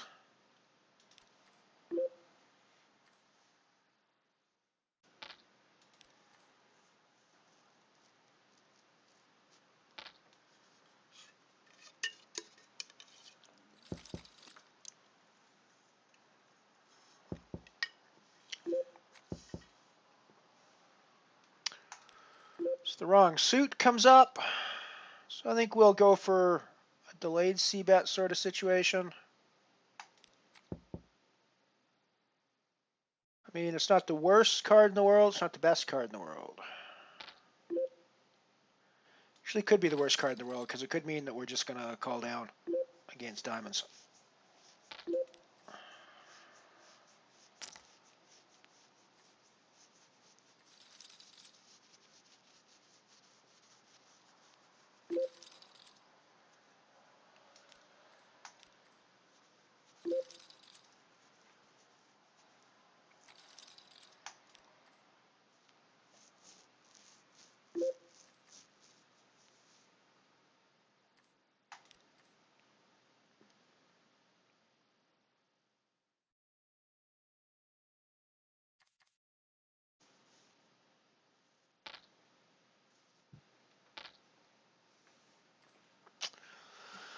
Seems to me there wasn't a ton of bluffs on that board that I'm beating with my pair of aces.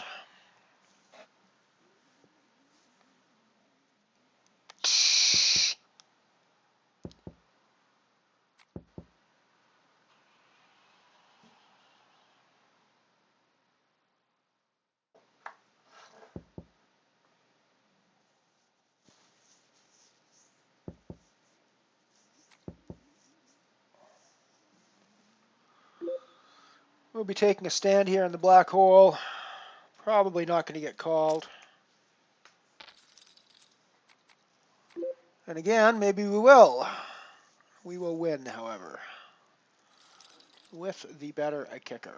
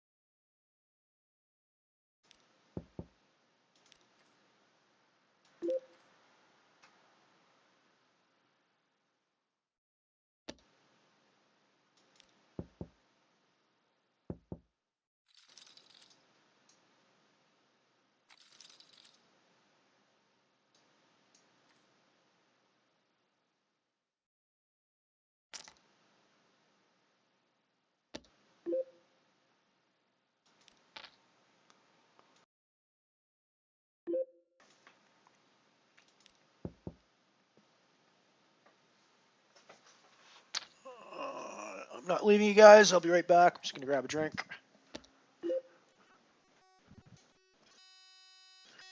Oh, I think I'll still take care of.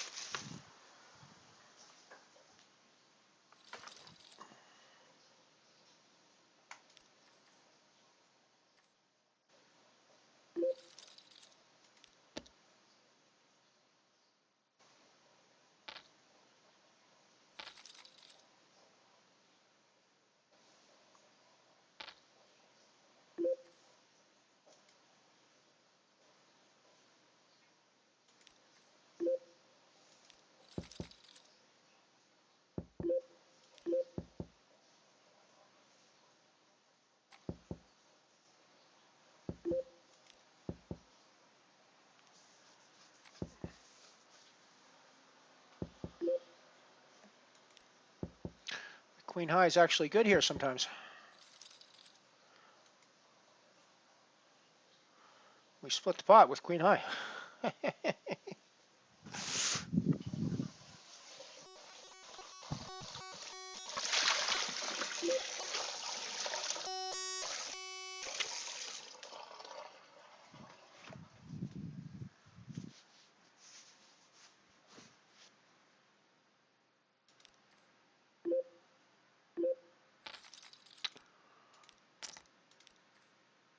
All in the black hole. Get called.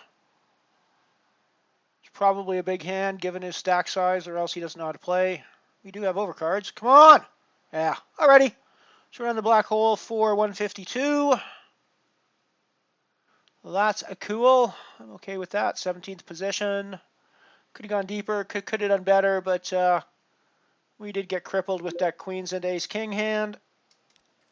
It's it's the way it goes sometimes. That is what they call a classic cooler, I think, right? Queens into ace king, and the king ace king gets there.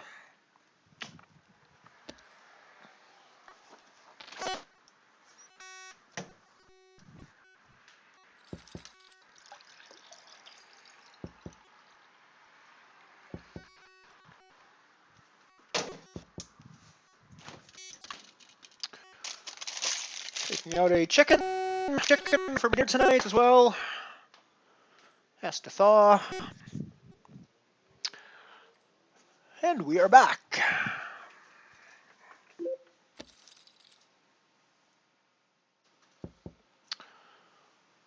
Nice one, Hags. Take her down, take her down.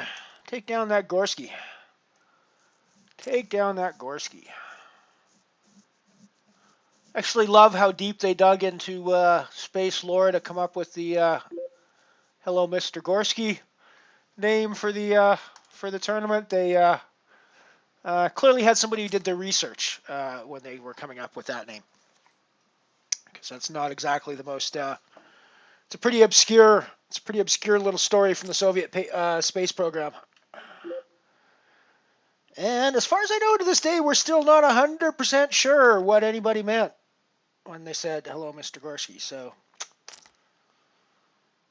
probably some sort of a code, but we never really know.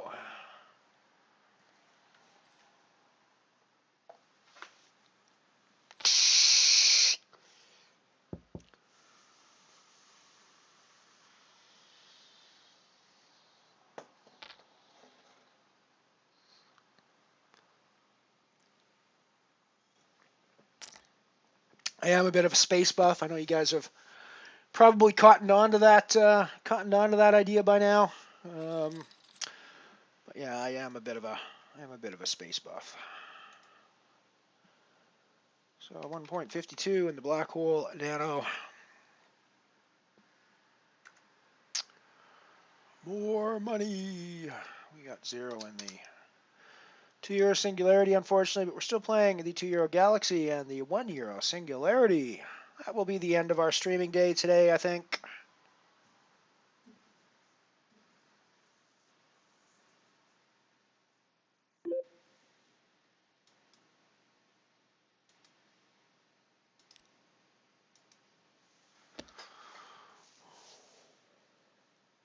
I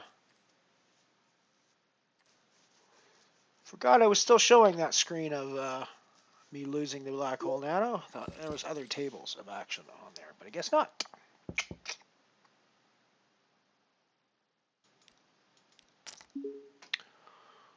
Oh, we could be in dangerous trouble here, but we need some chips on the Galaxy, so I shoved my 12 big blinds under the gun, and it looks like we're in trouble. Yep, looks like we're in trouble.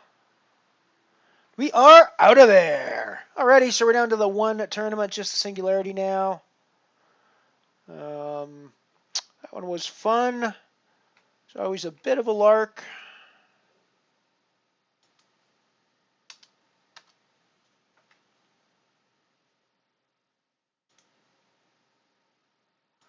So just the Singularity going for us now.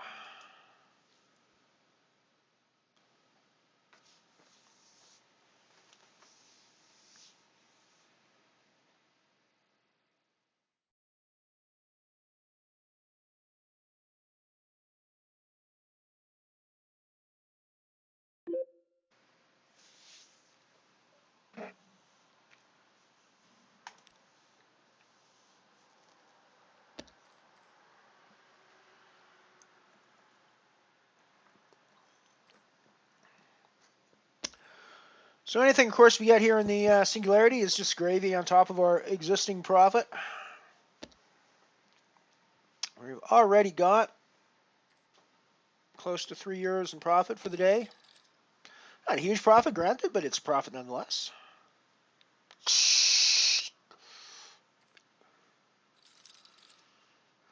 But we still have a chance to make some monies here in the Singularity.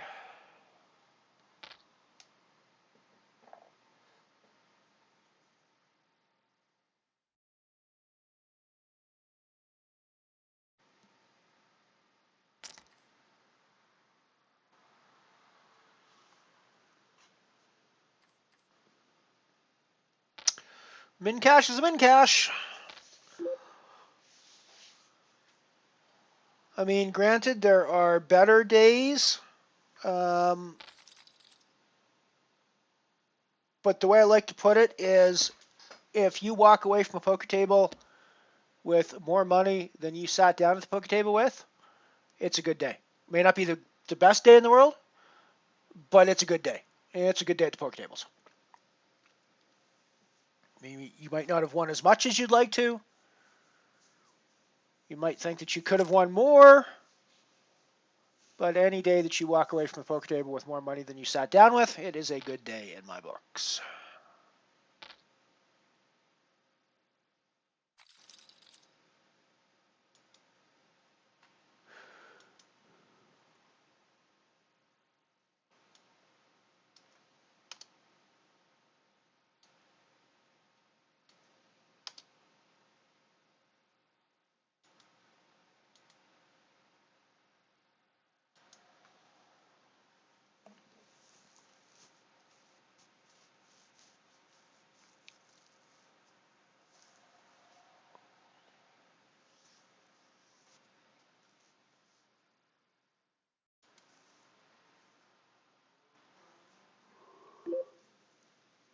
Yeah, GG Hags. 7th is decent.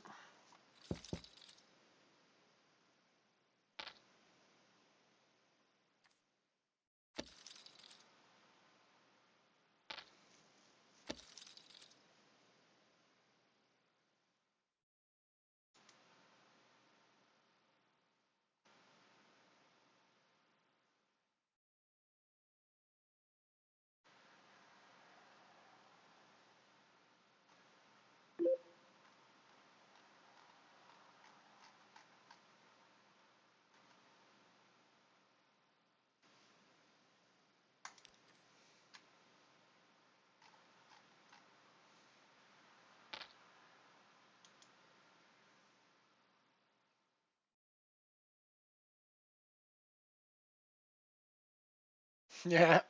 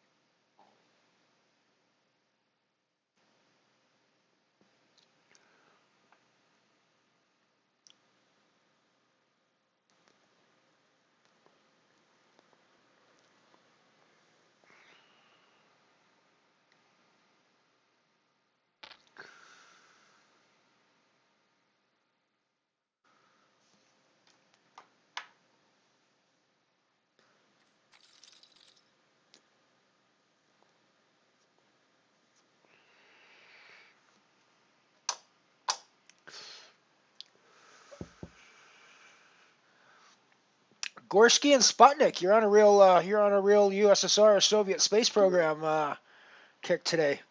There, Hags.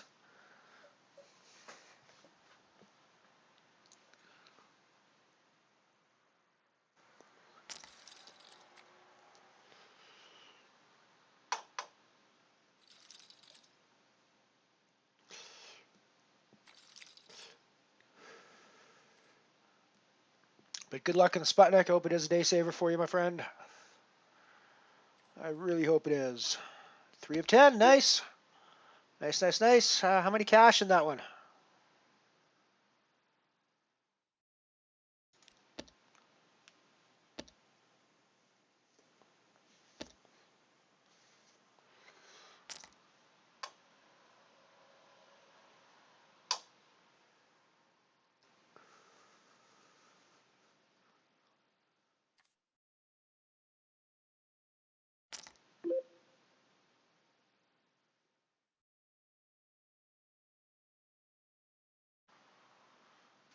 I mean, yeah, okay, I guess. 2 shoves, 2 shoves. I guess we're going to see it with our suited ace.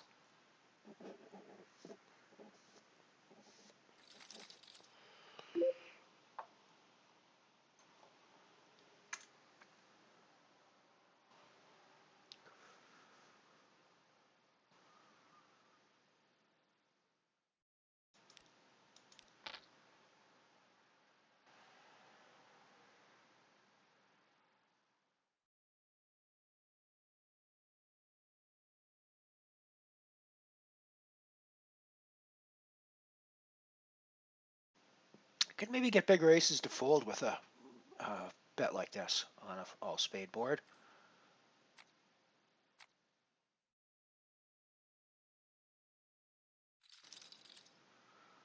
That sucks.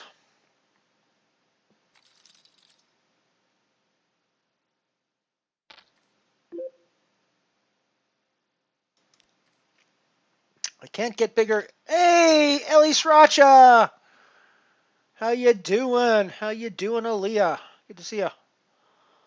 Good to see ya.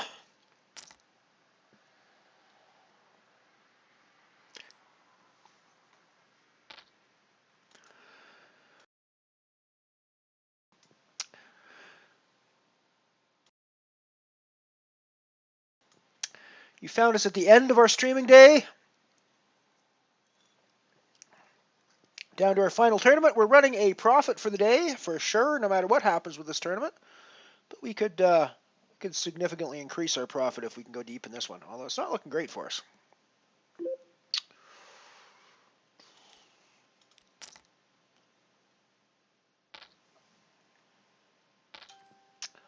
Always good to see you here. You still hanging out in you're still out in BC, right? With Vanessa? Hanging out with Vanessa? Yay! Thank you for the gift. Thank you for the sub gifts. That's awesome. You are awesome.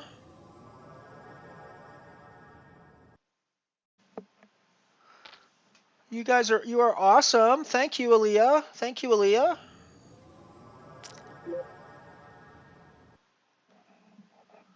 She is such a wonderful girl. Guess our 10s are no good here. So nothing's any good.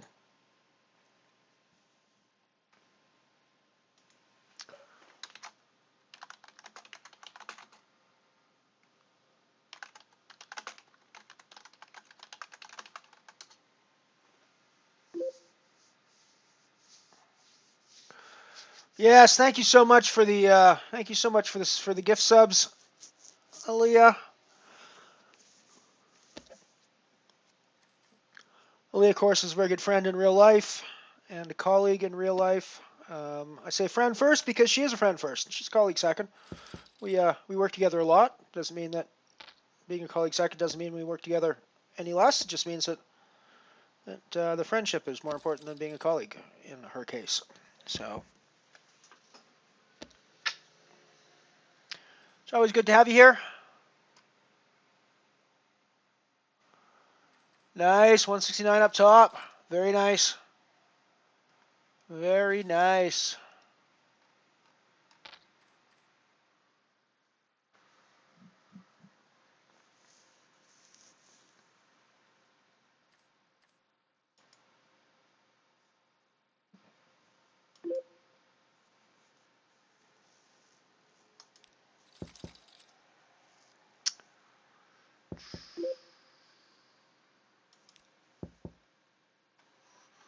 Yeah, actually, I think, if I'm not mistaken, no, that's not the right one.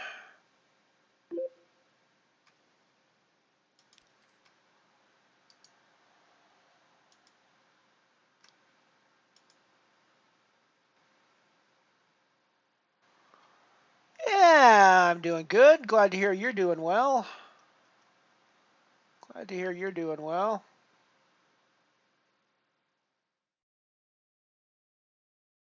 I could have used the wrestler as my emote, but I wonder if that's not. I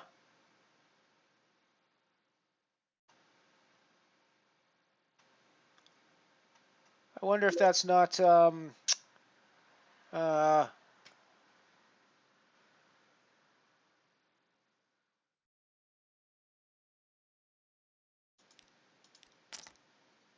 Copyright. I wonder if I could use that.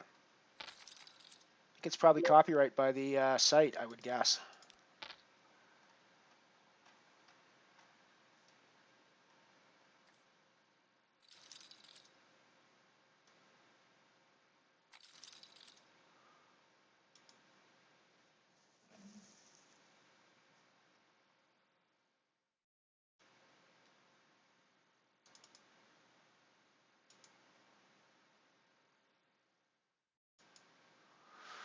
So if you look at the top left corner of the screen, and now,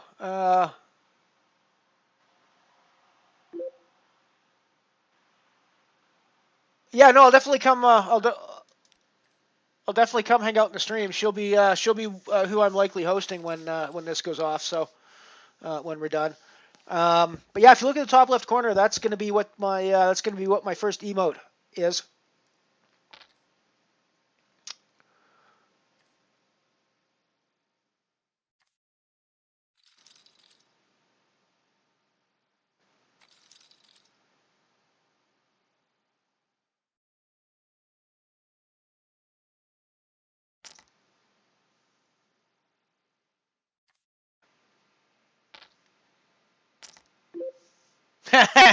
Yes, we'll definitely come Raider stream when we're done here. That sounds like it could be fun. Sounds like you guys could end up getting in some trouble tonight. I assume it's a full onesie night tonight. No, that was the onesie night was last night, right? She was a rampaging circus elephant last night, right?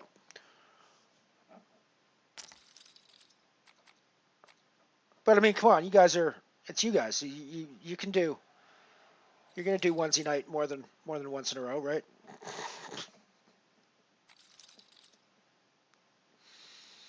I've actually thought of it, but it's just not original, so I can't actually do onesie night here because it's not anything original, and it has to be, I don't want to just steal I don't want to just steal her idea of wearing onesies. So, but I do like the idea. It's very cool. Although mine wouldn't be animal onesies, mine would tend to be science fiction onesies, so that might be might be able to get away with that.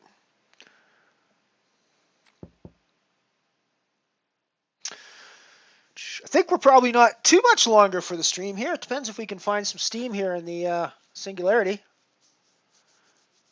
Depends if we can find some stream here and some action here in the Singularity. It's been pretty gross for us here. Every time we think we have a hand, they just have a slightly better than us.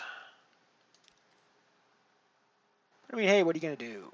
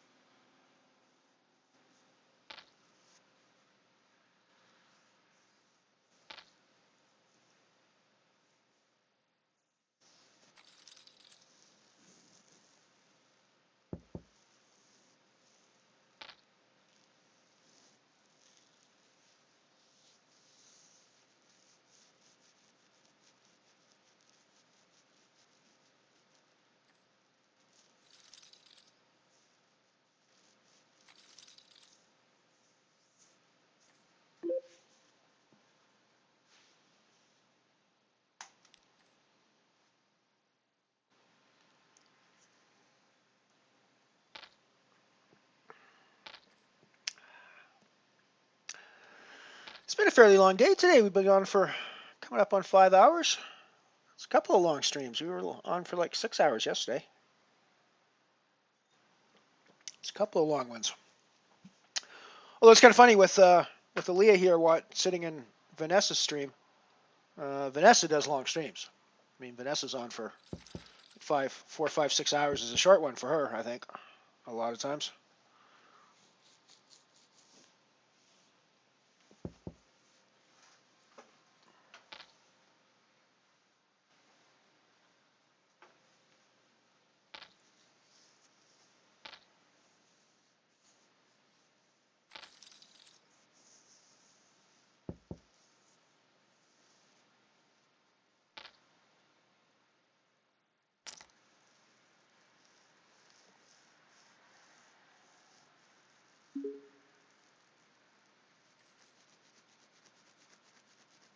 Hey, it's almost commercial time. It's almost commercial time.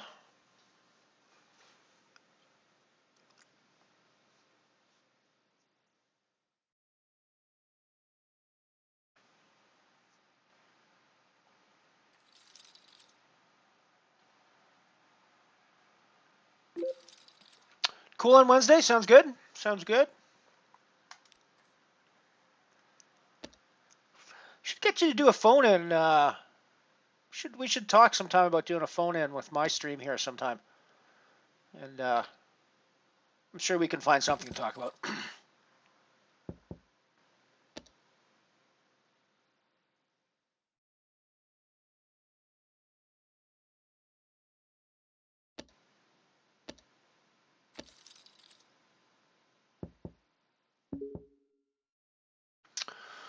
Alrighty, so there's our break signal. So we're going to head off to another slate of commercials, and we'll be right back after these short messages.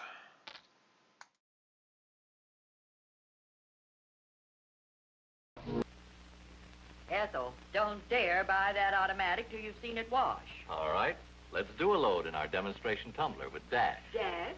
The detergent Montgomery Ward packs at the factory in every Imperial washer-dryer. Any soap would do. Not for modern automatics. Safe sudsing Dash prevents over-sudsing machine failures. You'll have cleaning failures without heaping suds. Well, now, our demonstration towels are particularly dirty. Dash gives us the best cleaning possible. That's one reason Ward's recommends Dash. Rather have a woman's word on cleaning. More women use Dash in these machines than any other product, but judge for yourself. Remember, the Ward's Imperial has 4 wash cycles. It washes and dries with 2 simple settings, while Dash keeps suds safe. Incredible cleaning. Sign the sales slip, Ethel, and never use anything but Dash. Right now, Mother, here's a friendly warning for you. You'd better hurry if you want to take advantage of Double Danderine's great 2-in-1 sale. All right, speaking of 2-in-1 sales, again, I want to say, and I'll keep repeating this and repeating until you folks go down to those drug counters, I need 2 of us to talk about this 2-in-1 sale. Now, if you can bear up with it, we have 2 Denny Jameses. They're both the same size and both just as horrible. You all set? All right, he's all here with me, so both of us are saying in unison, look, it's Double Danderine. It's a 2-in-1 sale, a regular 70-cent value for only 47 cents. 2 35-cent bottles of Double Danderine for only 47 cents, so act quickly. As thousands of men and women know from experience, Double Danderine is unlike ordinary preparations that really remove loose dandruff. Double Danderine, you see, kills the germ Pityros Pormo Valley on contact, and it's been revealed by outstanding authorities that this germ is the cause of most common kind of dandruff. Because Double Danderine destroys it, it gives you the real dandruff relief you want, even in some of the most severe cases of dandruff. Results with Double Danderine have been remarkable. So remember, Mother, Double Danderine's special 2-in-1 sale is being made for a limited time only, so don't wait. Today or tonight, sure, go to any drug or toilet goods counter and get 2 regular 35-cent bottles of Double Danderine for only 47 cents. Don't forget now, the name is Double Danderine. This is the 1958 Edsel, the car that presents originality and elegance never seen before in any car at any price, and presents them in 18 different models. This expensive-looking car is one of the Edsel Ranger series, a 4-door ice green sedan styled like a hardtop that sells for no more than some models of America's low-priced cars. The turquoise and white convertible you see driving up now is one of the Edsel Pacer series with elegant Edsel styling throughout, such as these Edsel Contour seats that are scientifically designed to give you separate back and shoulder support, with an overall feeling of luxurious comfort that means hour upon hour of fatigue-free, enjoyable driving. And the back of the front seat is divided in a new way that gives the middle passenger a full backrest, so you ride more comfortably than you ever have before. This 2-door hardtop is one of the large and luxurious cars in the Edsel Corsair series. Its colors are copper metallic and white, one of over 90 Edsel color combinations that you can choose from, so you can completely satisfy your individual color tastes. This ember red and white 4-door hardtop is one of the magnificent Citation series, upholstered in white vinyl and gold nylon, just one of an attractive array of the very latest high-fashion decorator fabrics, all color-keyed to match the car exterior. Here is the distinctive Edsel Bermuda, done in charcoal brown and driftwood, one of 5 Edsel station wagons, which give you your choice of both 2- and 4-door, 6- and 9 passenger models. And this is the Edsel Citation Convertible in gold and white. Undoubtedly the most beautiful convertible in the world. See this and the other elegantly styled Edsels at your Edsel dealer this week. Remember, this is the year to get out of your old car and into the most elegant automobile of your lifetime.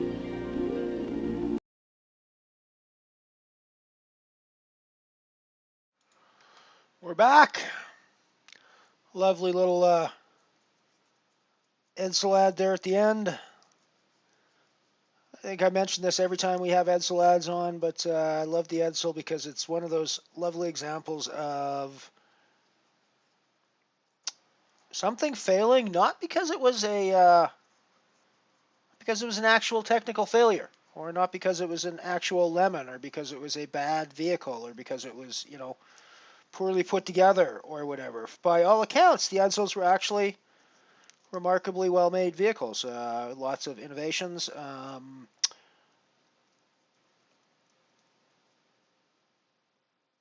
Very good to drive. Very solid vehicles. They just didn't catch on.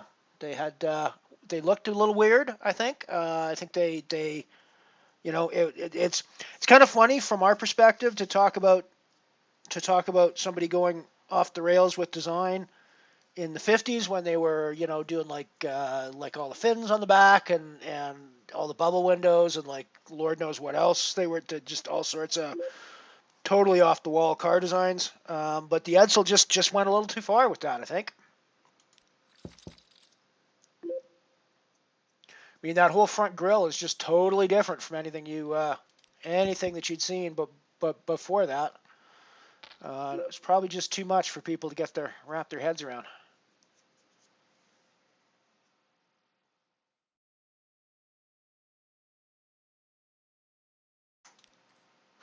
Do a load.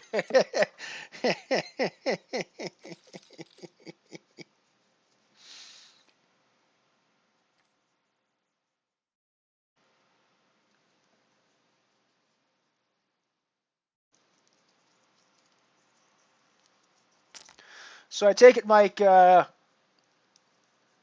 a load is not something that you'd suggest in front of a couple of old ladies in the UK?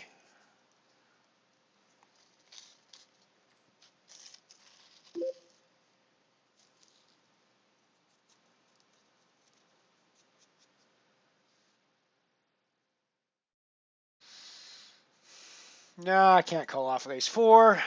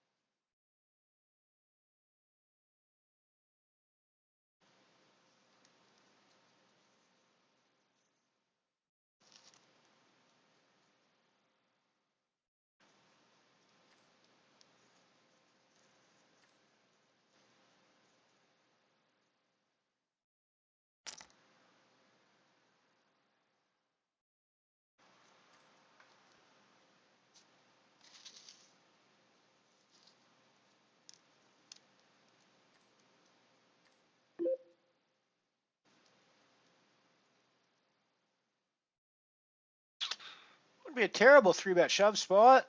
Be a terrible 3-bet shove hand.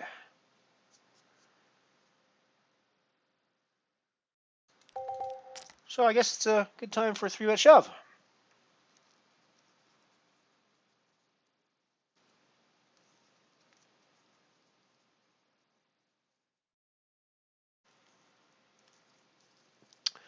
GL us.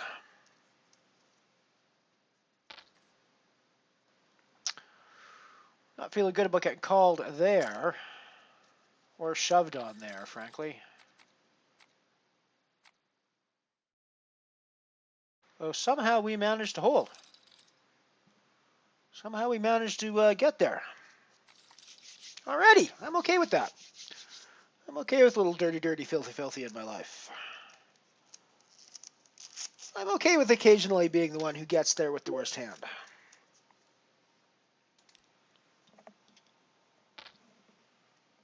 I'm okay with occasionally being the guy who gets it in bad and getting there.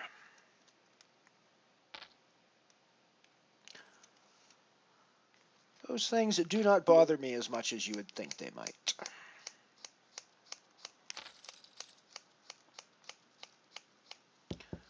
pretty gross. Like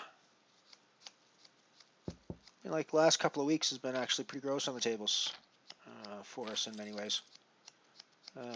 Mostly because we put ourselves in emotional spots that we shouldn't have put ourselves in. But otherwise, it's been, nice to get a couple of days of winning under our belt again to rebuild the confidence.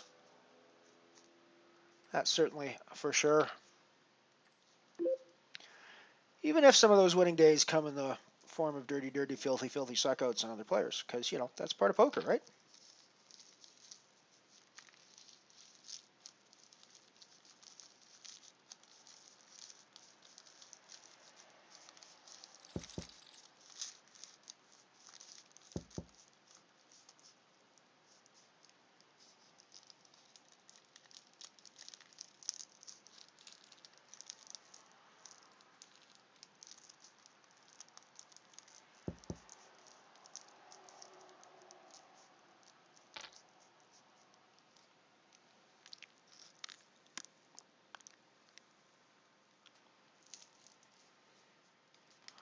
Night, Chopper.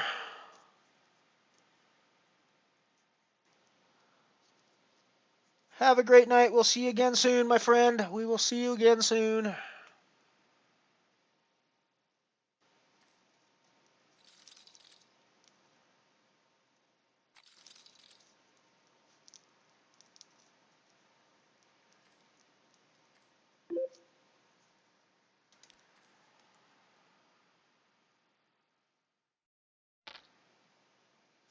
Yeah, not unless they paid you first.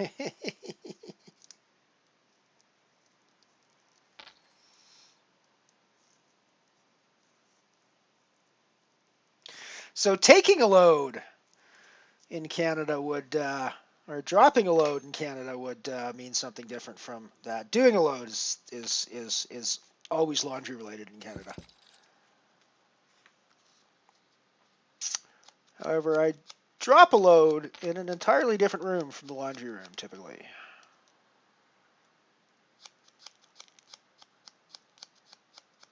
And no, I'm not doing that in front of old ladies, typically.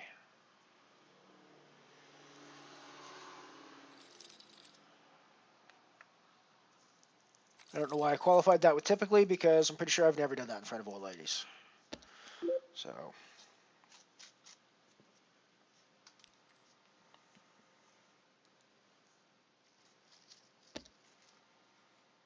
Yeah.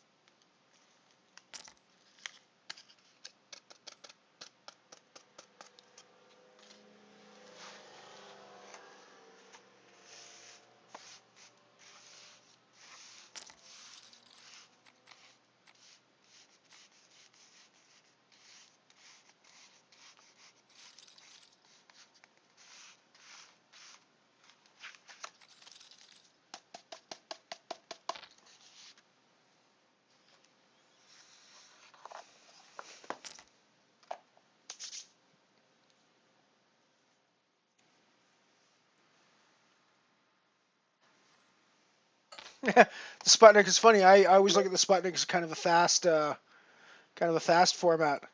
Then again, I play games like the Comet and the Black Hole Nano, which are super deep structures and go ridiculously long amounts of time.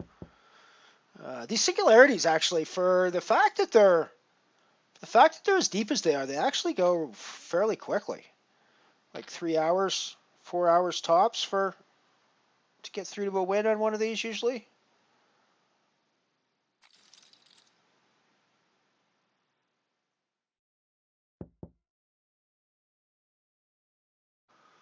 Good luck to everybody playing the pokers out there.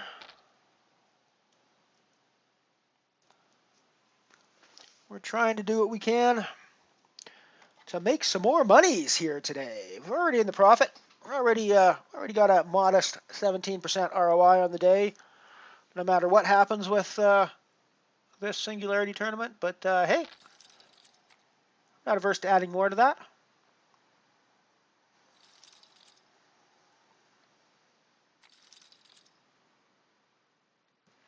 I'm not averse to adding more to that pot of money.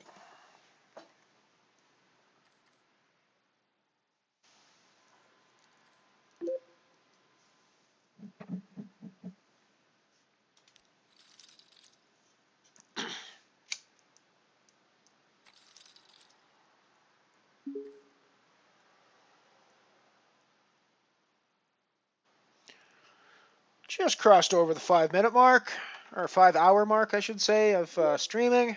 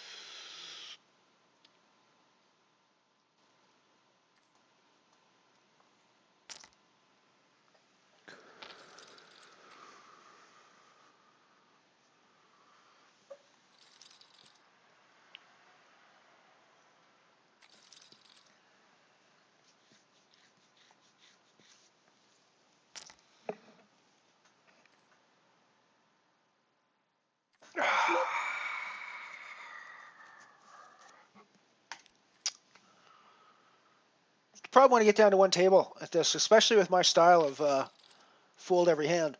It really doesn't get that terribly exciting for the audience, I suppose. But we still enjoy hanging out here. I hope you guys do, anyways.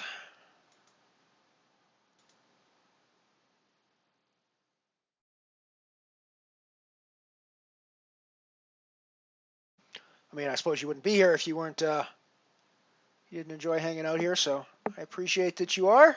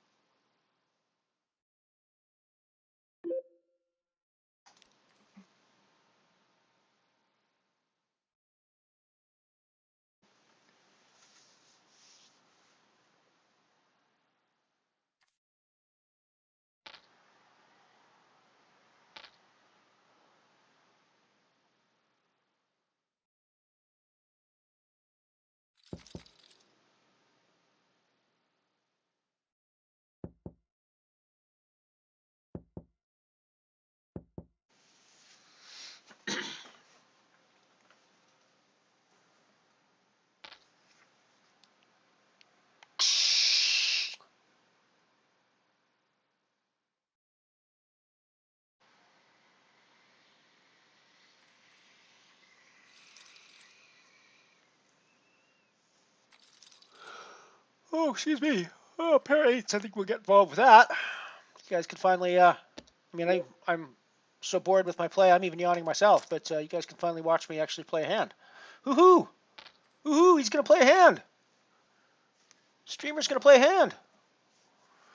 Jesus, everybody wants to get involved in this one.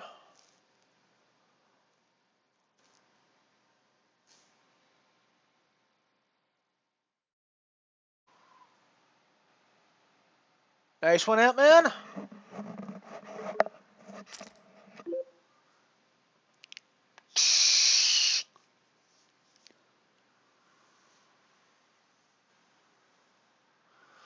I mean, Heisenberg's going to be just squeezing here a lot, but there's not much I can do, I don't think.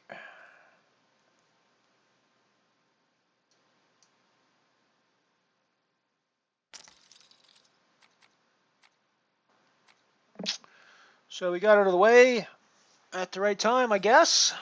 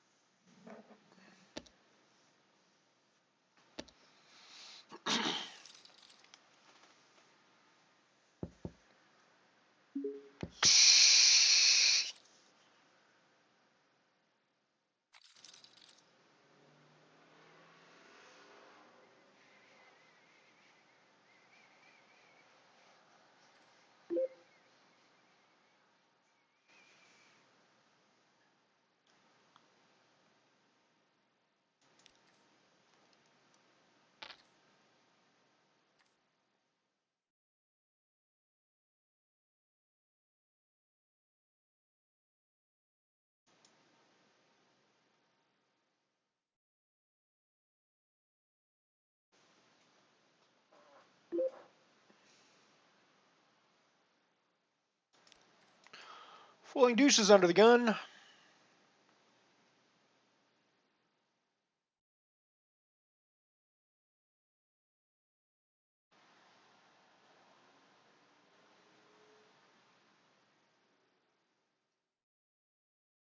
Yeah, you're right. I should have shoved it. I don't think I should call off, though.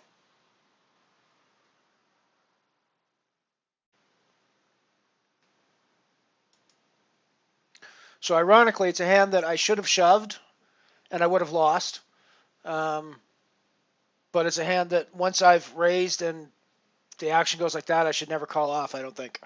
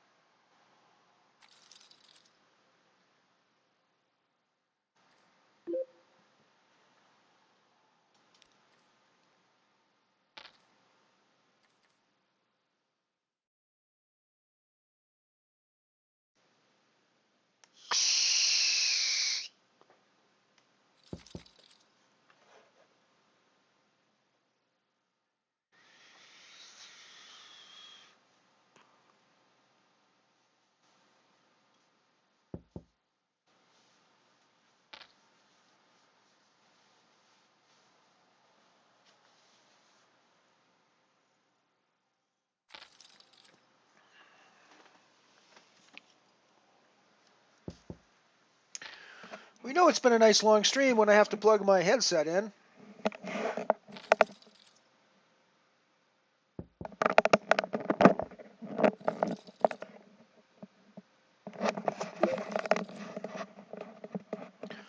Alrighty, I guess this is where we live or die.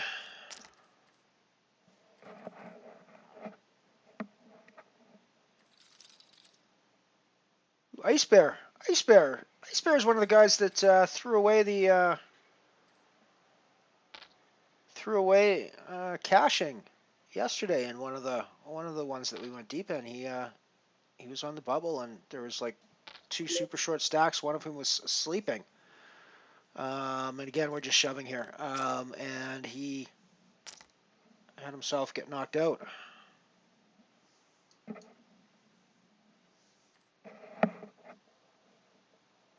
And we got ages to go before we're going to be... Jesus, and the king just gets there. That is very frustrating.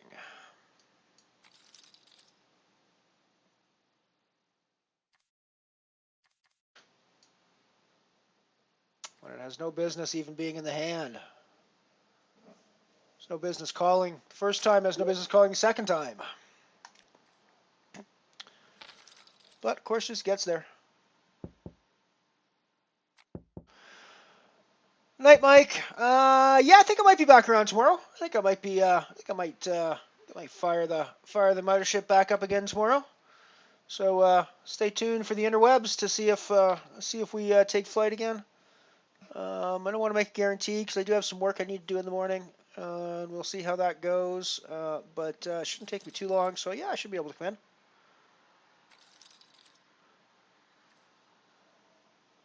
But if not, I'll definitely be back on Monday, which is one of my regular stream days. Of course, I don't normally stream on Sundays because Ian's normally streaming on Sundays, but we might just do it tomorrow. Got no IPO action lined up for tomorrow though, so we'll just ignore and pretend that's not even happening.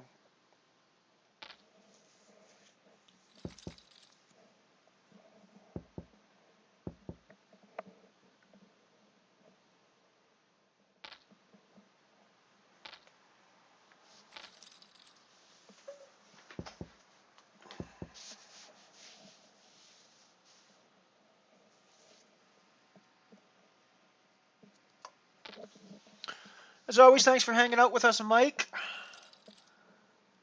You're one of the reasons this stream is such a wonderful place to be.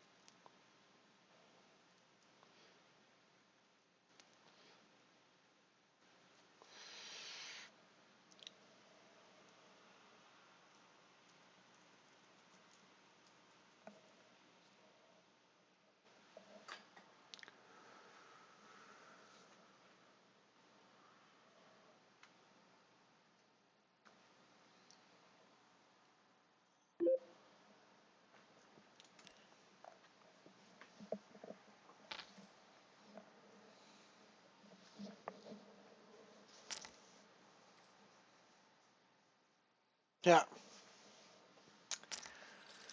Yeah, that's kind of a good point, Ant-Man.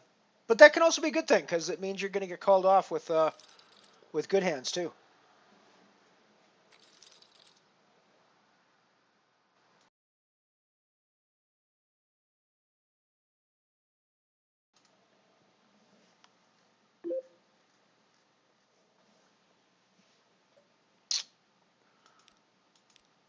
Righty, I guess this is where we make our stand one more time.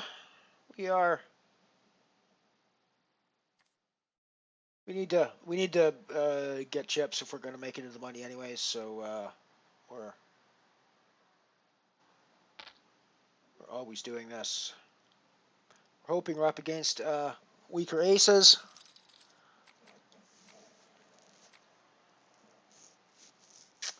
And we are done with the singularity. So that brings our flight on the Mothership to an end for the day.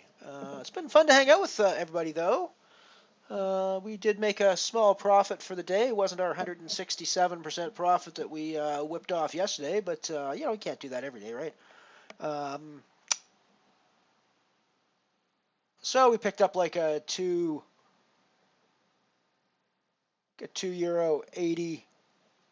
€2.70 profit today. 17% ROI, not terrible. Certainly nothing to write home about, but nothing to cry about either, I would argue. So yeah, thanks for coming and hanging out with me today. Might very well see the Mothership in flight once again tomorrow. I think I'm going to make use of the fact that Ian is off playing in Brighton. So thanks for coming and hanging out. Thank you so much to Aaliyah for the gift subs. Glad you guys are now subbed members. Hopefully we get our emotes in soon so you guys can start spamming my face into the channel, although I'm not really sure why anybody would want to, but I should have maybe thought about that before I put my face in as an emote. It's like, why would anybody want to spam my face into the channel? But anyways, you know, maybe that'll come in soon, hopefully next week sometime. But thanks for coming and hanging out with me today. We're going to bring this puppy in for a landing. Elron, out.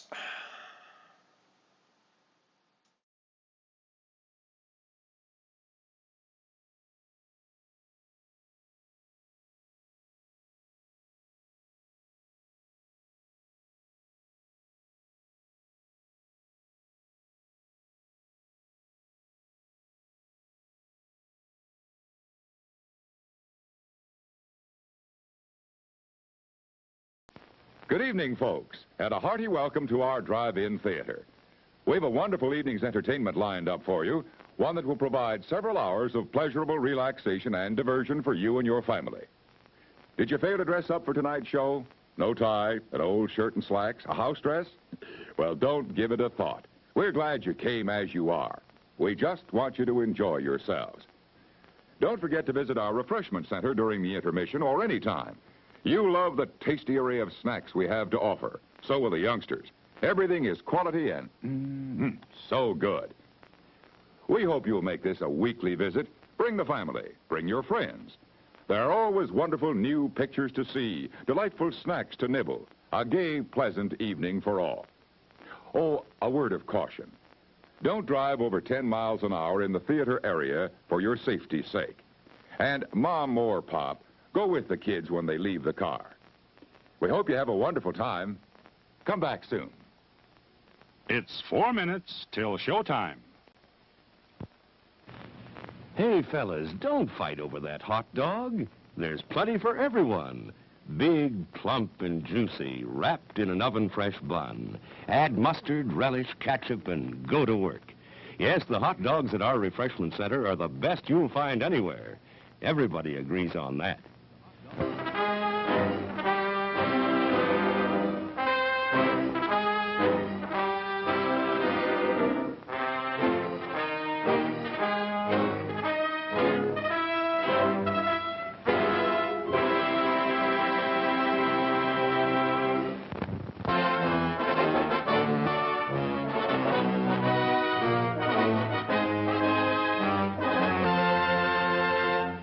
It's 3 minutes till showtime. Thirsty? The refreshment stand is open with everything to satisfy your taste buds. Here's the menu: the hottest, freshest, crunchiest popcorn. Each kernel popped to its fullest with that real movie time taste. Cold drinks. You'll find your favorite ice cold, tasty, and thirst quenching. And hot dogs, hamburgers, and candy too. Now a short intermission, so you'll have time to make your selection before the show begins.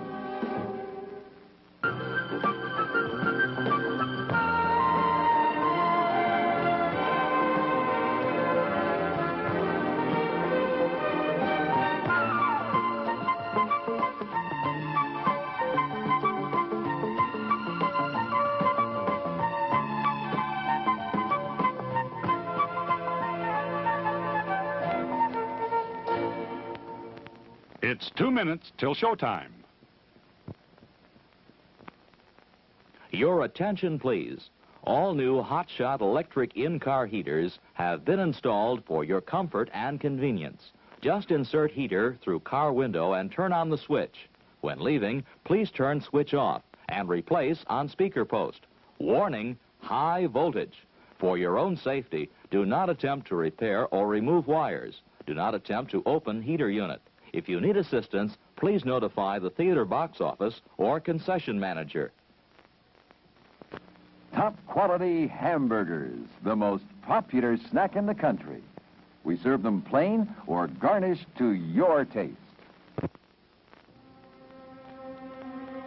There are words men live by, words of strength, of wisdom, and of peace.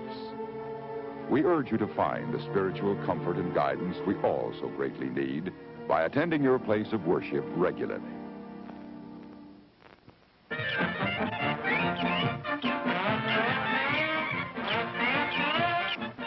Just 1 minute to go.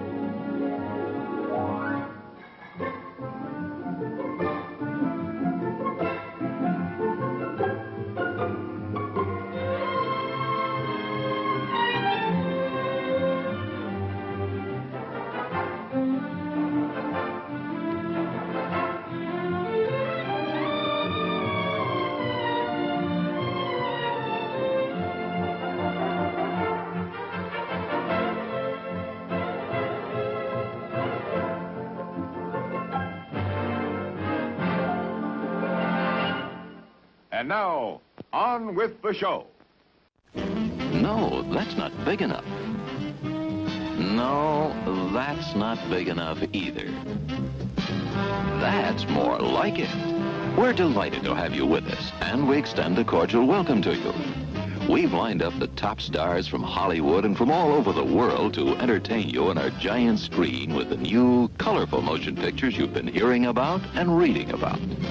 To add to your enjoyment, we're all wound up to bowl you over at intermission time with live wire service at our snack bar, where you'll find a tempting variety of favorite foods and beverages. Your continued patronage is very, very welcome. Well, hello, fellow humans. Welcome to my stream. This is a rather unusual time for me to be on, but what the hell? Here we are. We're playing some Unibet Pokers at a weird time of day for me. We're playing a little bit of weird pokers, actually, as well. So welcome to my stream. As always, I like to welcome all the non-human identifying sentient creatures who might be out there tonight, and in fact, all the non-sentients who could be out there enjoying our poker action today, too. So we don't like to discriminate here very much, so welcome, welcome, welcome. Currently, I've got 2 games on the go. We're playing a €5 buy-in Calypso, €100 guarantee. That's what you're seeing on screen now. We've also got a Omaha Shooting Star Bounty €2 buy-in, which I must admit, I would not have read in if I realized was Omaha, but here we are, and we're actually doing okay in it. We've got more than the start stack, and we don't actually do terribly in Omaha, but it's not a game that I typically would jump into on a regular basis. But here we are anyways, and here we are flopping I was going to say the nuts, but we didn't even actually come close to the nuts. We gut shot to a queen. Yeah, that's pretty much it at the moment, isn't it? Well, pair of tens, but there we go. Gut shot to the queen when clubs come in. But he's checking, so he doesn't have clubs a lot of the time, so we're just going to throw out a bet.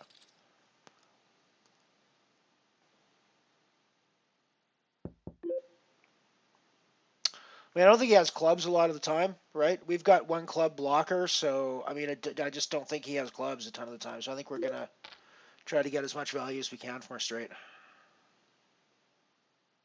Yeah, he's got the straight too. Yeah, you know, it's fine.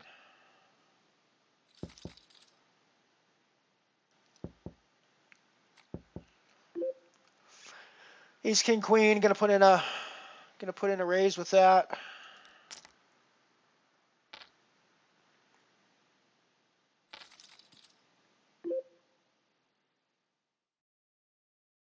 Top pair, top kicker. Pretty happy to be value betting that, I think, even in an Omaha context.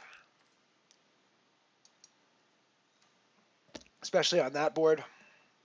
We can obviously be up against two pair hands. That's certainly a possibility. We can be up against like King 8 and things like that. But I don't think we're going anywhere.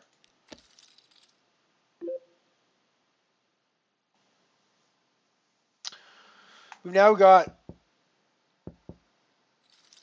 well, we would have, I mean, kings up. It doesn't beat any of the kings up hands that were hitting the board particularly, so it wasn't that spectacular of a hit.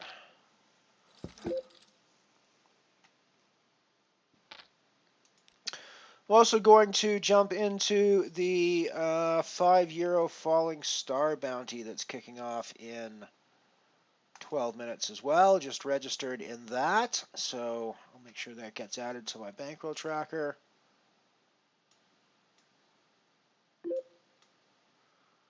Question is, that starts at midnight on my time. Do I put that in as a tournament for the 21st of September or for the 22nd of September? That's a interesting question.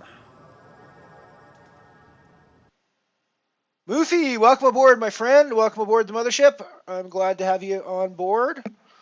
This is not a normal time streaming for us, but you never know. It might turn into a normal time streaming for us. We're normally streaming in the morning Canadian times because that's when the juicy games on Unibet are. But actually, there's some juicy games going tonight that it would seem like. So I'm pretty happy to be where I am at the moment. But welcome aboard, my friend. Welcome aboard.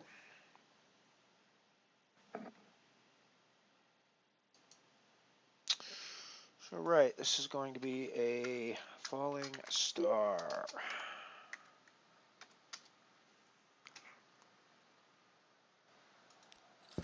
So at the moment, we've got relatively good things happening. On this Omaha table, we're 60% over start stack, doing reasonably well. Back here on the Calypso table, we inexplicably had a couple of people shove into us early in the game with, I believe it was 6-5 and 7-4 when we had aces. So, you know, we're going to call off there a lot of the time, and we're gonna win there a lot of the time, and we did win there a lot of the time. So we got like a triple stack almost right off the start in this one, which was a pretty nice way to start the game, I thought. I like to do that often if I can, you know. Sort of the way we like to do things right off the start. Let me see if I can find that hand. I'll bring it up and let me see if I can go back, and I'm sure it's here somewhere, way back at the beginning.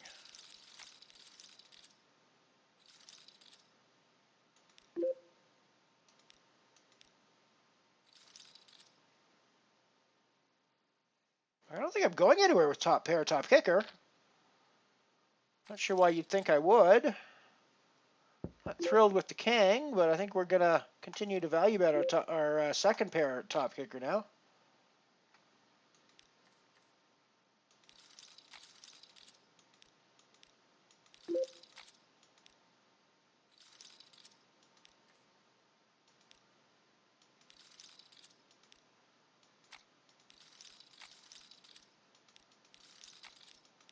There we go. There we go. That's the hand we're looking for. That's the hand we're looking for. Right. So let's.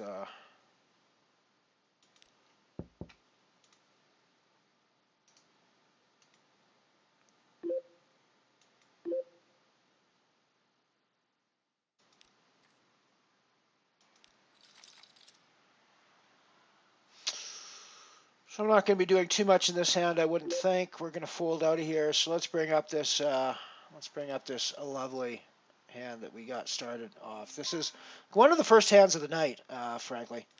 We're in the cutoff and we get dealt aces, which never a terrible spot to be. We've got a limper, another limper. So we put in a bit of a bet in with our aces because got aces. That's what you do with aces, right? You put in a bet. And Buddy just shoves, right? 266. We're at 2550 blinds. Buddy just shoves 5500 chips. What the hell, right? What the fuck? Hey, why not? We got aces. We're gonna call. Big blind gets out of the way. He's smart. He knows what's going on. Fucking stacking off, right? He's fucking stacking off, man. He's stacking off too. 5504, right in there, man. Let's just throw those chips in the middle, buddy. Let's just throw those fucking chips in the middle. So gets back around to us, and we're like, yeah, okay, let's just throw those chips in the middle. Like, why not, right? Let's just stacking off. We're gonna be stacking off here, I think, most of the time. So we just stacking off, and as it turns out, yeah, we're 6-5 and 7-4, so we're in pretty good shape going in. And I joke about this, but you don't always hold when you're in this spot, right? It's and it can be pretty gross. But in fact, in this case, we did in fact have a nice hold and pick up some 18,000 odd chips right off the bat, which was kind of nice to start with.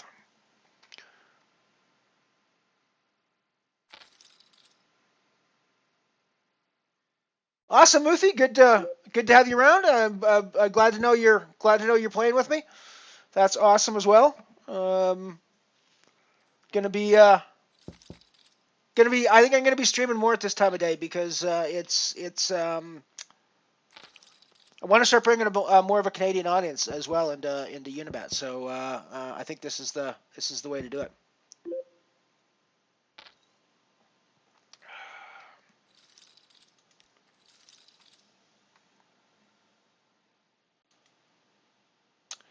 Great to have you around, though, Mufi.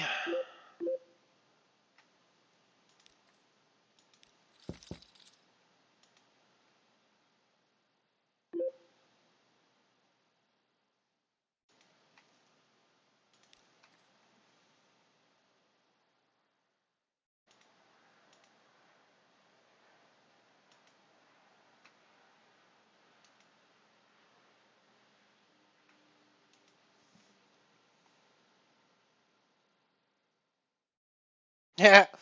The stack donations are always fun on Unibet, eh?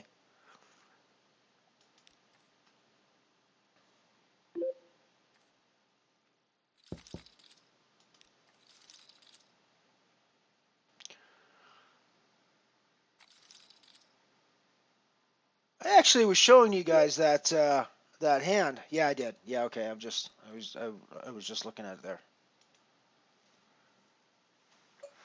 Stack donations seem to be one of the things on Unibet.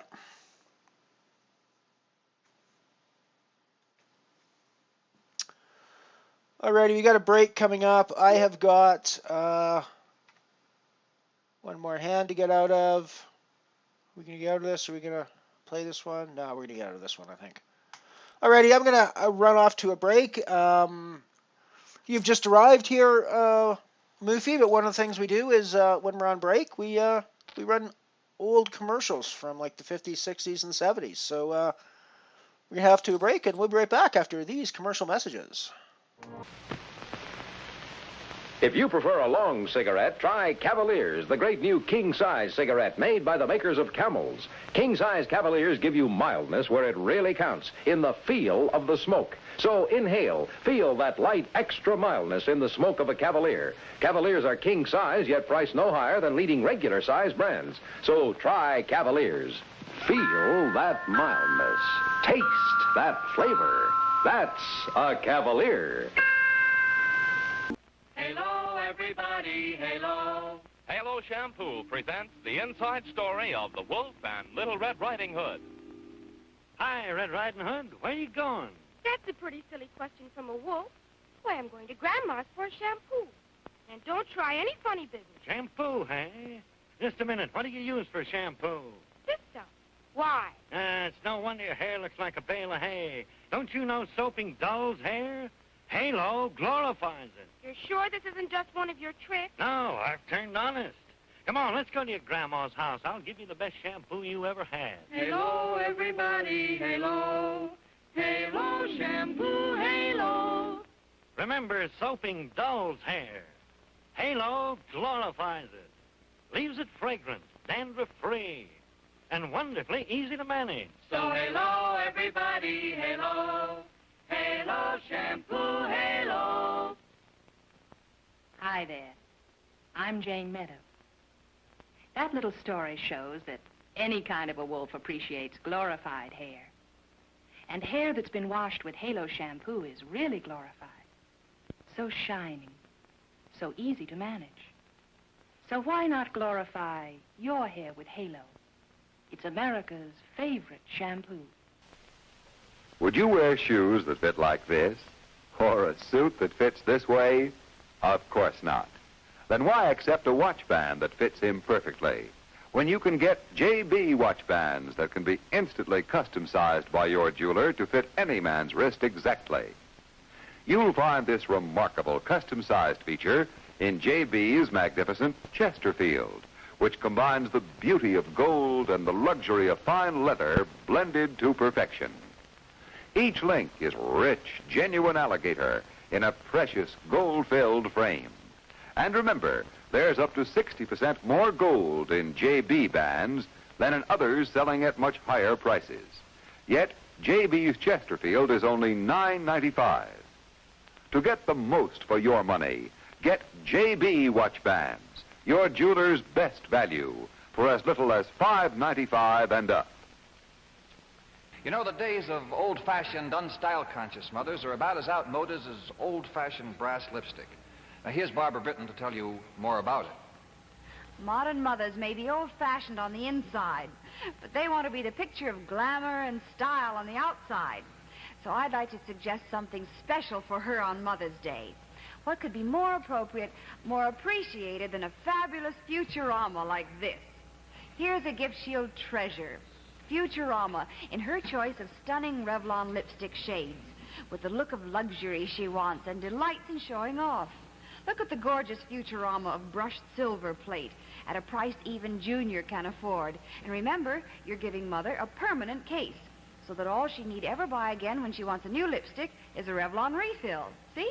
Just click out the old refill, click in the new. That means when she gets her Revlon refills, she'll save 35 cents on every single lipstick she buys. So with Futurama, you're making a wise investment for her, while you add a smart touch of jewelry look to her lipstick.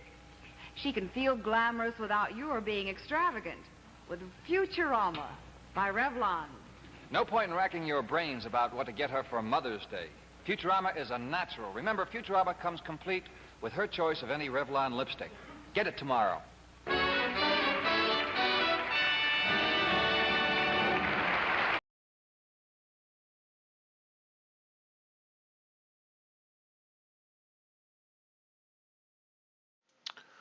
Alrighty, we are back. That is not a black hole nano, because of course there is no black hole nano running at the moment. It is, however, a €5 falling star, and I will fix that title shortly.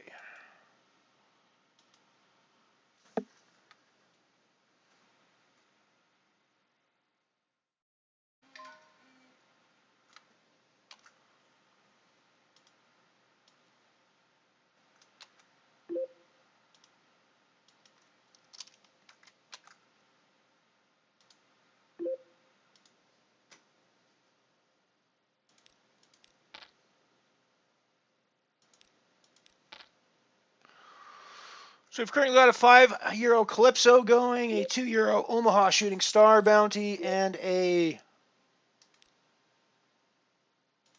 €5 Falling Star bounty. Where we've got a pair of kings, a set of kings on the river. However, there's a flush out there. Does he just have hearts? He does not just have hearts. I didn't think so.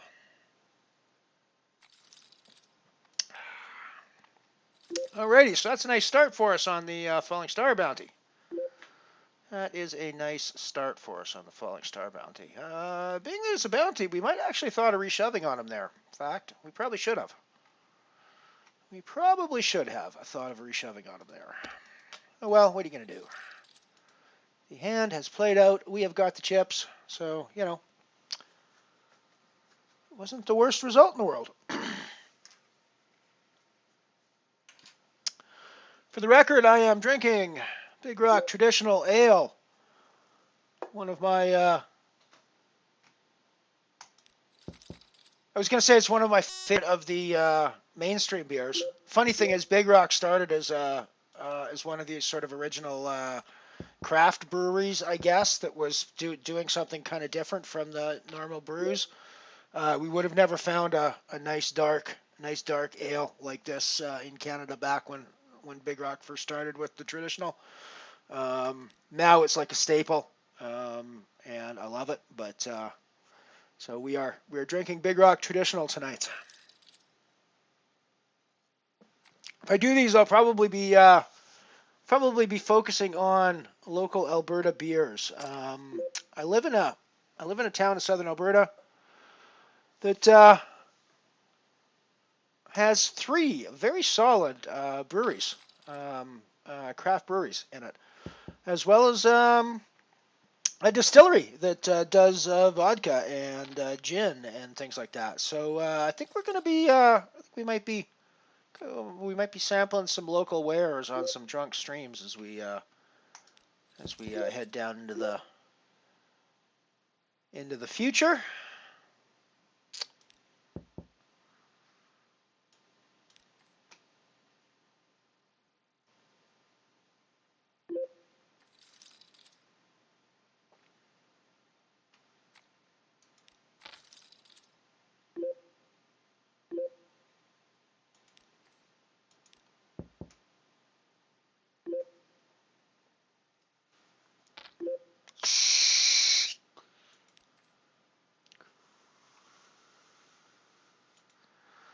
This is an interesting spot developing. Eblitz Krieg has been super active.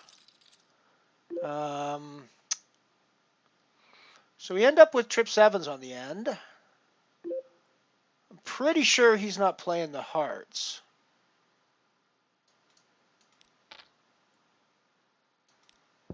I'm expecting he's going to bet into me again. And I don't think our hand is strong enough to raise. I mean, there's the 8-9, there's hearts out there, but we're definitely calling. I'm just trying to decide if we're ever raising here or not. Yeah, we're probably never raising here. Yeah, I don't think we're ever raising here.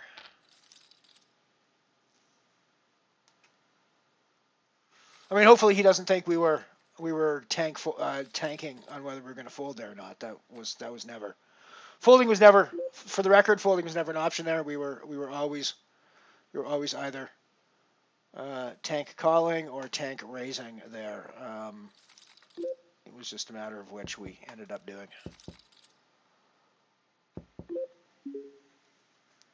See you later, Bofi. We'll certainly see you at the tables at some point. Thanks for stopping in, and thanks for the sub. Check me out if you see me online again, my friend. I appreciate you coming by.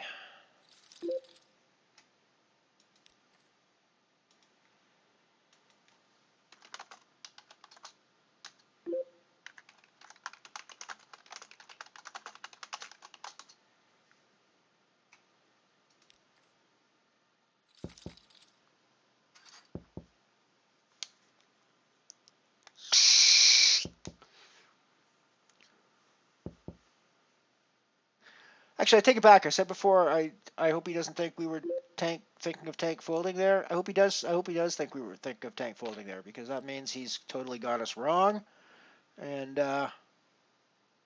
we can exploit that as we go down the road.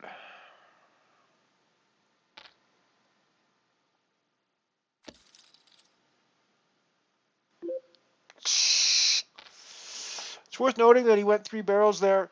Not a total bluff, but certainly not with anything close to the nuts. So worth putting that in our thinking cap and chewing on it for a bit.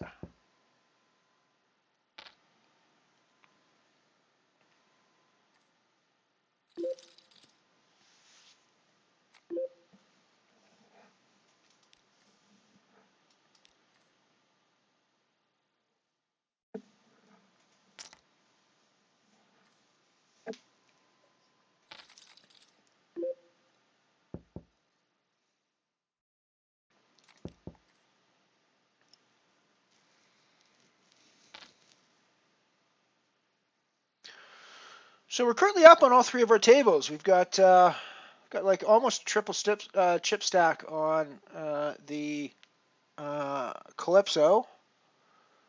We've got about 50%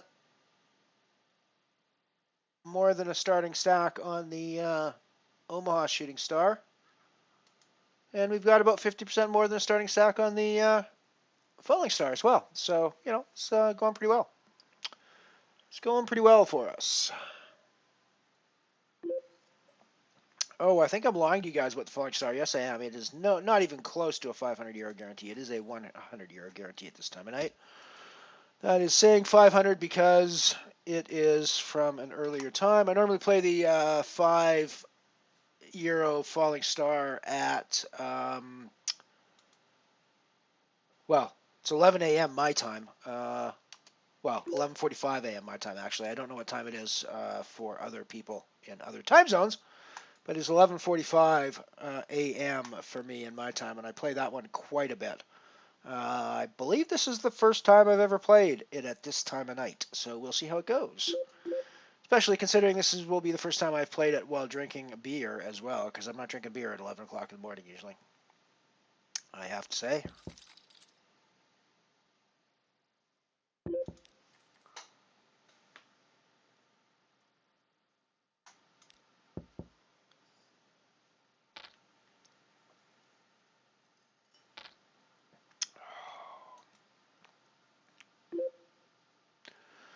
Top pair on Omaha is hardly a strong hand, but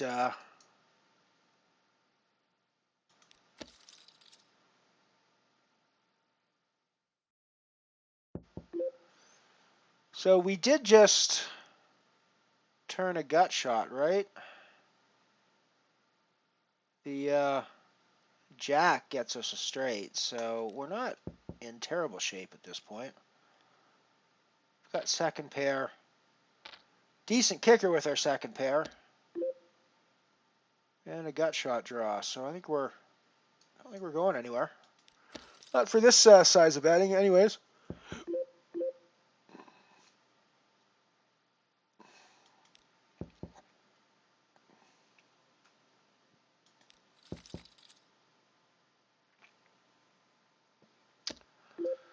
So then he increases the in the 4 pairs. He increases. That's actually really does look like a 4 of some kind, to be honest with you. Yeah, it's not a 4. It's a spade draw. And I think we folded the best hand. Is that right? We folded the best hand. Folded the best hand there.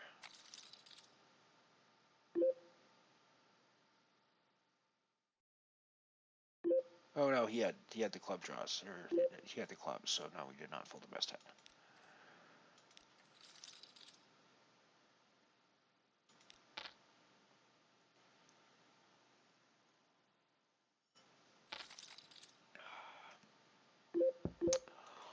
This could be an interesting hand developing on the Falling Star. I raised pre-flop, call by Scobie, 3-bet by the big blind. I call. We're definitely calling behind with our flush draw here, without a question. The question is, do we want to call? Do we want to raise? Do we want to call? Do we want to raise here? I think we actually want to put. Scobie to the test. I don't think he has an 8. I think he might be playing a queen that he will fold when we put him to the test.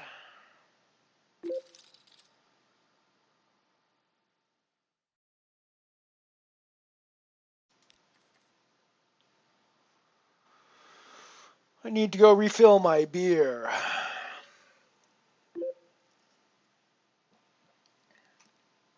I only have 2 of these left. I should have thought ahead if I was gonna.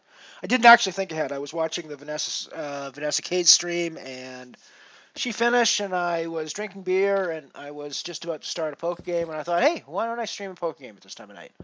I never stream poker at this time of night, so why don't we do it? Let's go grab another beer. I'll be right back. Well, I can still talk to you while I'm gone. I suspect I'm talking to myself, though. That's cool.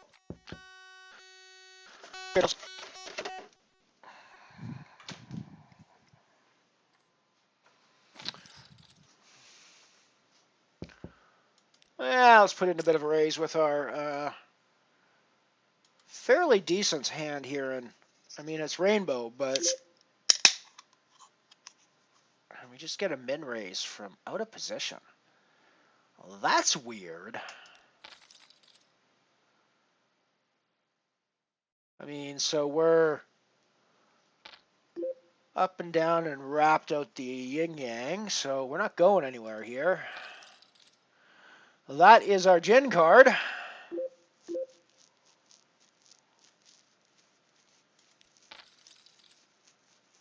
We're pretty happy with that gin card as well, right?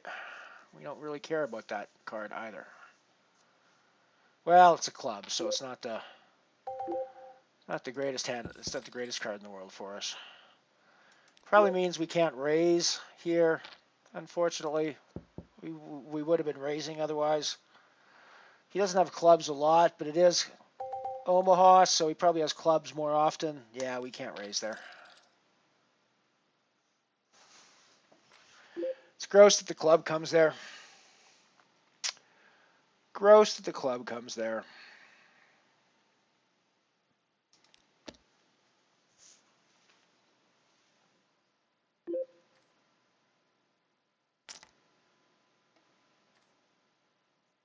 Once again, that was never a fold spot there. We're never assuming he has clubs, so we have to fold. That's never a spot that we're going to be doing. That was always do we call, do we raise spot. That's where we were. That's where we were tanking. We weren't tanking on the fold. We're never tanking on the fold there. We are never tanking on the fold there.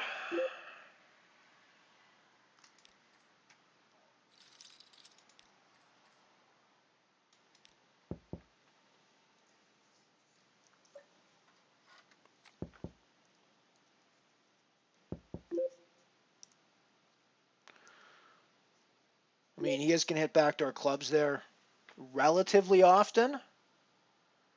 We've just backed into 2-pair. Don't think it's worth betting, though. But we can't be scared of that. So some straights have definitely got there, but I don't think we can get away from our 2-pair. Some straights have definitely got there, but I don't think we can get away from our 2-pair. We got 3 of a kind aces, everybody. No, unfortunately, we're playing Omaha, so we do not have 3 of a kind aces. But we're not going to go anywhere quite yet. We do have the spades, and we got a pair of aces, so you know.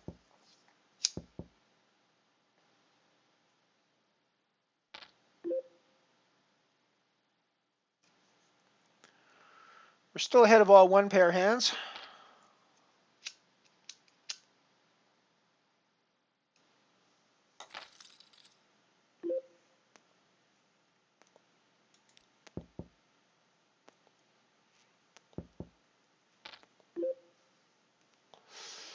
We are still ahead of all 1-pair hands.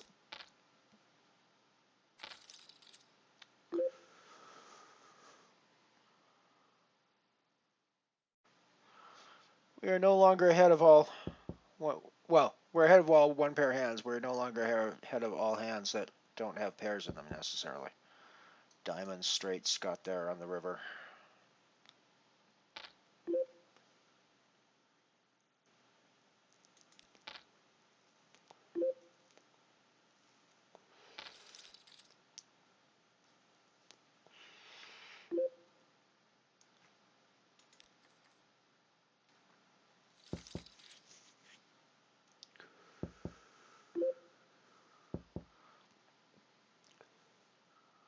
Once again, those are great. Those are great straight cards. So we're gonna see what the flop brings if we can see a cheap one.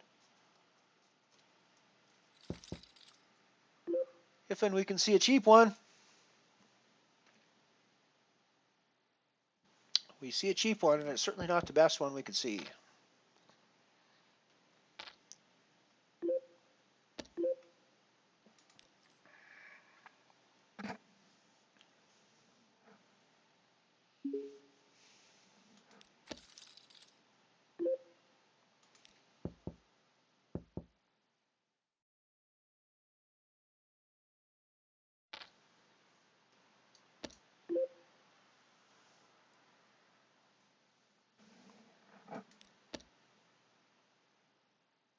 I mean, I'm just bleeding away one big blind at a time here, but it's probably not the optimal, probably not the GTO.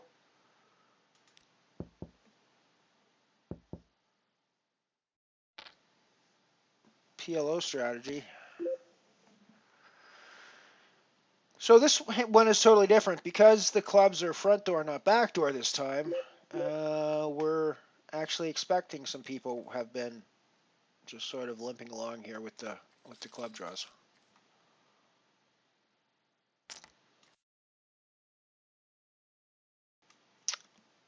So because this is front door instead of back door, we're kind of expecting people have been limping along with the club draws.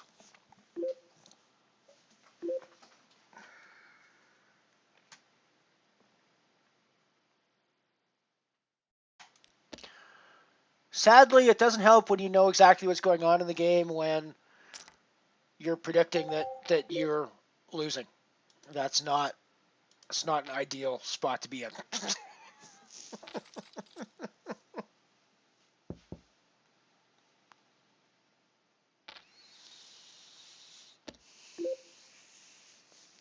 I don't think we've caught enough of this to continue very much. So I think we'll just be getting out of the way here on this one.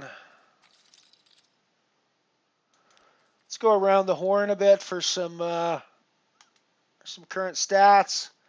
Still got a nice stack, 4 of 16 in the Calypso.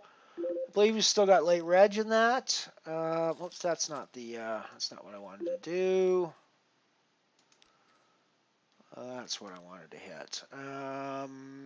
Yeah, late reg ends in 5 minutes, so we're almost done with the late reg on the Calypso. Of course, we've been watching the Omaha, where we're 9 of 13, so not doing great there, but we're getting there, and it is going to be closing reg shortly as well. 3 minutes. Reg ends there. The Falling Star, we've almost doubled our start stack. We're getting there. It has got also some time until late registration ends. In this case, it's a while.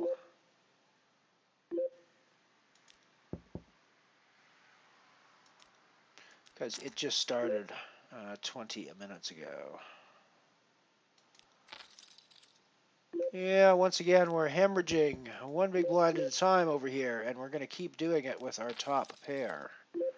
And now with our set, I think we're definitely going to, although any Jack Broadway kills us here.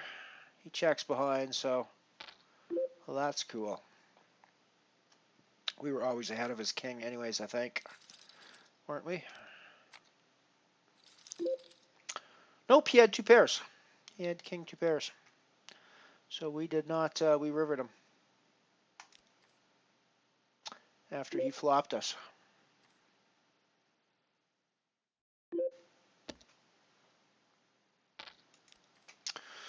Cheers. We are drinking Big Rock traditional ale, a very good Canadian brew, which you can get pretty much anywhere in Canada, as far as I know. It's originally a Calgary-based brewery, Big Rock, kind of a craft brewery back in the early 80s or 80s it started. Originally was one of the first places to make like original, unique beers in Canada. Still make very good beers, and they make exceptional beers for a large scale commercial operation, which is what they are these days. And they frankly still make decent beer on the craft beer scale. It's a pretty decent trade-off for where they've gone in the growth of their business. And traditional ales, obviously not the only beer that they have either. They've actually got a very wide selection and a very nice selection of a variety of beers, Grasshopper and a bunch of other stuff. For the record, I do not get paid by Big Rock. I just have drank a lot of their beer over the years. So this is a tricky spot because I've been sitting to the left of this guy. Well, it's no longer a tricky spot. It's far less of a tricky spot now. And what's lovely about this flop is that it's a really the kind of flop that he's going to expect that I've missed with my raise, and he's going to want to keep playing. Now it starts getting ugly because any 4 can crap me out, but I can't really expect that he's just got a 4 and he's going to suck out on me.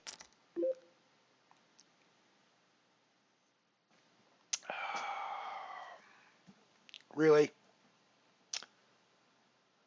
Really? You just have a 4?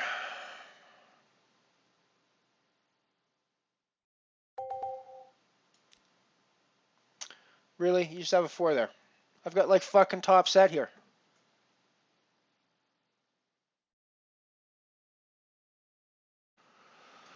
I got fucking top set.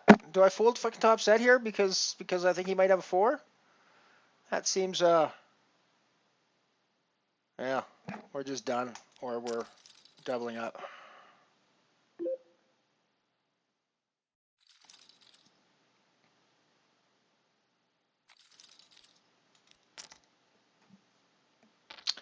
Booyah! Fucking make that hero call. Not that he really should ever have a 4 there. It's just that, like, what the fuck are you doing shoving there, dude? It's like, really? I mean, come on.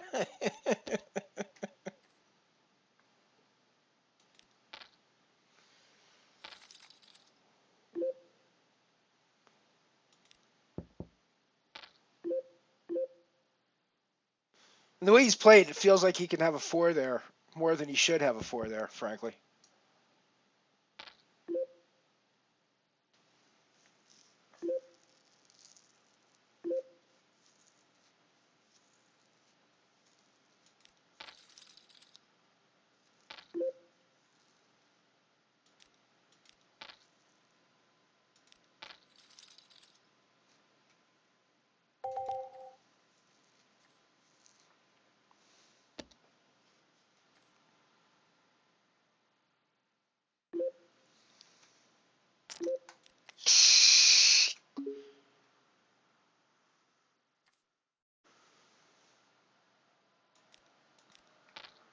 And developing over on the Omaha table as well, we flopped 2 pairs.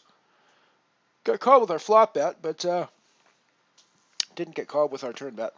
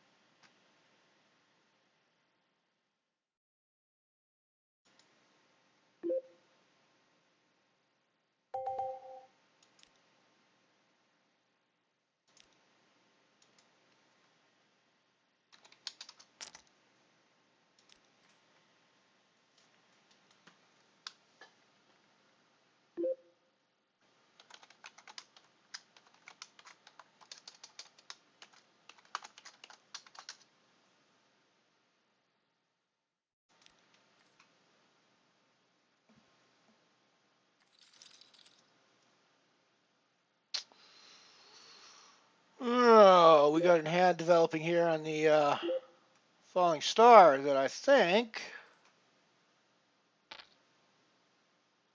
is going to end up with us shoving the rest of our chips in the middle. Snapped off. That's not a good sign. I mean, we got kings, but there's aces out there possibly. Nice to see queens, though. Nice to see queens and like tens or something like that. Get snapped off by both. Can't get snapped off by both. We can get called by both. I shouldn't actually tempt fate like that. Let's not get called by both. Let's get called by one of them. Have it be queens and hold. That's what we need to do here.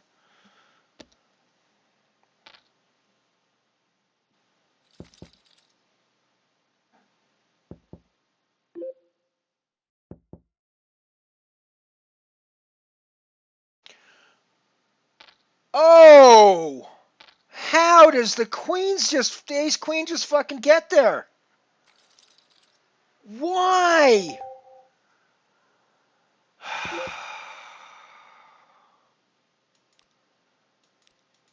I mean, come on. That's just not fair.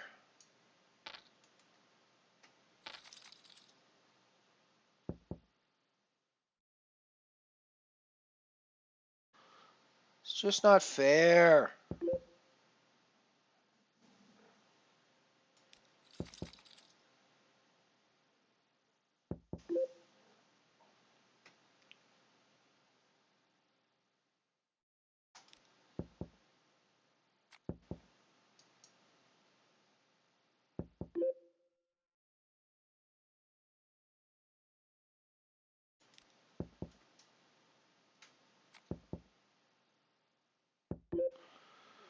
It's just not fucking fair, and I don't care with the fact that I just like tripled up or quadrupled up there.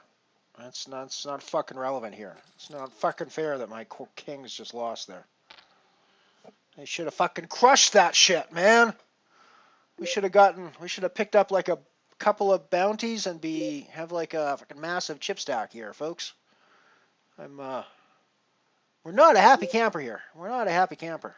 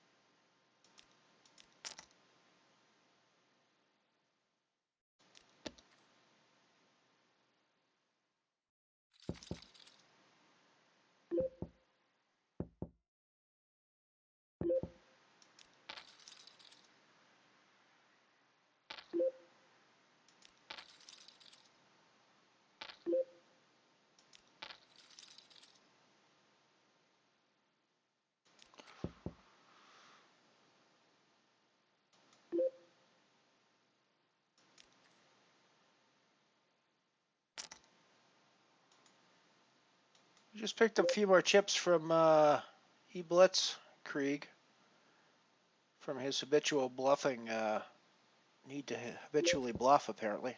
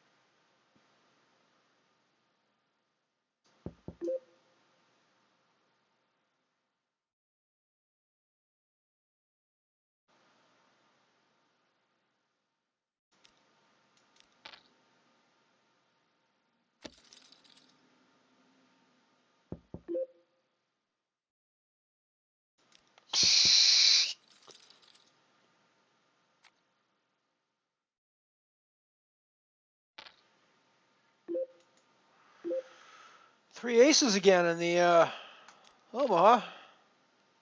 I mean,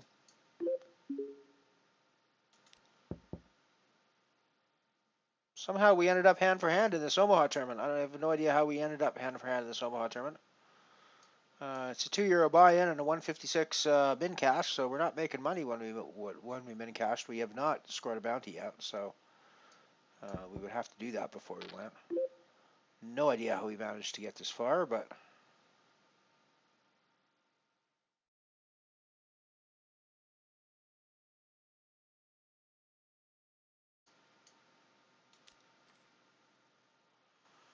I think given that we're on the money bubble and the final table bubble for that matter, I'll err on the side of caution in this hand.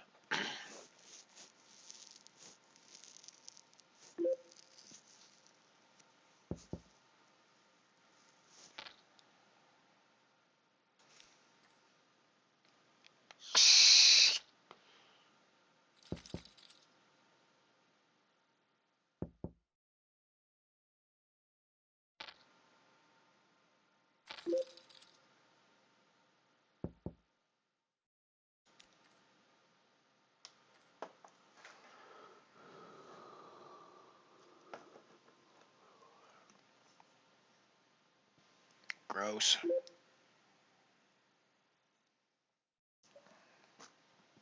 Wait a second, what's that gross?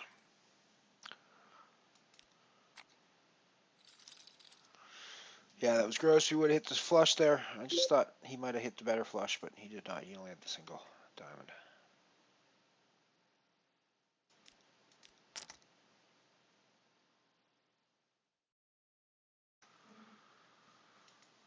I hate the fact that we're blind on blind against this Blitzkrieg all the time.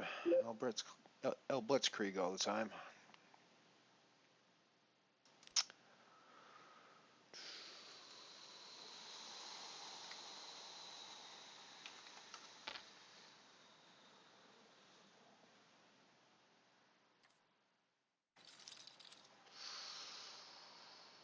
I figured a C-bet would get it through, and I figured that if I made it an unusual amount, it would make him think a little bit more about it. And maybe think I was trying to get value.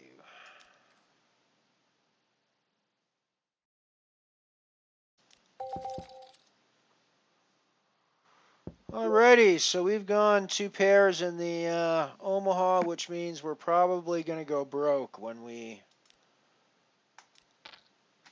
bet this hand hard. We got top two, so we're probably going to go broke. That's the Omaha way, right?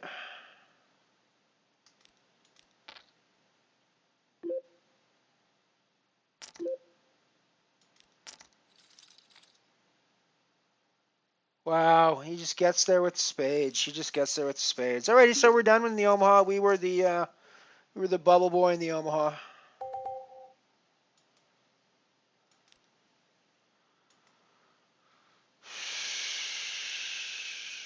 Do we just call off here with fives? I think we probably do. Let's hold. Yes. Yes, we hit the... Nice to hit the set there on the flop. Nice to flop the set. So we bubbled the €2 Omaha, which is, not a surprise, given that we actually would not have even registered that had we known it was an Omaha Shooting Star Bounty. We saw Shooting Star Bounty, €2, thought that sounds like a tournament we should register, and we did not read the Omaha part before we clicked the register button. And it popped up, and the first hand we got 4 cards, and we were very confused for a second before we looked at the title and went, oh, it's an Omaha. Okay, let's adjust to this. So, given the fact that we got to the bubble and then bubbled, it's not that much of a surprise when we never expected to register the tournament in the first place.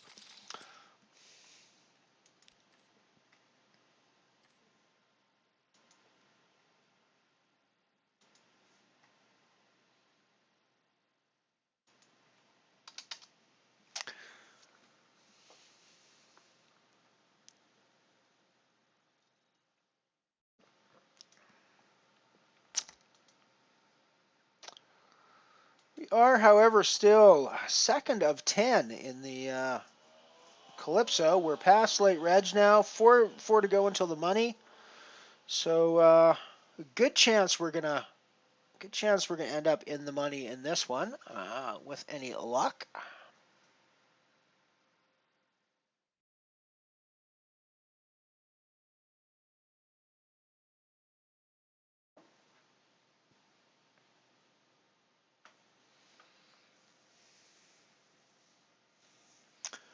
Still a ways to go, I think, in the other falling star.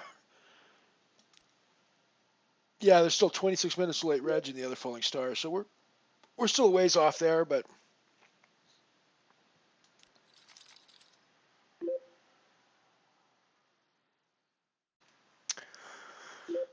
so I think in this situation I'm gonna let Blitzkrieg bet into me. Blitzkrieg bet into me, and he just chooses not to. So we're gonna then bet the turn.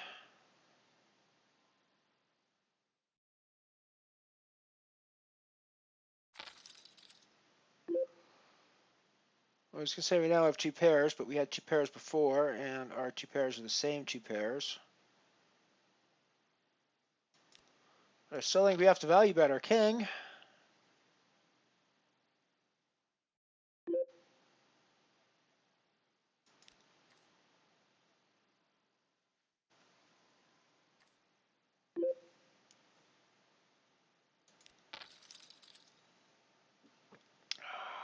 Good God, he just fucking gets there with the straight on the river. Jesus fucking Christ. How is he fucking calling on that?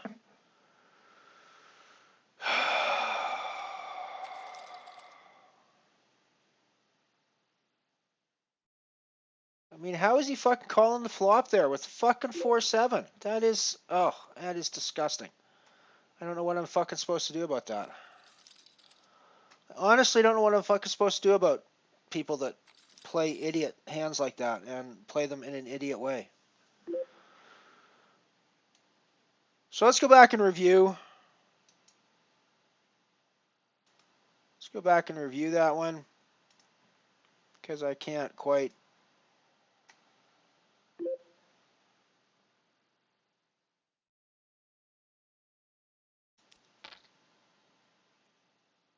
I can't quite wrap my head around what the hell he's doing here. So we got King 5, the big blind. He limps in. We check to see a flop. We flop top pair. Okay, I thought we bet the flop, so never mind. I'm obviously my drunkenness is affecting my memory because I thought we bet the flop. So we bet the turn, and when we bet the turn, he's got a gut shot. And he calls a half pot bet with a gut shot at this point, which seems pretty stupid to me. And then of course he just gets there. So, you know, I think we're always calling here. Yeah, fuck. Oh well. What are you gonna do?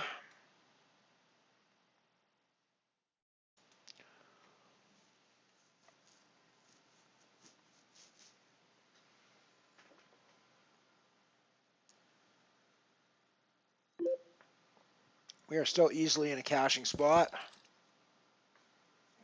If we don't go tilty and lose our fucking head, which is, it's happened to us before. We are drinking tonight, so you never know what might happen to us.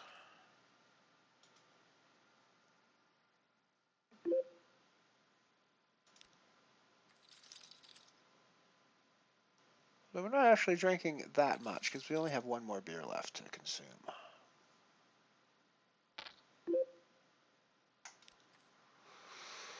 I'm developing a bit of an idea, though.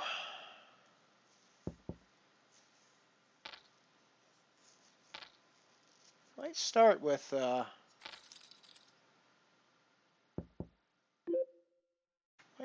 Big Rock, actually.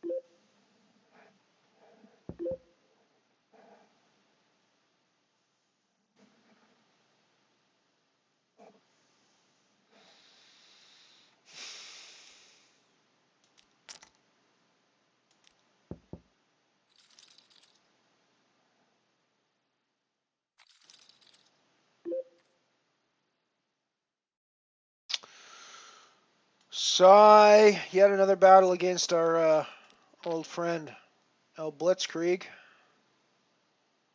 However, we do have top, so this is either going to be a situation where he gets out of the way,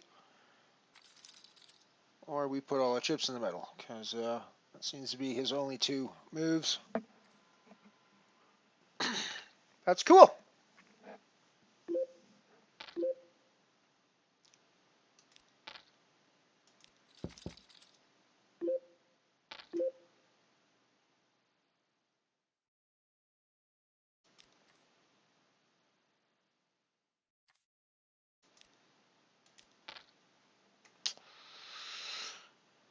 Oops.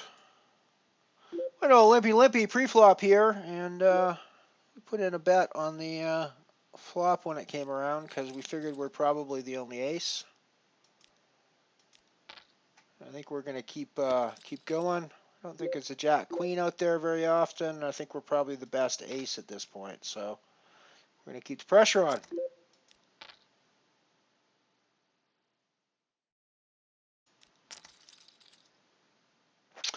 Jesus fucking Christ! How do they just fucking get there with fucking worse hands all the fucking time on us? Excuse my fucking language, but you know, fuck! How the fuck do they always get there on us?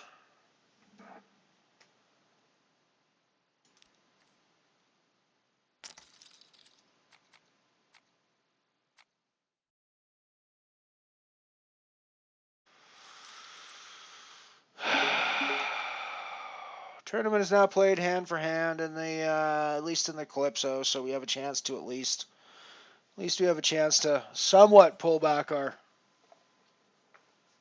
losses.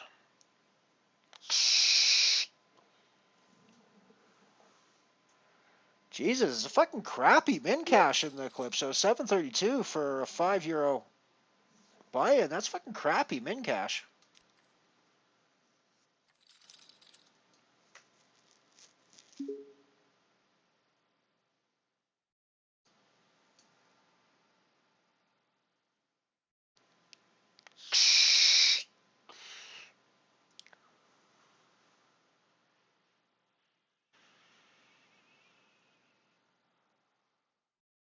Like, that is a really crappy min cash. So we'll just have to do better than min cash, I guess.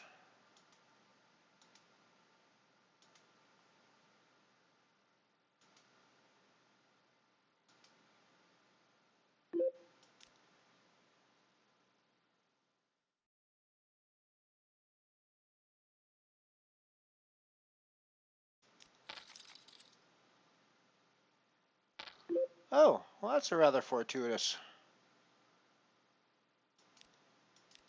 situation for our hand.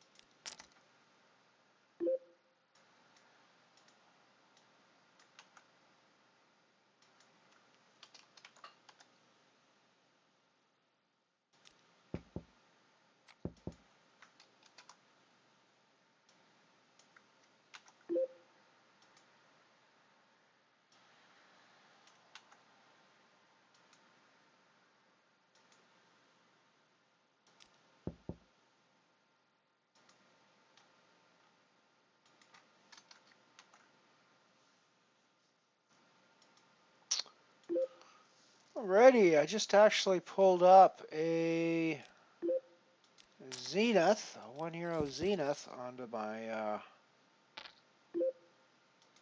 get that into the Do the system here for you.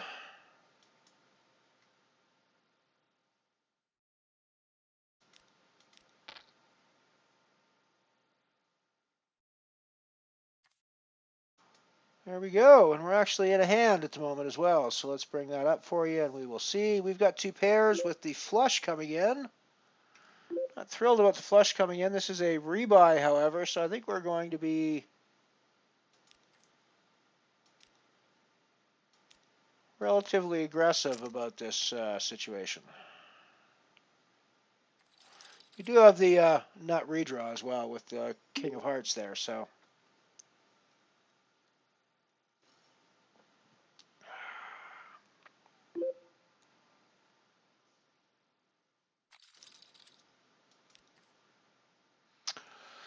So the current situation is we are on the bubble of the €5 Calypso. 6 places get paid. There are 7 left. We are third of 7. And we just started this Zenith, although it's been running for close to an hour, so we late reg into this one. It is a rebuy that we have not yet had to fire anything extra in, and we've already added some extra chips to our stack, so we're doing okay.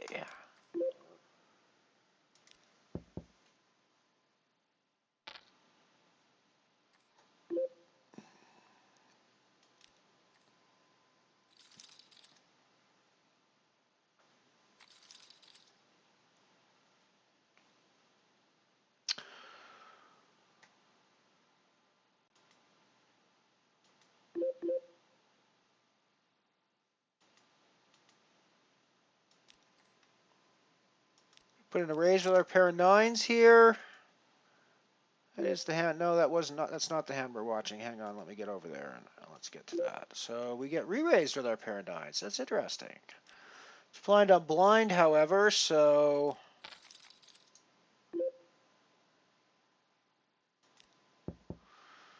we are, however, on the bubble. So I don't really want to go too crazy necessarily.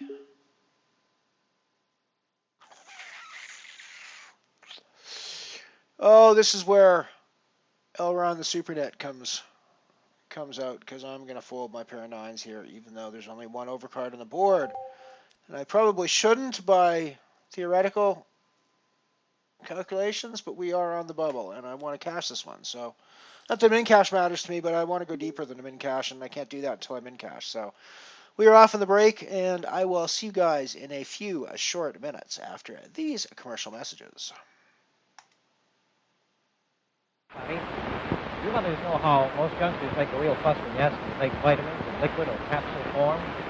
Well, here's some really big news, a wonderfully easy new way to give boys and girls vitamins they need when they don't get enough at mealtime. Vitamins in a form that children will take with absolutely no fuss whatsoever. New Puppet-A Pops.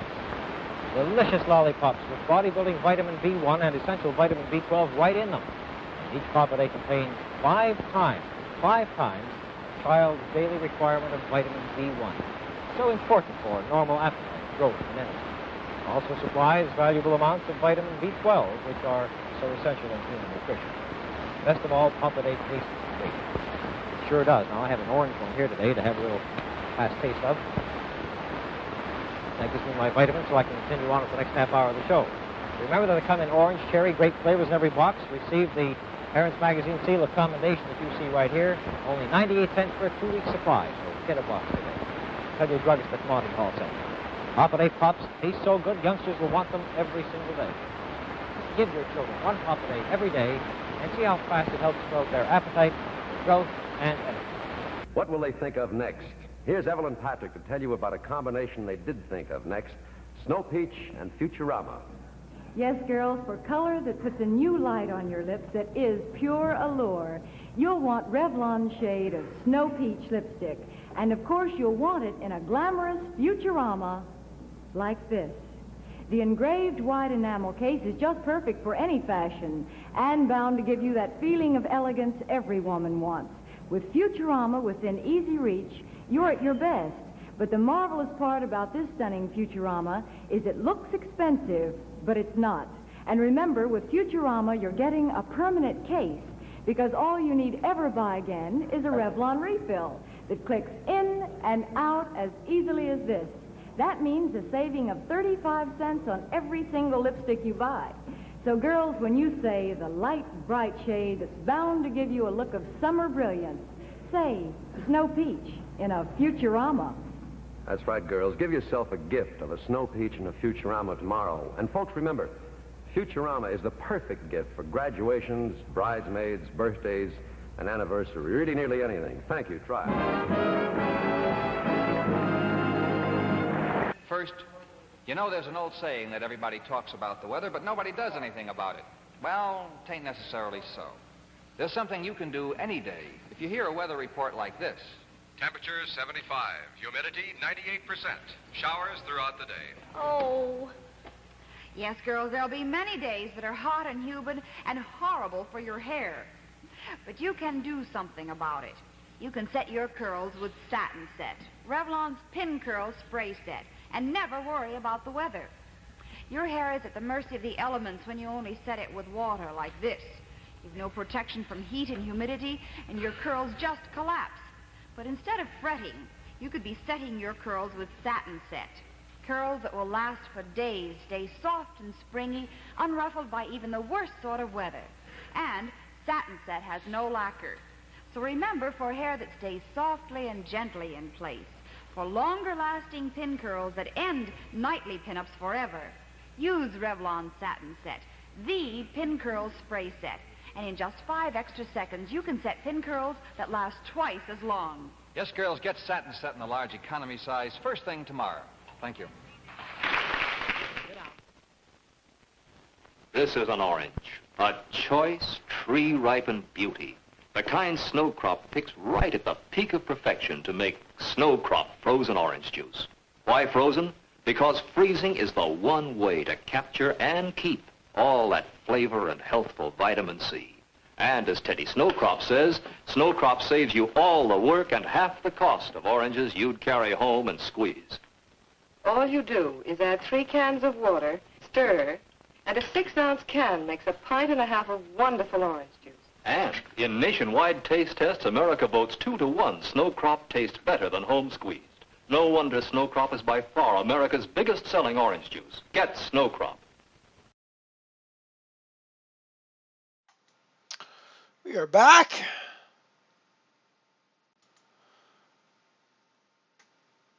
It's good to see everybody out there. Ignore the bankroll numbers. It's looking at yesterday because it actually has a date feature on it that pulls the date out of thin air.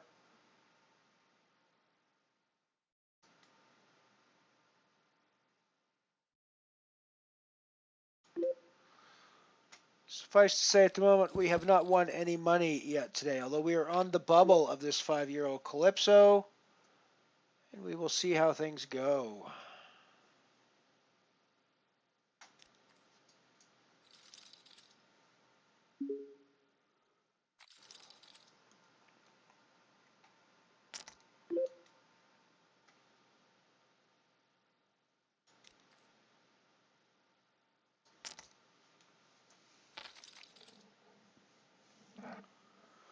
Great to see these two guys go at it. At least if Mother Fuxer wins.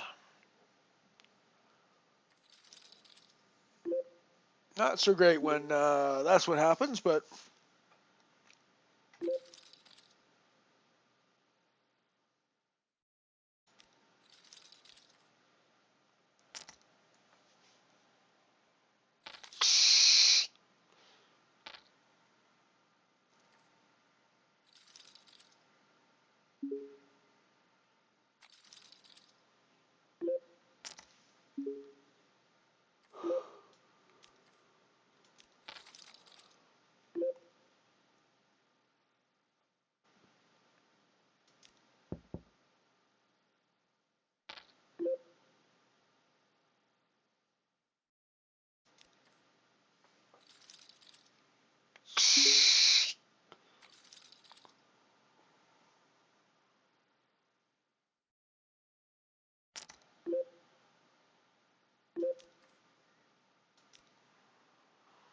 let those two play. if they want.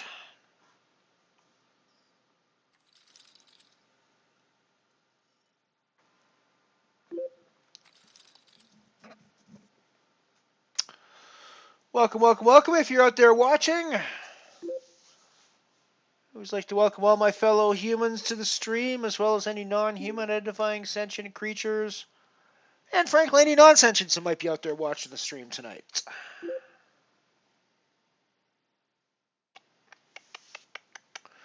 So we are right on the bubble spot now, but I still think we have to call with this 8-9 of clubs. Top pair, backdoor straight draws.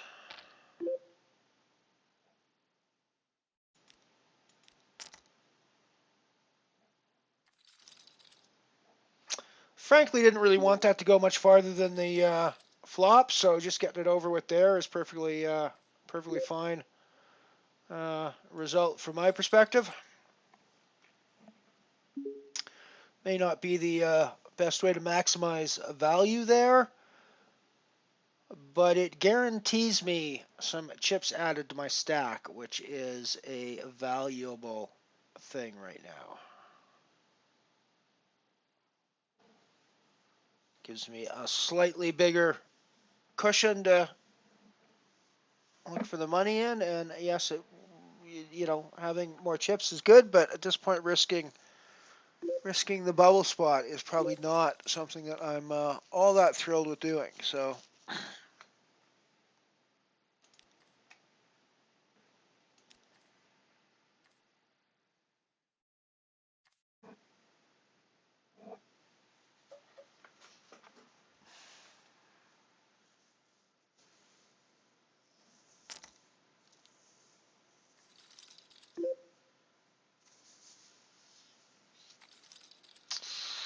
Guess we can't really do much about this.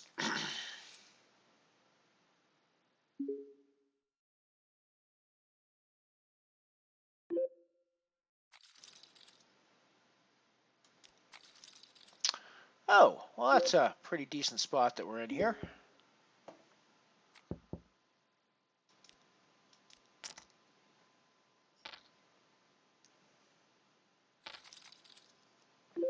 I mean, it's a great spot to bubble in, right? We do have both suits covered, though, so that's never a terrible thing in that spot.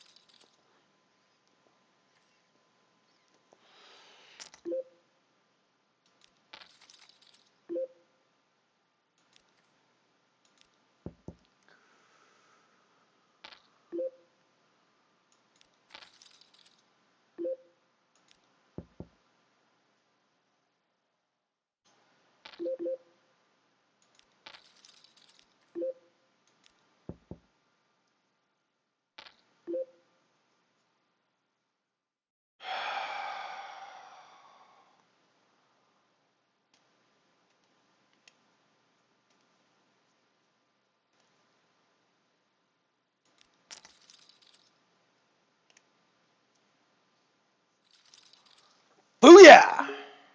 That's the call we need to make. That's the fucking call we need to make.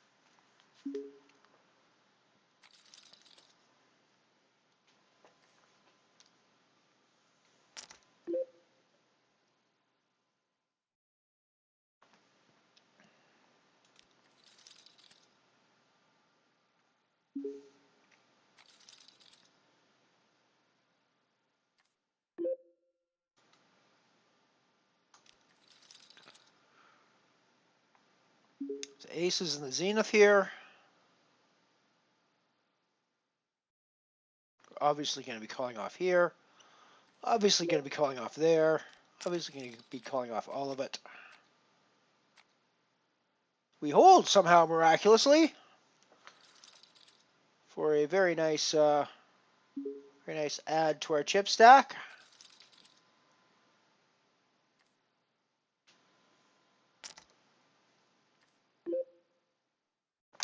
I need another beer. I will be right back. Although I'll still be chatting with you.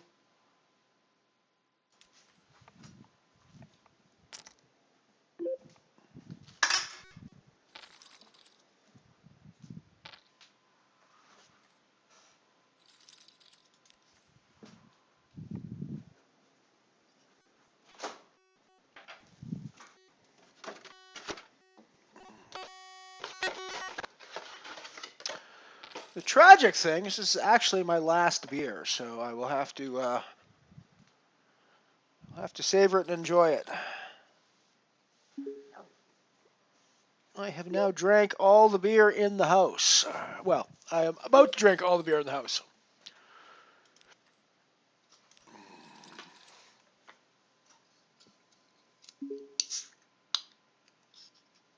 Hey, we all ready. So we are officially in the money. Guaranteed 732 on the €5 buy-in Calypso. So we're guaranteed half a buy-in profit.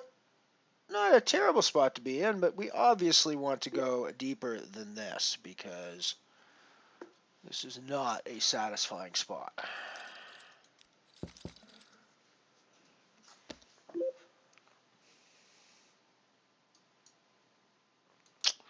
Well, we've already gone deeper. We are now 3 of 5, I believe. Guaranteed at 12 at 20. So that's a much happier spot. I think that actually comes close to putting us in profit for this stream tonight.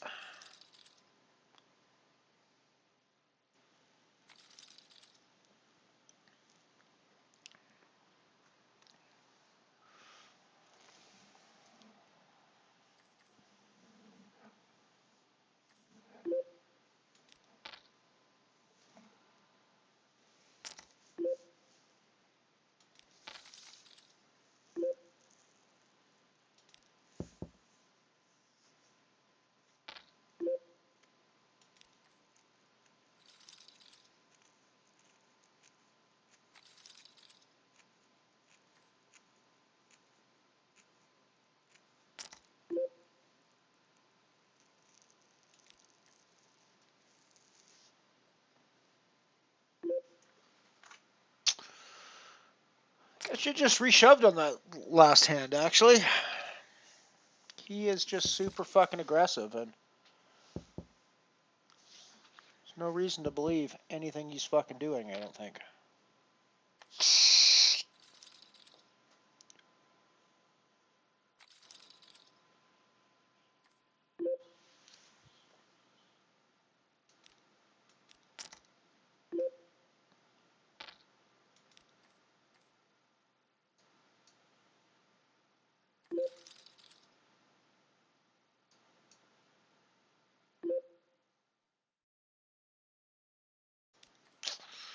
So I put in the raise, and we got a call from the button, and then the big blind 3-bet.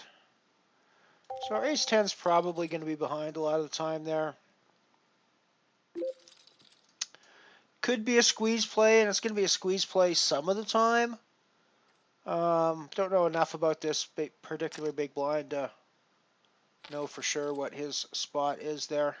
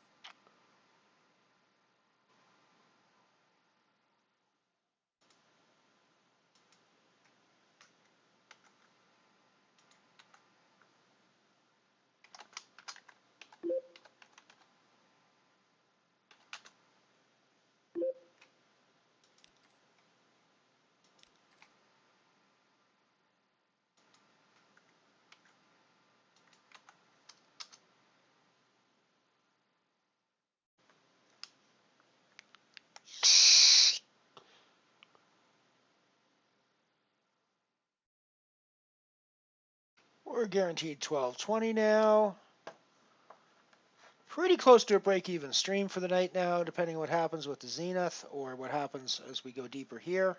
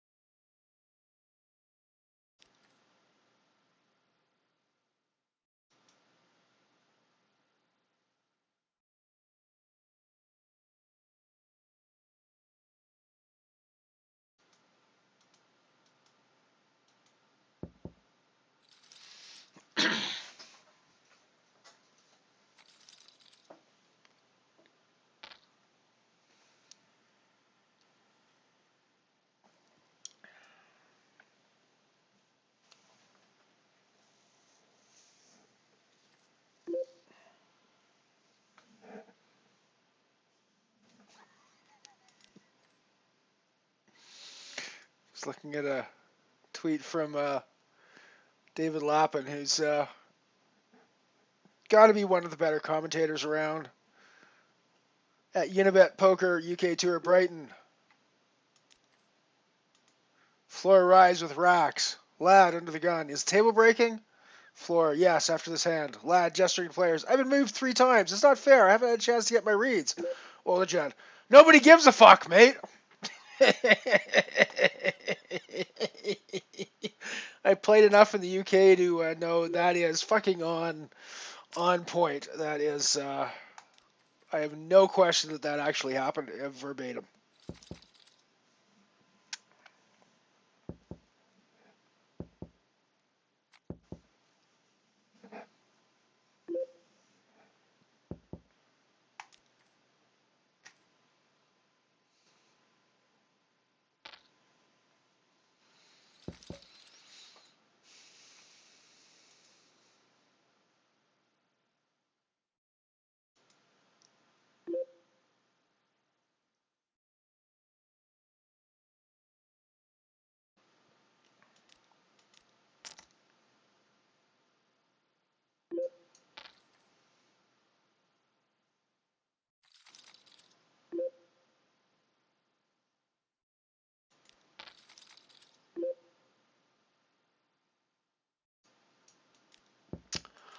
Not so great things are happening on the Calypso table, but, you know, some interesting things are happening here on the Zenith table.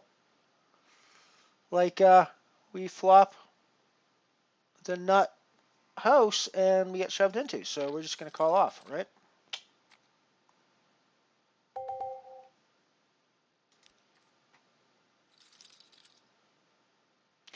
I mean, that's going to look like a slow roll from his perspective. It was only because it was stream that it was a slow roll. It wouldn't have otherwise been a slow roll.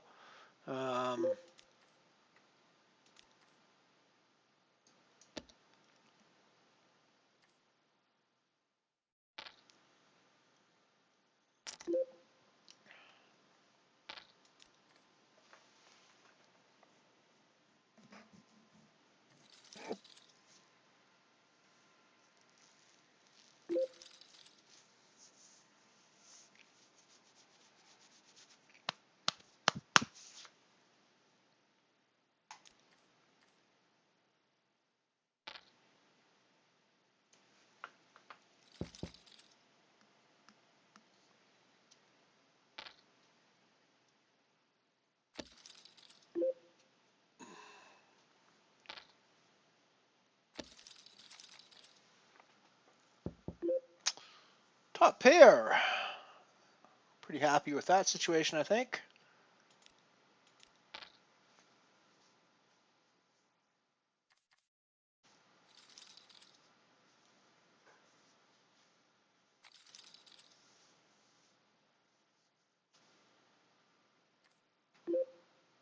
Oh, we're down to 4-handed on the Calypso table. Guaranteed 17 euros now, so we're definitely in the profit for this evening.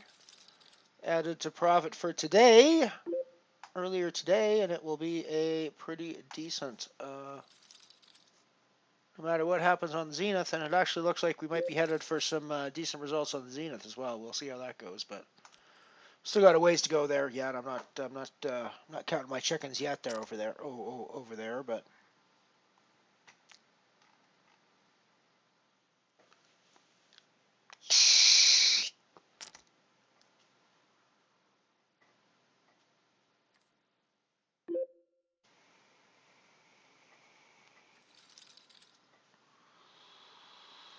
alrighty. Well, the spots are just sort of presenting themselves to us in the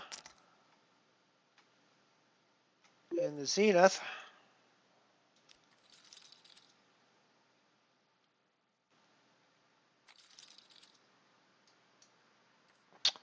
And we're managing to win the races when we have the spots presented to us as well. So we're we're in pretty good shape.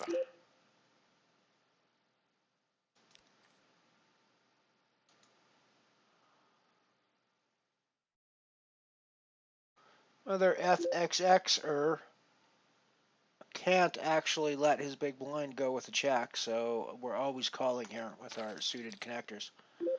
And we're fucking pot committed at this point, I think. With this flop, we've flopped the fucking world, pretty much. It's actually deceptively bad turn card for us.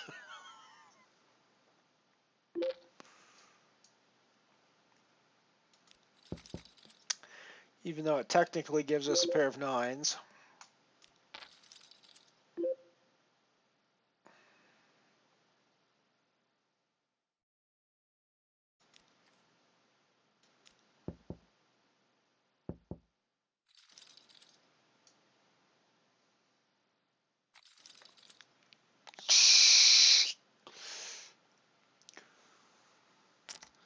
If we bet that flop, we might take it down some of the time, but I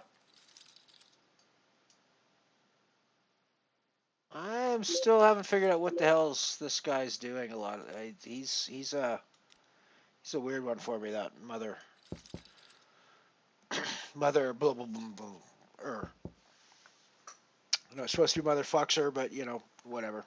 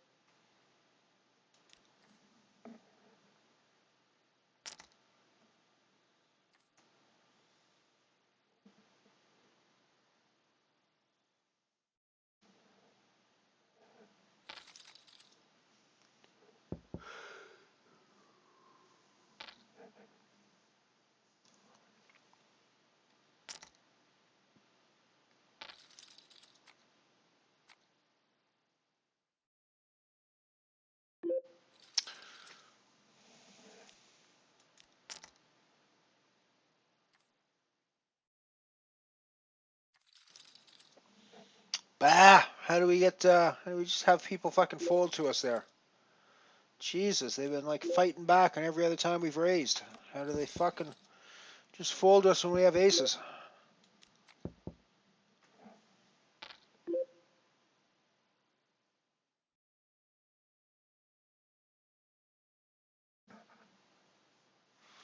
How do they fucking just raise into our big blinds all the time when they know we have nothing? Ah! Rah! Rrr.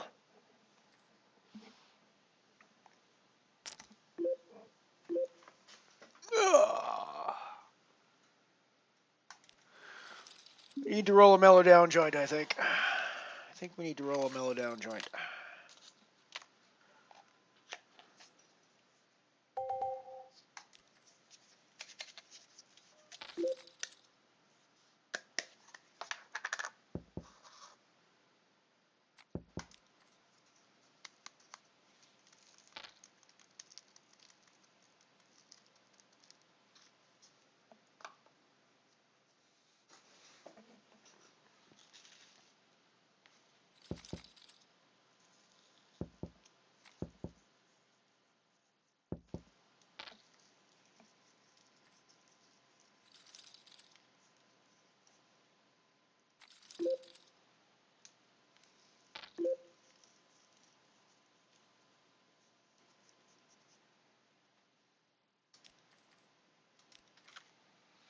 Get rid of the king 4 there, I think.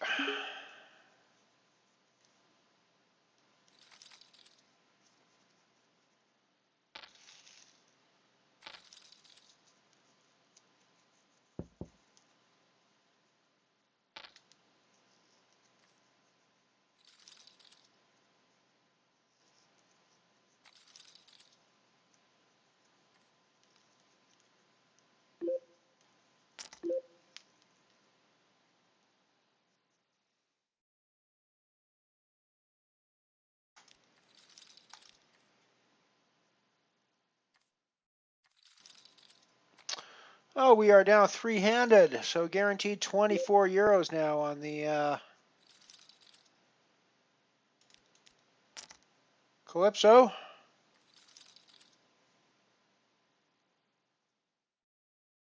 We're pretty much free rolling the rest of the day on this one, I think.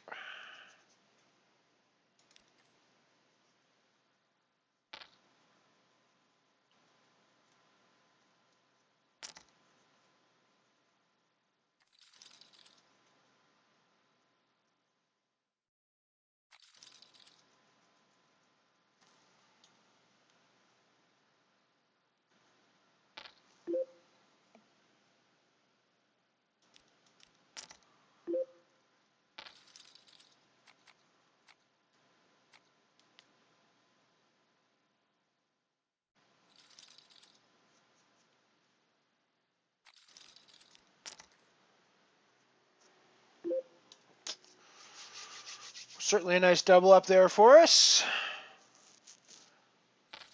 We've also just put in a raise here with Ace-King on the Zenith table. I've been called by the big stack and the big blind.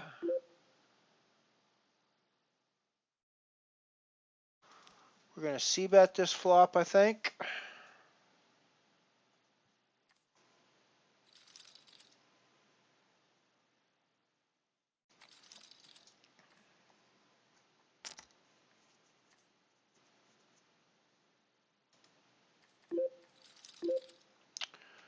Let's go back to the table that we're three-handed at.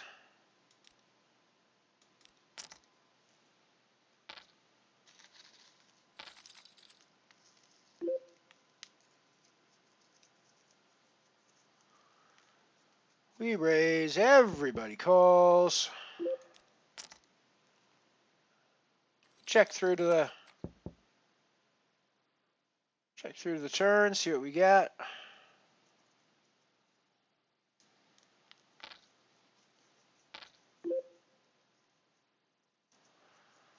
Probably worth just letting these two fight it out. You never know what's going to happen. We don't really have anything that's worth continuing on anyways.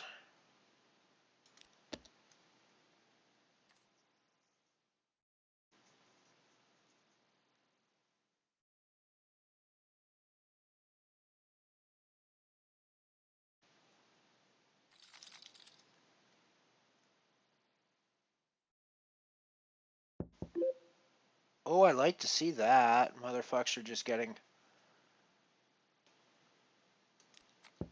fucksered over. That's not a terrible thing to see when you're in our particular position.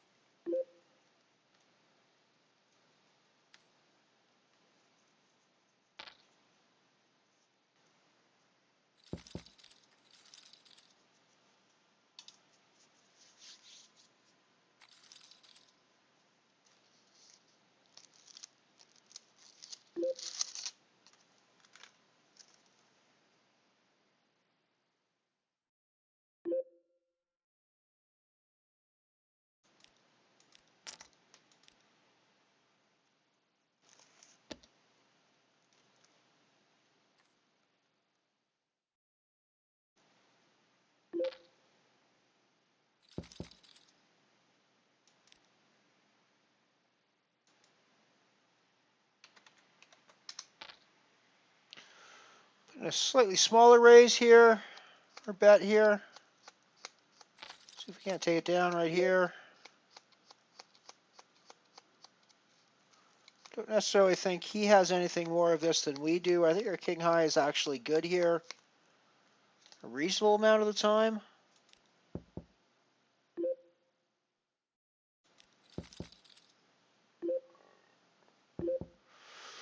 So I think we call and see one more street.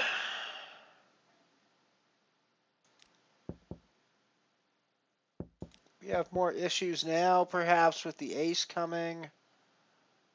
We are less likely to be good.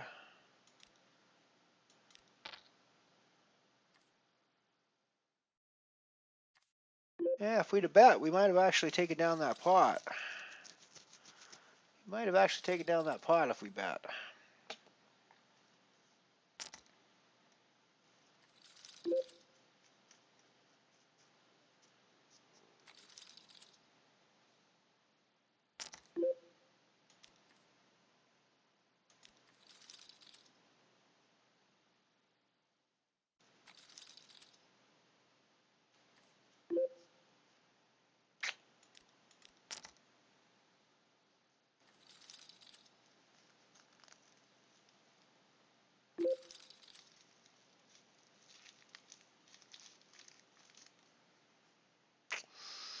Actually, I guess another shove spot.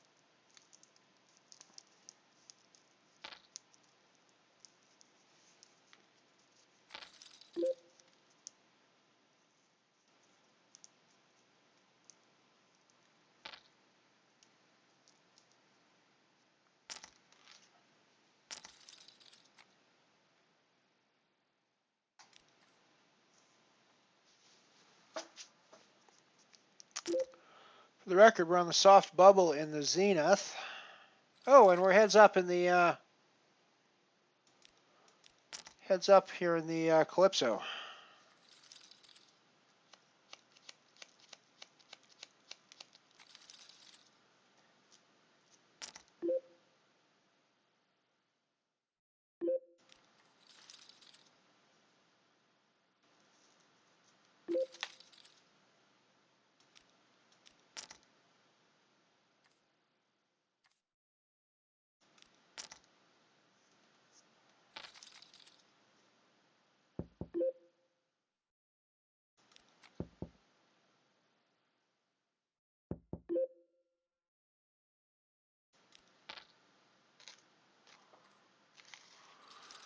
Try to take it down right there.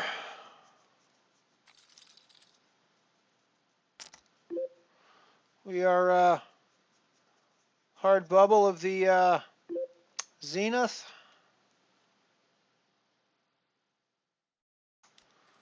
I am in a scoring position.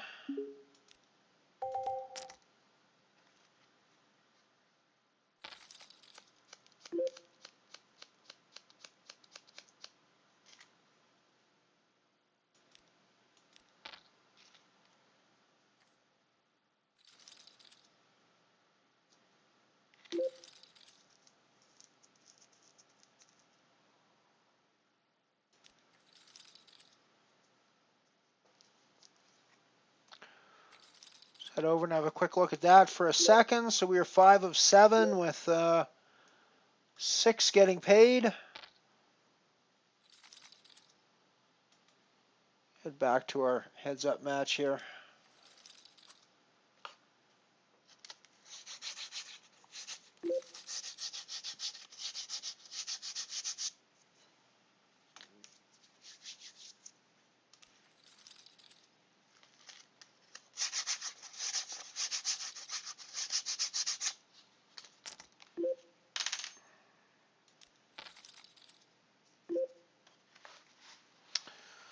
Get the up and down draw here.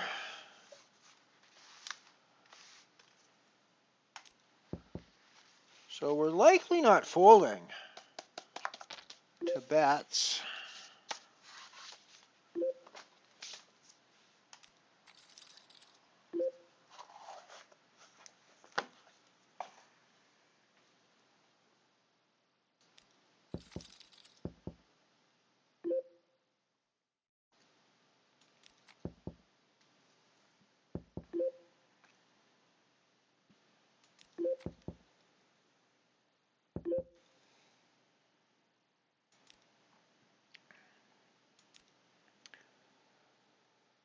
Have to try to make this bluff look value-y. Ooh, yeah. We did manage to do that, I guess.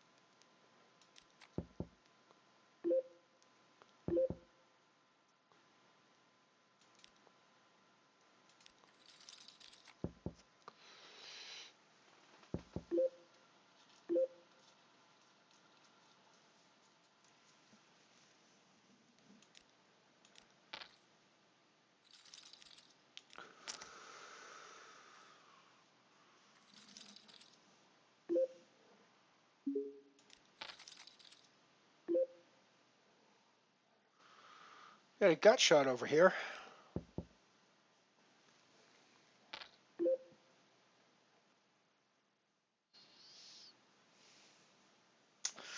Backdoor diamonds. Yeah.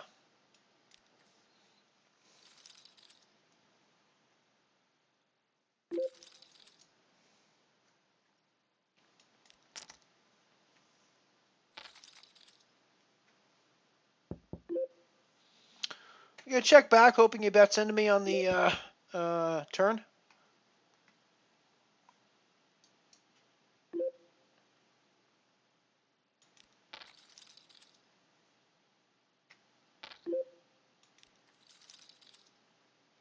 We're all in.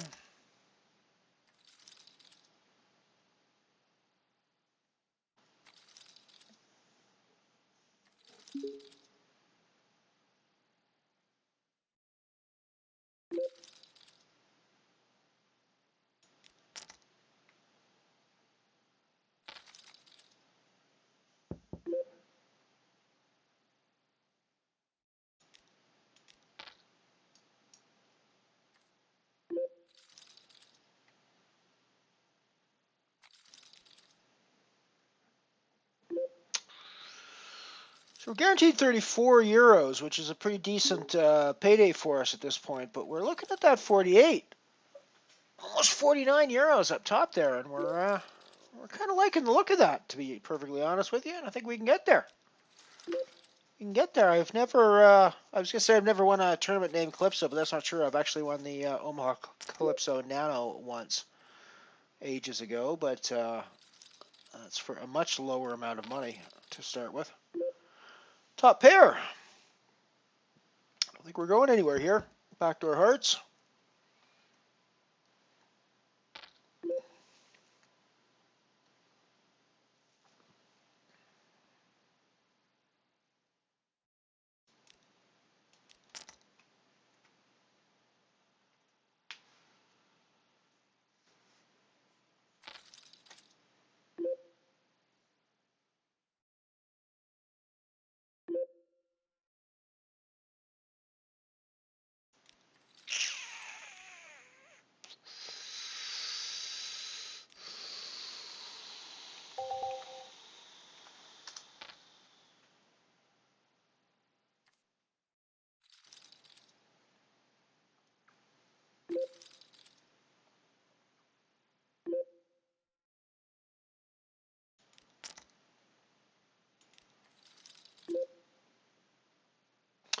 We are on the hard bubble still in the zenith, for the record.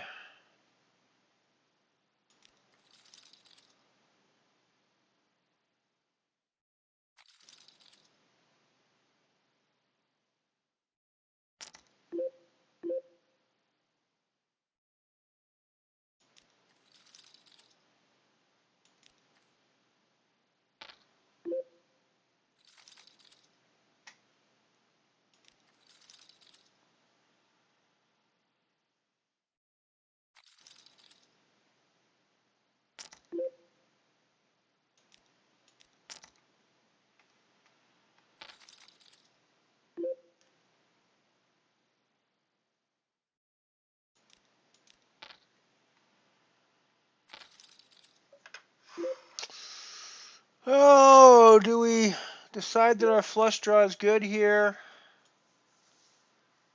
and just go with it? I think that's what we do.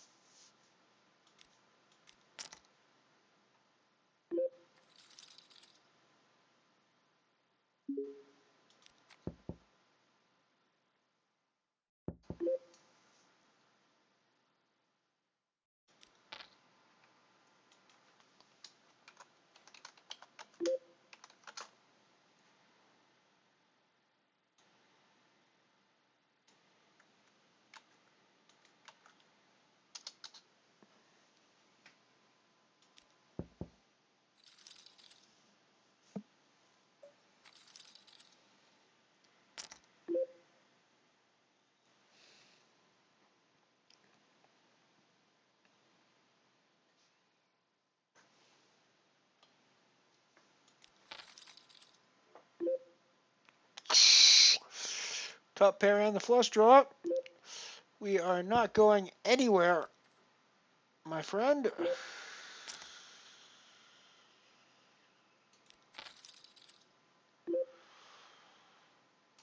Top pair and the flush draw. We are not going anywhere, my friend.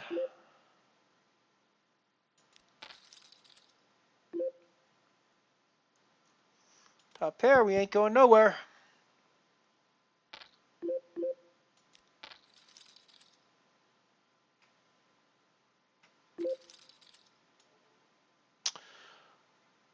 And that, folks, puts us in the lead.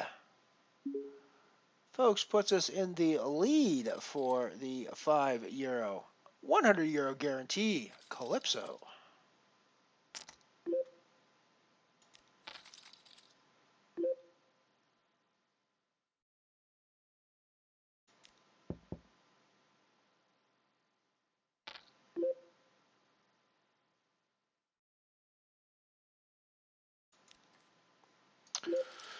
Still hand for hand, still on the hard bubble for the Zenith, 1 year Zenith.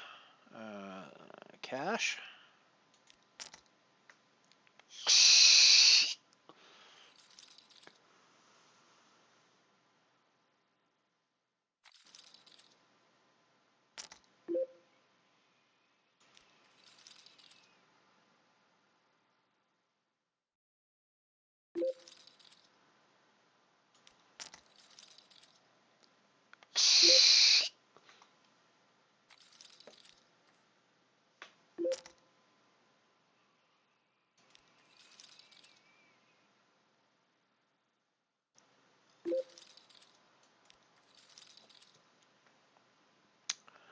That was a misclick. I was not intending to fold that hand, but it just happened to be what happened when my finger reflex went.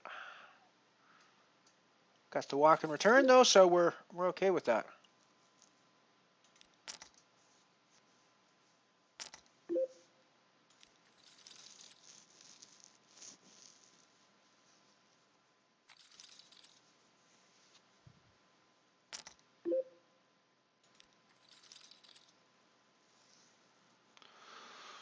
Pretty much neck and neck here with the heads up. I started out at a pretty severe chip disadvantage, so I'm relatively happy to have pulled even here at this point. I think we're going to give him this one. Wait to fight a stronger day.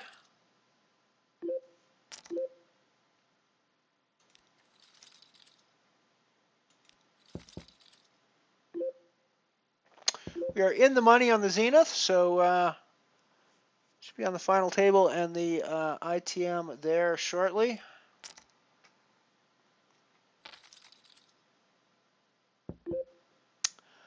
This, ladies and gentlemen, could be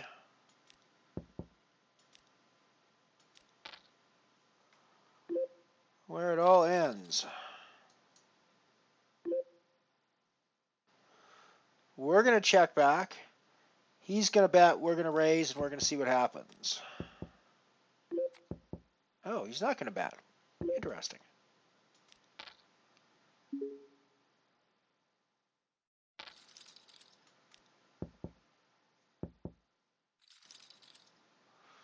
Holding the lead again.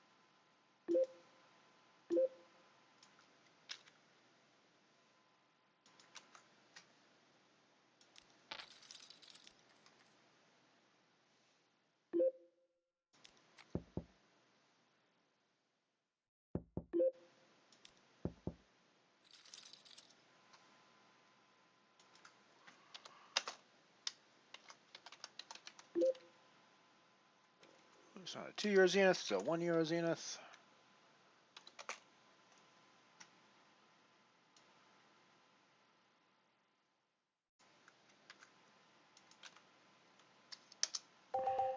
Ah.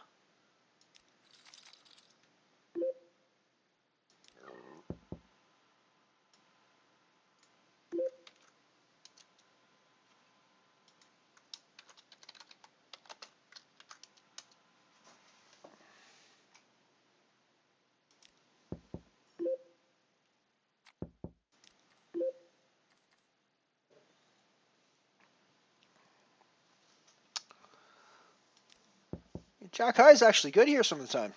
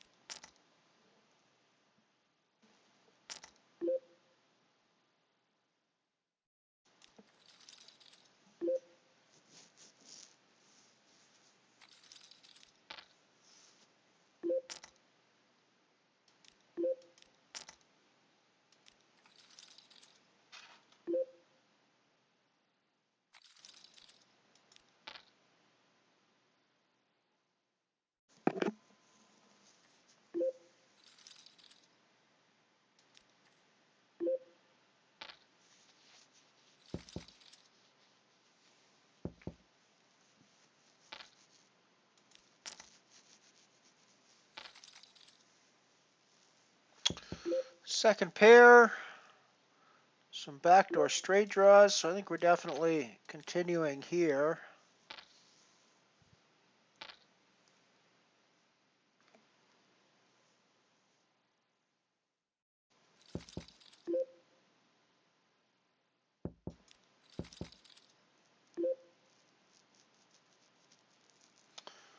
Definitely got backdoor straight options here. Not much else going for us on this flop.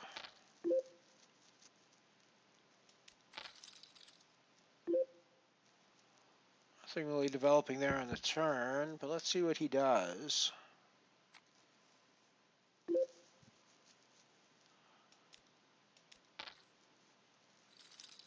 I figured we could steal it from him that way. We're going to be willing to probably go to the mat with this one. We have not 4-bet him yet in this game, so this is our 4-bet spot.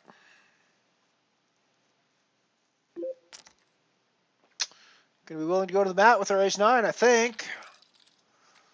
I think this is a take it to the mat kind of hand.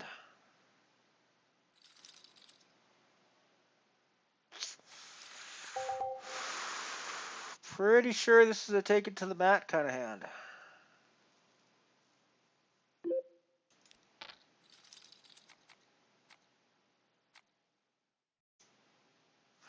Boom!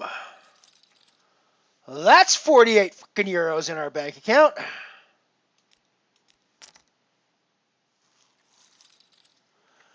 Booyah!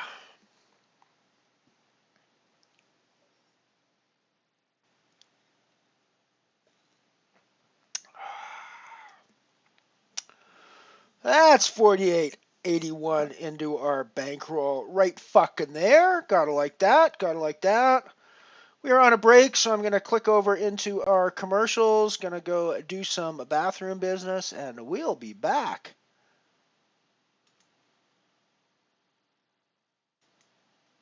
After these short... You mothers know how most youngsters make a real fuss when you ask them to take vitamins. Never before a lipstick so red. An exciting new lipstick. New Viv, in 6 of the most vivid reds any woman has ever worn. One shade is redder than a fire engine. Another shade is redder than a rose. Exciting new Viv. Viv shades from pink to plum look brighter, more lustrous, because a new way has been found to give depth of color to lipstick. And Viv's bright color stays on. Viv is the comfortable, long-lasting lipstick, never drying. Viv keeps your lips soft, moist, smooth. Choose your favorite from 6 vivid shades. Try Viv on your own lips. See what Viv, the really vivid lipstick, can do for you. Never before a lipstick so red. New Viv, the comfortable, long-lasting lipstick. Like they ran out of... The man who exploded. Well, he looks as though he's about ready to explode, but what's it all about? Just this. He's been trying to watch television all evening, but he's had to jump up every few minutes, like this, to adjust his set because of interference. After 2 hours of that, well, he just exploded. Isn't that too bad? And he could have had such a pleasant time if he'd been watching television on a new Westinghouse big screen set like this one, for instance. There just isn't any interference to bother you on the screen of a new Westinghouse set. There are no flopovers like this, for instance. They've been completely eliminated by a sensational new development called the electronic clarifier. And if you've ever felt like exploding because of streaks on your screen like this, they usually come from someone in the neighborhood using outmoded electrical equipment, well, you just sit back and relax. You won't get any on the screen of a new Westinghouse set because of the electronic clarifier. And then there's the business of airplanes. When they fly overhead, your present set probably does this, doesn't it? Uh-huh. It gets the flutters. Well, there won't be any flutters on a new Westinghouse set. There just can't be because of the electronic clarifier. Now, at last, you get clear pictures that stay clear, with no streaks, no flutter, and no flopover in every area where the television signal is normal. And if the set you're looking at now gives you a clear picture here in the center, but out toward the edges it tends to blur, well, that's another trouble that you won't have with a new Westinghouse set, because the picture is always clear and sharp all over. There are lots of other wonderful improvements in new Westinghouse sets, too. As a matter of fact, I don't have time to tell you about all of them, but they all add up to this. With all these amazing improvements, Westinghouse brings you the very best television reception possible. So why don't you stop in at your Westinghouse dealer and see these beautiful new Westinghouse big screen television sets for yourself? They're really just so beautiful, and you'll be surprised that your dealer will give you a most generous trade-in allowance on your old small screen set. And remember, you can be sure if it's Westinghouse. This year, Anson is serving up the finest fashions in town with a great new line of fashion-style jewelry for men. Designed by experts, fashion-style Anson sets the pace in color, in design, and in quality. For instance, Anson's Black Stallion, a masculine black horsehead design against a background of high-style pink. The complete set, links and tie clip, just $5. For leadership in quality, Anson offers the Silver Scroll. Perfect in every detail, the links and tie clip are tailored in sterling silver. Price, $10. But you can have the elegance of Anson for as little as $3.50 in the Anson Constellation with links and clip designed for eye-catching appeal. Or for only $2.50, Anson's quaint pennyweight cuff links with striking motif and color contrast. See Anson's fashion-style trays at your retail jewelry store. Anson, the brand of the well-dressed man.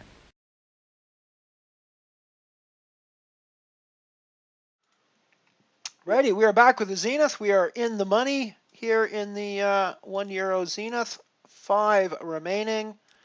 327 guaranteed. We've already banked 48.81. Do we call off here with the Ace-7? Do we call off here with the Ace-7? Probably not with the shorter stack here. It's kind of ICM suicide. He knows that, so it's probably a pretty easy shove in his part, but what are we going to do, right? What are we going to do?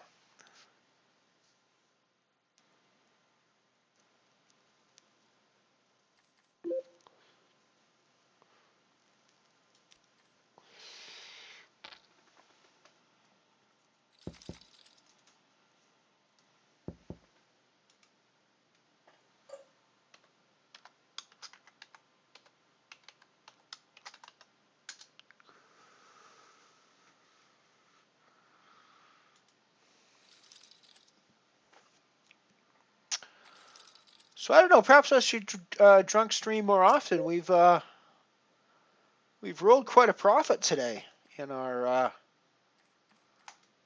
semi-drunk stream, drunk-ish stream as we're calling it.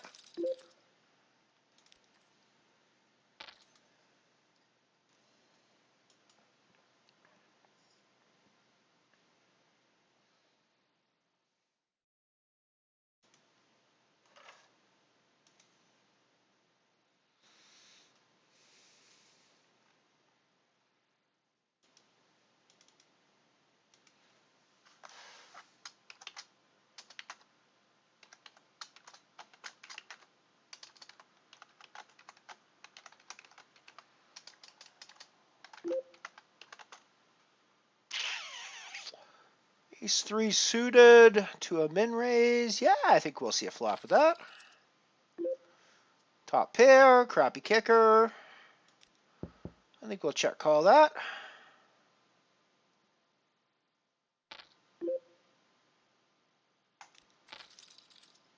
Two pairs. I think we'll check call that.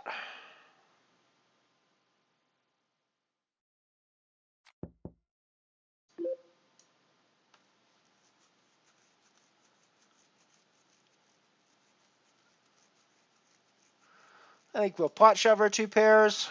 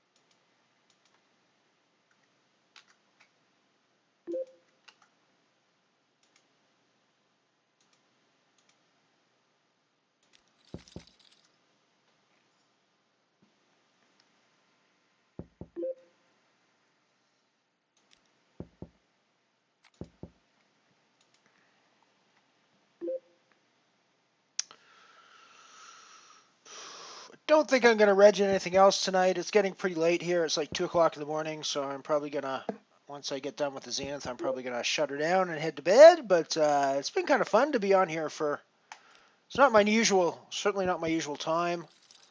I might do more of these evening streams, see if I can't get some more Canadian interest in my streams.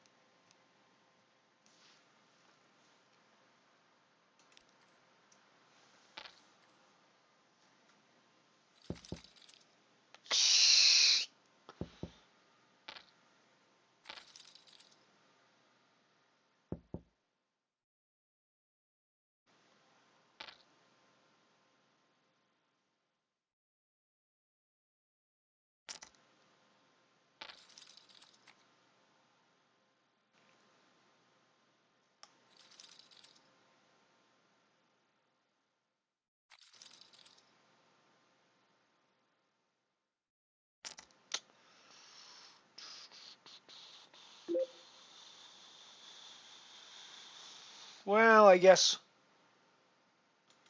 this was the spot to get our chips in the middle with. Well,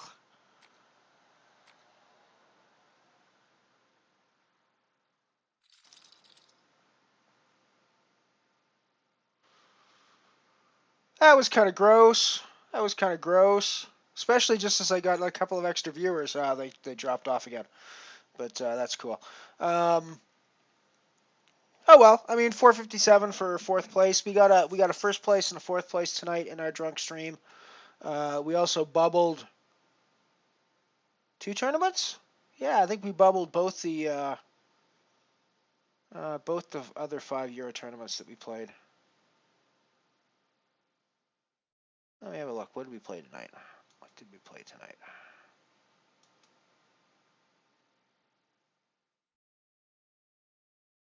Ah, yes, we bubbled the Shooting Star Bounty, the Omaha Shooting Star Bounty, in fairly brutal fashion, if I recall correctly. And we bubbled the Falling Star Bounty as well, so that was kind of gross. However, we did win the €5 Calypso, and we did come fourth in the €1 Zenith. So that's pretty decent for 457. What that actually means is our profit for the 21st was a whopping €43.09, which is an astonishing 151.19% ROI, given that we started all these tournaments yesterday. So even though it is technically today, we now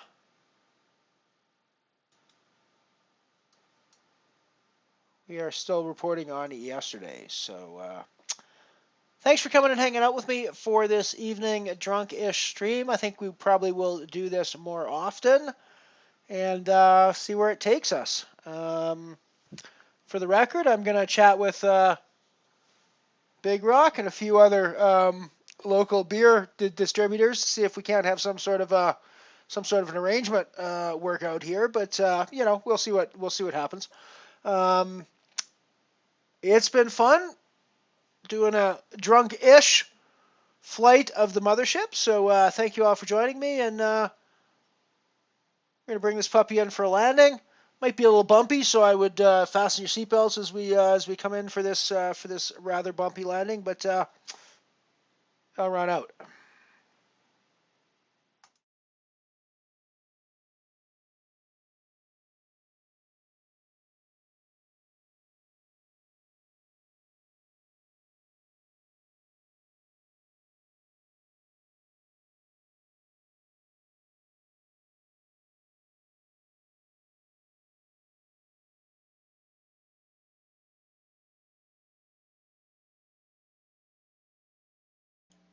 For more vintage poker content from Mothership Poker, click the subscribe button and check out the playlists for all of our old archived content, as well as the ads-only cut from some of the early streams.